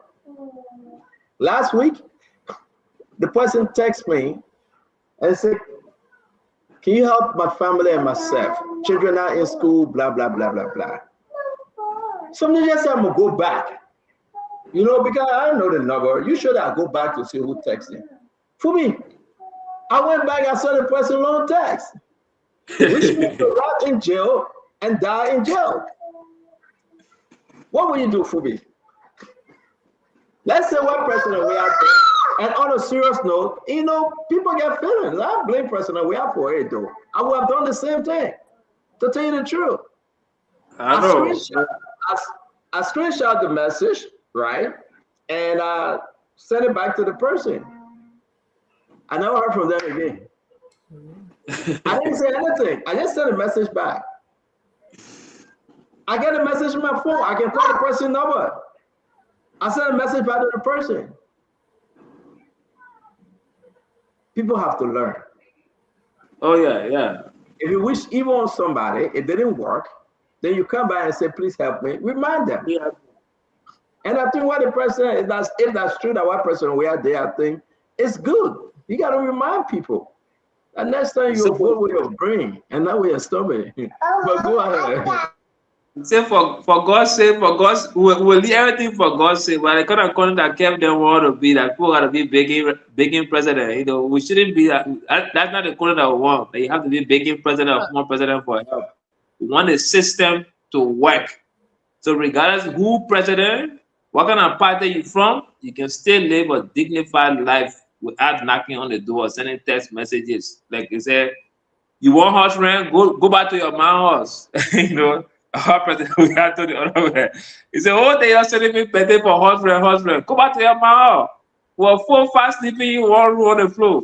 But you can be disturbing for husband. So, Kev, we don't have to beg the president for money. We just work for us. Fubi, let's move on. I think President Weah is right. They ask him for horse, right? Let him send them back. I mean, sometimes drastic. I support that point. I think he's right. And people will disagree, but I think President Weah right. Sometimes you got to stand up and remind them and say, you know what? Next time you will vote wisely. Next time you appreciate help. And you know, but hey, Dr. Richardson, who's next? I went by in the back. After 7, right? I see why he's here. So we're back to everyone who's in the United States. That's what I was trying to make sure that everyone who's in. Kev, you want to go next? Oh. Yeah. Okay. Let me say this. T, I want to answer you quick on something, right? You said I should praise this government. T, I'm and from the CDC. The reason why I'm not Unity Party because I disagree with Unity Party. I completely disagree with everything of the Unity Party. I disagree with the Unity Party for breaking people's homes and putting it on the streets. I said it from the beginning because of the Unity Party that I know. I said it from the beginning. I want the Unity Party government to fail. And the reason I want the Unity Party government to fail is what's happening now. Break the people home, let the people sleep in car. I want them to fail. Take $10 million, build home in Manor River in Foya, I say for Manor River Union, and lie to the Liberian people. I want them to fail because of that. I want them to fail because they remove the legitimate speaker and put him a regime speaker. I want them to fail because they remove a tenure position. So I disagree with the Unity Party in every shape and form. So I want them to fail. So if somebody's scared to say, oh, why are you saying the Unity Party should fail? No, I'm not afraid because everything they do, I want them to fail. I want them to fail because they went in Bon County and stopped Musa Ability for building bridge for some of your Oma. Check out to the last point. You wanted to fail because they remove you out of power. And we end the show, my man. Go back. Check out to the last point. You wanted to fail because they remove you out of power, but let's go back. So you wanted to fail because they beat you, you got hurt, you got to go home, man. Stop with you out there. Yeah, but thank you, man. Thank you. Good night. Yeah. So I want them to fail because the policy of the Unity Party. Let me say this. When I said it in the beginning of this government, right? If the government had proved to me that what I said, I was wrong, thousands of people will not be sleeping outside today. But go back to my post. I talk about the policy because I know the Unity Party. Not because they move on from in power, but I know the Unity Party because we knew they were lying. So that's why I want the Unity Party to fail. I would not. Why should come and praise the Unity Party? T? What there to praise? What there to praise? To praise them for stopping Musa Ability for building bridges for people? To praise them? But if you ask me a question, you got to give me some your time to answer. No, it's a rhetorical. It's not a rhetorical question. You gotta go on, people. Yeah. So that's why I want them to fail. So I would not. You will not catch me supporting the Unity Party because I think their prescriptions are bad for this country and they're leading the country into coma.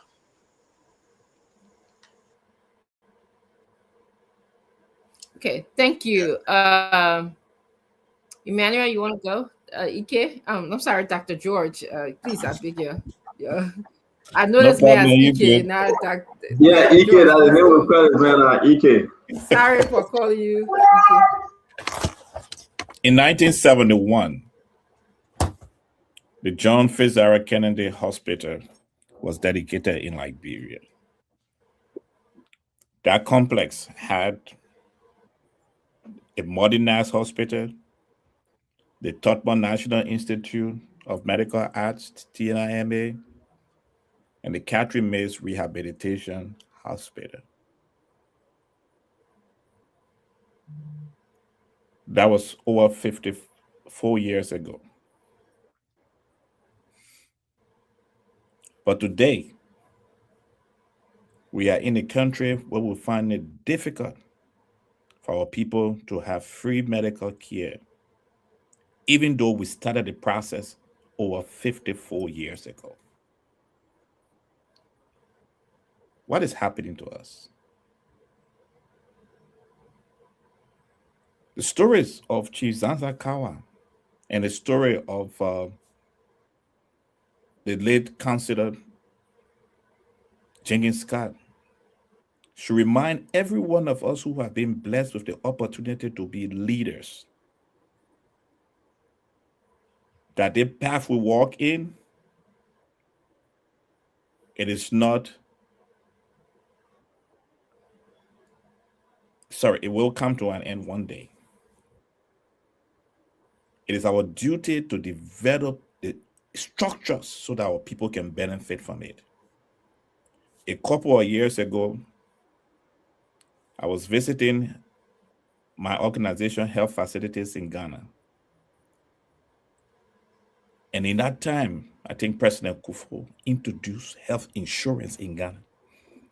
It was challenging, it was tough, but today the Ghanaians are benefiting from it. Why do we run a country for our people to continuously struggle and suffer while the few of us believe we are enjoying the wealth of this country? This government should wake up to that reality, and hopefully President Bouaka and his team will put a health bill and take health seriously in our country to move that country forward. But I don't think they know how to govern. They are very good at propaganda, because the last 2 years have not shown that this Bouaka government knows how to govern. And that's why we are sharing with you the alternative within the opposition to move this country forward. So as you lie down in your bed and start thinking seriously about Liberia in the future. And T, I agree with you. If someone have not received closure because their loved one body has been lying down in a morgue for over 3 years, and a case is at the Supreme Court for 3 years, and Chief Justice Bessy and his bench have refused to take up that case for 3 good years, but yet they can go screaming and scramming and causing noise all at different places. They have to raise their voice about a Prophet Key insulting his mother when someone loved one has been lying down in a morgue in Nima County for 3 years. This is unfair and this is injustice. And your petty problem with Prophet Key is not as important as that family having closure and being given the opportunity to bury their loved one. All these regime speaker, regime chief justice, we should stop this thing and work for the Liberian people. So as you celebrate the holidays tomorrow, Armed Forces Day, Chief Justice Bessy, there is a case that has been lying for 3 years in the Supreme Court. Please take out that case on Thursday instead of you calling Prophet Key. Pick up that docket and deal with that. That is more important than Prophet Key insulting your mother. And if you're so angry about that, and I too will be angry if Prophet Key insult my mother, please, Chief Justice, call your mother to sue Prophet Key at the civil law court and stop wasting taxpayer money to satisfy your petty ego. Thank you, Liberian people. You all have a wonderful, beautiful night. We look forward to this conversation tomorrow. Thank you very much, panelists. I'm going to close by just saying a few words. We started the show by speaking about Professor Key. You know, I had to do a long thought processing. So Doc, when you close, we won't close, right? Oh, I'm so sorry. Elmer Gray, please close. No, I can wait for you to close, and I can close after you. Okay, thank you for being Ladies a gentleman. first, madam. Don't worry. Thank you so much. I wasn't paying attention. Sorry. I was just gonna say that I had to do a long thought processing about the issue relating to Prophet Key. And I hate to agree with the panelists here who are stating that our Supreme Court should be doing better. They should be addressing the issues that are in the interest of the Liberian people. I hate to say that you guys are right. Our Supreme Court should not be taking up petty situations like, Marcos and Pacos on the docket. But on the other hand, I believe that morality should be addressed in our country. We've been having a issue of morality question in our country, and I think it should be addressed. It should be addressed by institutions, and it should be addressed by citizens as well. So Professor Key deserved Professor Prophet Key deserves the right to have a public defender. He deserved the right to be heard. He also deserved the right to exercise his freedom of speech, and as well as any other person in the country. Let's go to the CMC issue. My brother Fubi Henry said something interesting. He says, I'm not responsible for you hearing what you want to hear. I'm responsible for what I write. It's true. And the fact of the matter is, CMC is responsible for the letter that they wrote. And in the letter, they had a meeting. And in the letter, they did not say they were missing Mike Blian. They just said that when he came to the meeting, he presented and he was perceived as not being able to do some of his duties as the vice chairperson of the vice chairperson of mobilization of the organization. And some of the duty include talking about policy differences, okay, with the Unity Party and CMC. And people in the meeting perceive Mike Blian as saying he's had some difficulty with doing that. And that's all well and good. So the party is only asking him to affirm his loyalty to the party, and that's all they're asking him to do. As far as we know, Mike Blian is still a member of CMC. He is still, a good member. He's still in good standing with CMC. So until he writes in a resignation and resigns, or until further notice, as far as I know, Mike Blian is still a member of CMC. Moving further to the health issue, again, it saddens me to see Zansa Kawa in the position that he's in. Again, as I said, it's an indictment of our healthcare service, and I stand firm with what Mulba Kesali and others are saying. We need to move and upgrade our health system to the place where we don't have to stand in line or beg anybody for healthcare benefits. We do not. Our country is rich enough, in mineral and resources. So why should people be making a Facebook post or Facebook live for us to come to the rescue of Mr. Kawa? We shouldn't, So this, we should really be thinking about this. And Emmanuel and Dr. George said that we really should be thinking about this in a very thoughtful way about how we can support and uplift our healthcare system moving forward. It's not about one particular party, but we do know that President Joseph Boakai said that he was going to rescue Liberia, and we are looking forward to that work that he intends to do.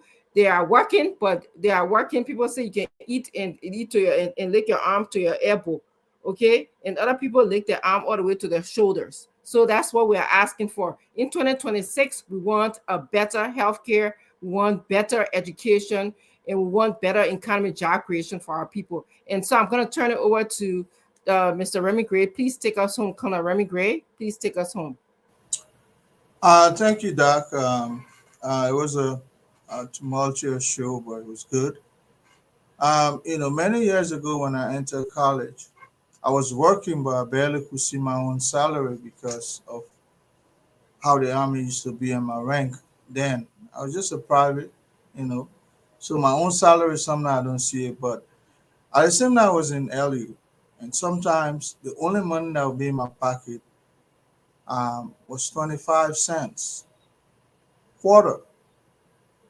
And I'm going to school in the morning. I'm thinking whether I should take the bus to take me to school, but when I get to school, what do I eat? And then coming back home, only have 25 cents in my pocket. Rough, difficult decision. When you take over a country like ours, that's the kind of position you're in. And it's unfair to come back 2 years later and expect all the problems of the country to be solved like a magic wand. Ta-da, everything is solved. There's something called opportunity cost. Health, road, farm to market roads, people well-being, so on and so forth. That's why they gave you 6 years. But for someone to think that in 2 years, everything should be solved, especially the kind of country the now President Boakai inherited from the last regime, anybody who thinks that, I'll question their mindset. But that is how government is run. People will blame you. That's why you're there. But then go into your own shadow and cast out and say, is it realistic? You have 25 cents. You have to go to school. You have to, at the same time, find food when you're there. And at the same time, you have to come back home. And you have to think about it more. So I think the budget of $1 billion, 2 million or so, or 1.2 billion, is a right step in the right direction, provided we start thinking about how to spend that money very wisely. But nobody can come and tell me when they get there, they'll just wave a magic wand, ta-da, and everything will just show up. Otherwise, we would have solved our 178-year-old problem if it were that easy. Nobody will tell me that the minds of today are very smarter than the minds of those who came and found and discovered the republic, and at the same time stood against colonial power from grabbing our country and sustain a republic that we all can come against the republic. But let's go back to this issue of Prophet Key. If you go back and look at the criminal court, the criminal contempt, as we call it, I placed it in our chat room. Criminal contempt is a use to punish misconduct. Example: disrupting court, insulting a judge, which is the Chief Justice, or ignoring a subpoena. I think it was Subi who tried to name that yesterday, but only served as a civil contempt. This is a criminal contempt. The court will not go out and go look for case. But when you insult the judge, you brought a case to the court. And definitely, they said punishment is fixed, fine, or jail, even if the person later complies. So they will jail you first before you even think about compliance. That's why I say I'm afraid for Prophet Key. because you know what? He has crossed the line. This time, he insulted a judge just looking for a case against the court. So definitely, you don't expect, if those other folks that have brought a case and that case are made it to the Supreme Court, you expect the court to preside. But the same when you insult the judge, definitely you put yourself in the cross line. And that is what is going to happen to Prophet Key. Mark my word, it will be planted in jail because you know what? They'll punish him before he can even, and in public they'll compel him to apologize or so, but it would have been planted by them.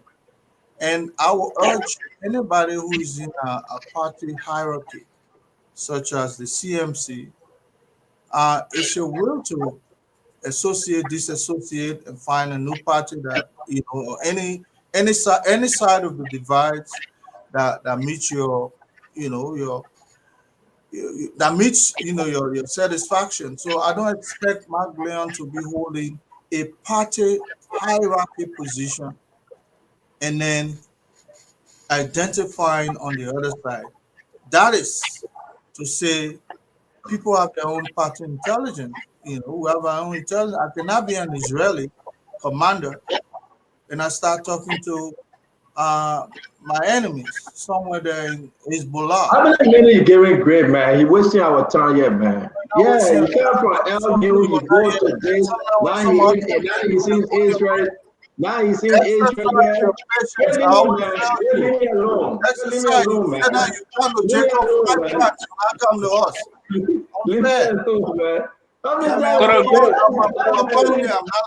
like you know, you just stop this for the mail finishing. The mail finishing. I'm a pony, brother. I'm a pony on the show. You are CIA, not Israeli Mossad. That's my own. You brother, here, talk your own, my brother. When you were here, shouting all over the place, nobody would listen to you. You think you got a beautiful voice? It's hard to listen to.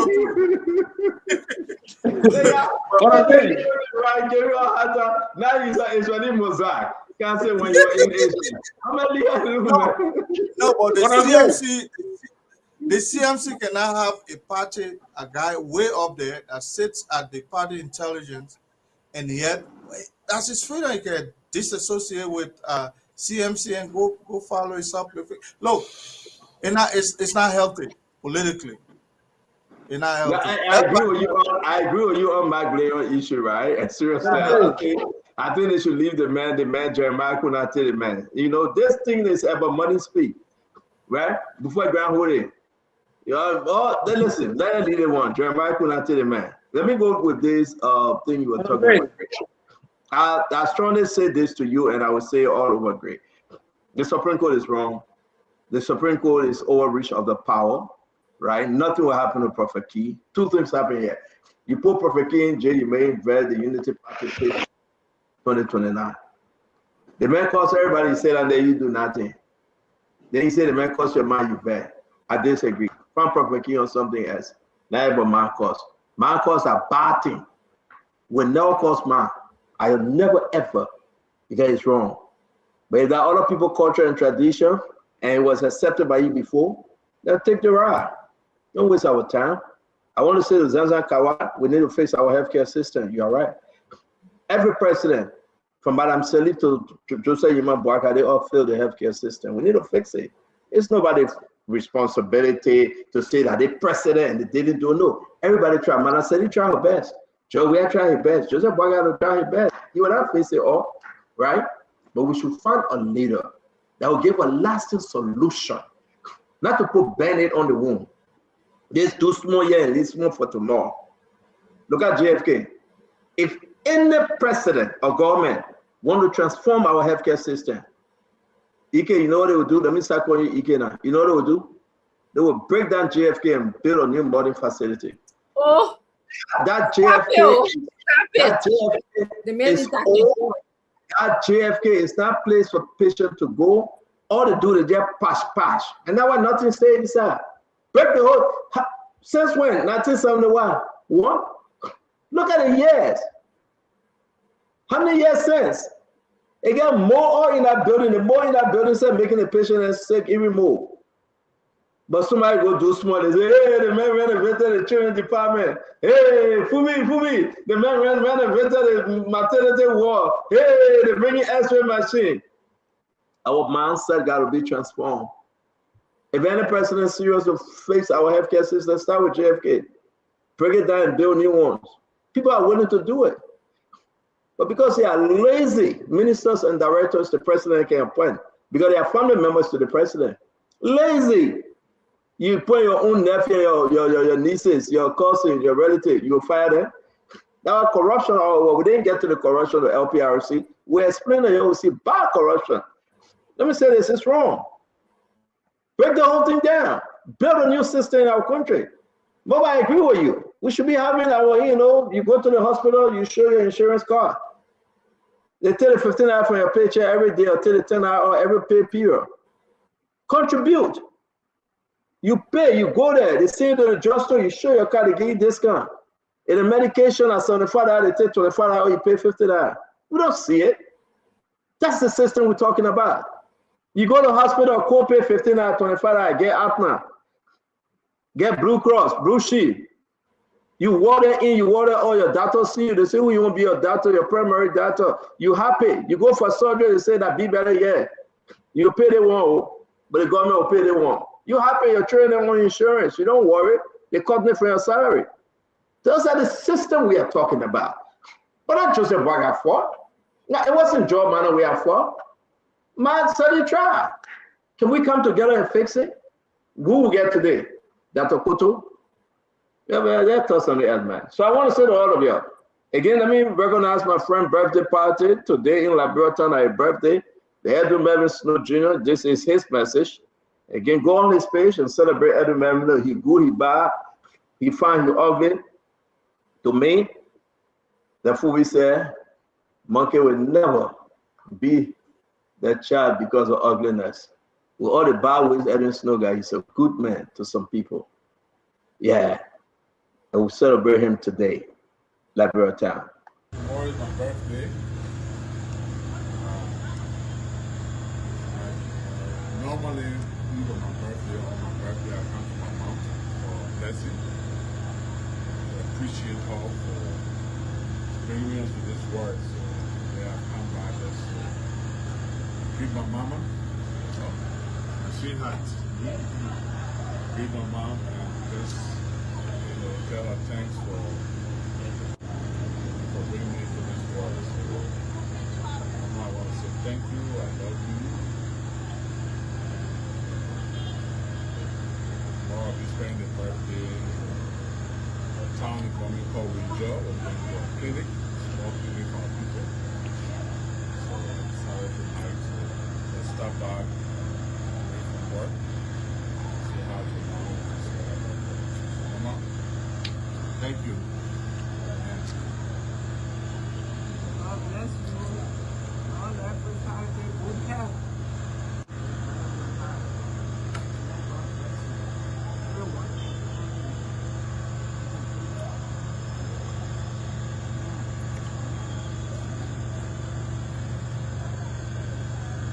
Thank you.